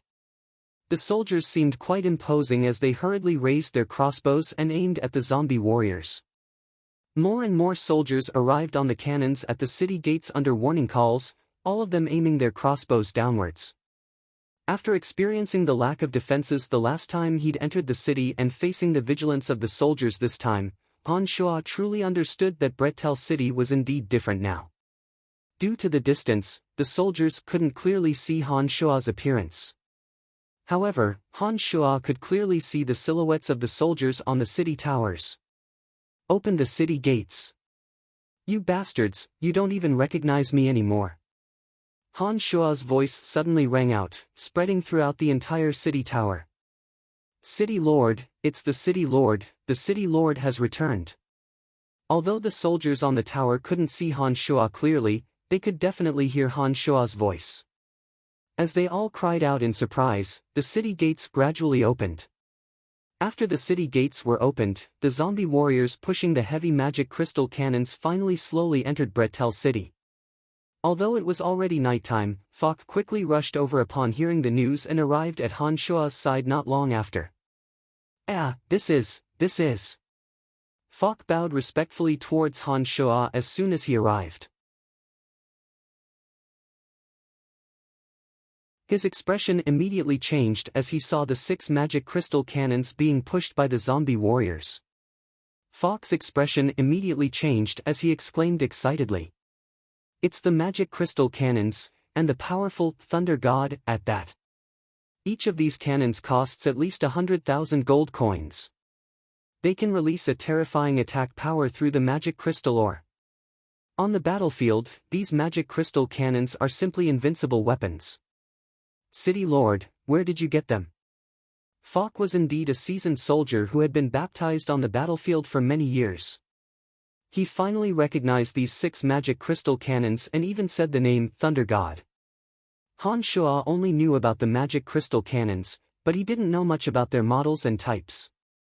When he heard that Fok was so familiar with the magic crystal cannons, Han Shuo happily said, "Then, you should know how to use these 6 magic crystal cannons?" "Of course, as long as there are enough magic crystal ores, these magic crystal cannons are very easy to operate. If there are enough magic crystal ores, each shot from these Thunder God cannons is equivalent to an archmage's most powerful attack. If there are enough magic crystal ores, the magic crystal cannons can continuously reflect attacks without running out of mental strength or mana." Fok smiled confidently as he spoke. He walked in front of one of the magic crystal cannons.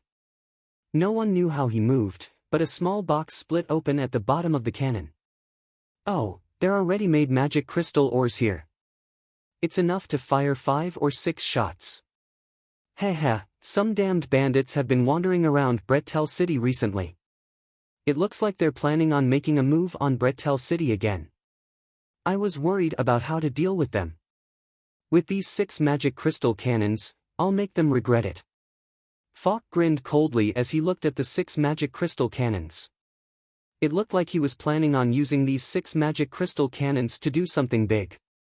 Alright then, I'll leave these 6 magic crystal cannons to you. Han Shua immediately gave the order and headed straight for the city lord's mansion. The soldiers, including Fawk, had seen the stunning Helen wrapped around Han Shua's arm from the start.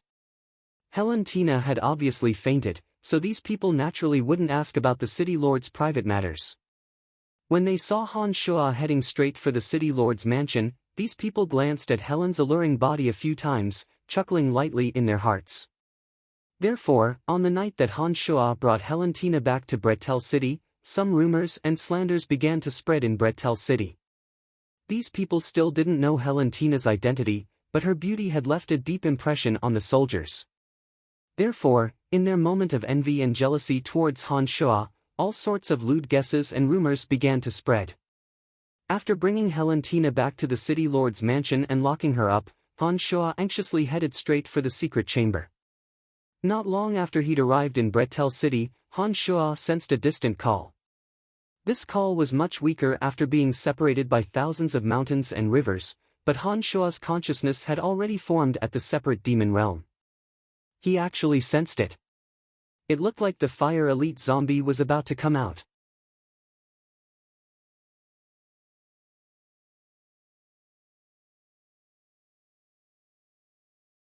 Chapter 314.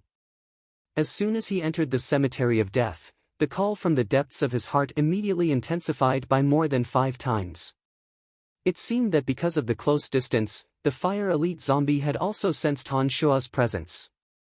Without stopping at the cemetery of death, Han Shua directly used the art of the demonic ninth heavens to fly towards the depths of the dark forest.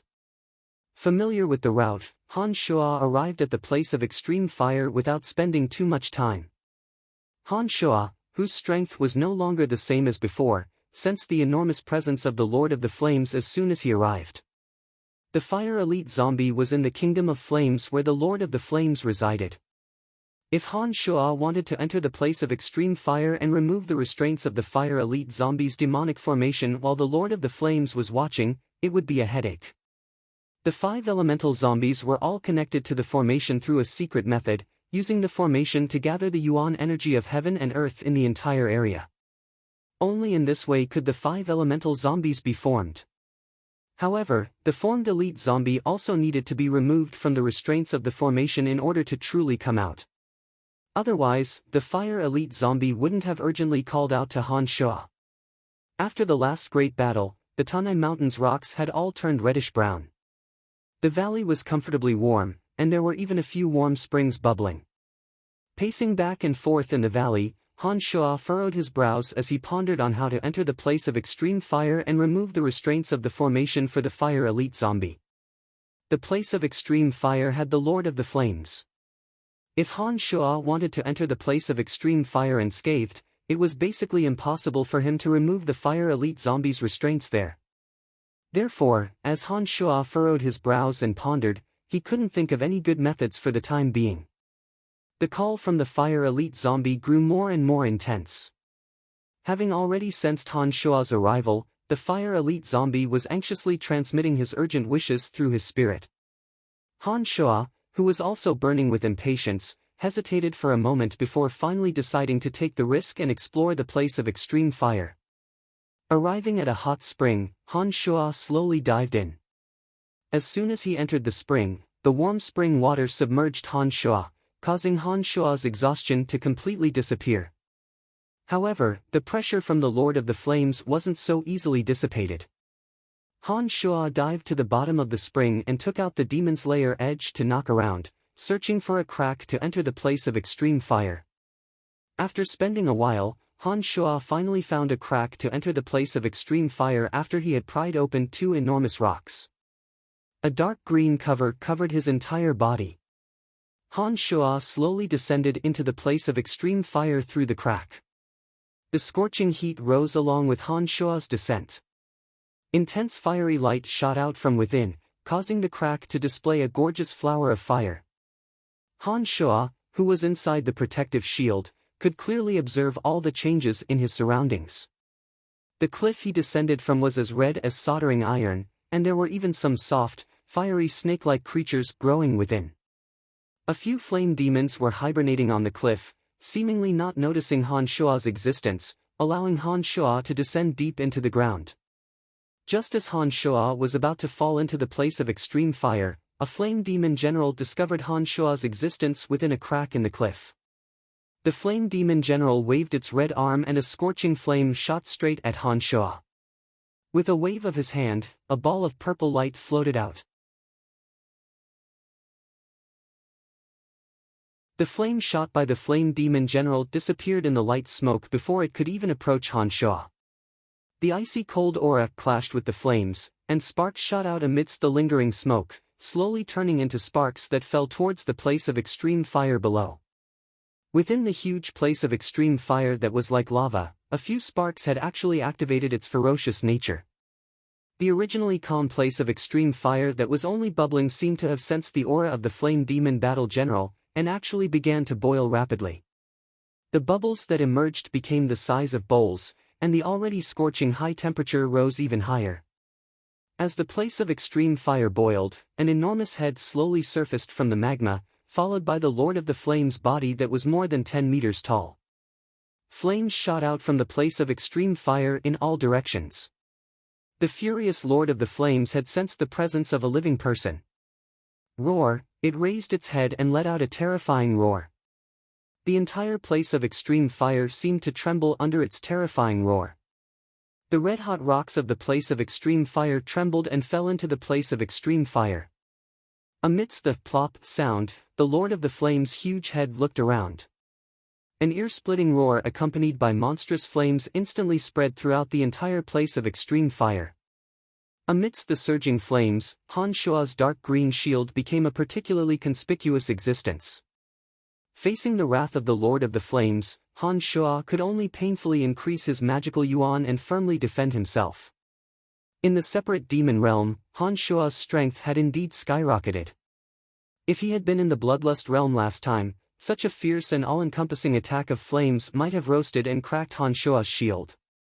Right now, Han Shua's face was as red as blood, and the protective barrier on his body was crackling incessantly. However, Han Shua was still able to withstand the assault of the continuously rising temperature. Only a few beads of sweat slowly appeared on his forehead. Accompanied by a deafening roar, the Lord of the Flames emerged from the magma of the place of extreme fire with raging flames surrounding its body. These flames were over 10 meters long and looked like soaring fire dragons. Compared to the fire snakes that Helentina had used to set up a defense previously, the power of this fire snake was incomparable. When the Lord of the Flames saw that its attacks from all directions had no effect, it raised its head to the sky and roared continuously. Amidst the roars, 3 fire dragons over 10 meters long snaked towards Han Shua. The 3 fire dragons continuously absorbed the flames around them as they advanced. When the fire dragons were about to shoot towards Han Shua, the flames that had just spread to the entire place of extreme fire were completely devoured by the 3 fire dragons. The 3 fire dragons didn't change in length, but their width had increased by 5 times, turning them into 3 enormous, fat dragons. The surging, berserk aura of flames seemed as if it would burn the entire valley into charcoal. Facing the Lord of the Flames' all-encompassing attack, Han Shua was still able to deal with it calmly.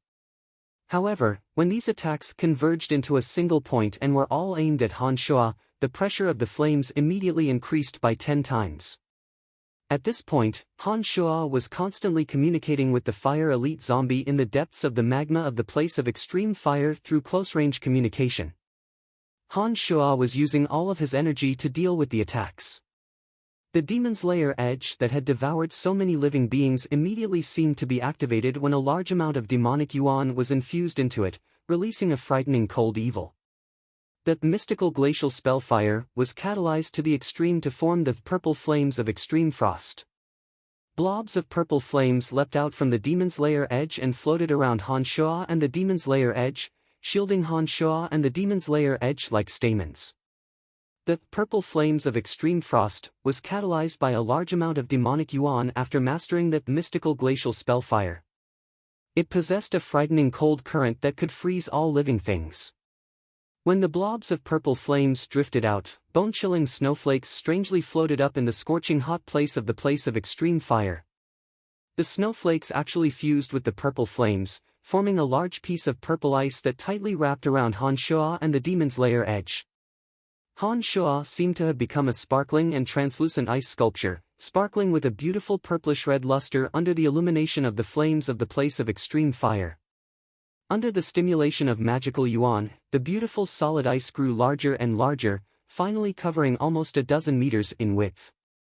Han Shuo continued to stimulate the magical yuan within, causing the entire solid ice to emit a chilling aura. Before the three plump fire dragons even got close to the solid ice, the high temperature and cold temperature caused thick smoke to rise. Then, amidst the smoke that covered the entire place of extreme fire, the three fire dragons finally bombarded the 10-meter thick solid ice with the roar of the Lord of the Flames. Crackle, crackle. Rumble, the terrifying sounds of the collision lingered for a long time. Magnificent purple and red lights continuously rose and fell in the thick smoke. Large chunks of ice and rock fell into the place of extreme fire with loud plopping sounds. During this process, the Lord of the Flames roared and used its control of the place of extreme fire to shoot even more boiling hot lava from the magma of the place of extreme fire towards the thick smoke in the center. Han Shuo, who was channeling his demonic yuan with all his might, was still unable to stop the invasion of the flames. Under such a heavy attack, the 10-meter thick solid ice was rapidly melting. In just a short while, it had already been reduced to a quarter of its original size. The monstrous flames and surging magma still tirelessly continued to attack Han Shuo. However, Han Shuo's demonic yuan wasn't limitless, and he was gradually beginning to be unable to withstand it. At this moment, Han Shuo was still rapidly communicating with the Fire Elite Zombie through his connection. In addition, he began to chant a lengthy magical incantation. All of a sudden, a thick layer of dark clouds appeared out of nowhere on the 3-meter-long solid ice. Thick white bones intertwined like tree trunks within the thick layer of clouds, forming an incomparably large bone cage. Within the bone cage was a layer of solid ice. Ha! Break! As the bone cage turned from crystal clear to pitch black and started to emit smoke, Han Shuo abruptly shouted out these two runes that resounded throughout the place of extreme fire. All of a sudden, loud explosions sounded from the surrounding rock walls where Han Shuo had set up a few months ago. During this process, the fire yuan energy that had been flowing towards the central place of extreme fire suddenly stopped. A bewitching lotus flower slowly rose from the bubbling magma of the place of extreme fire amidst the incessant sounds of explosions. You're tuning into the Passion Pages YouTube channel.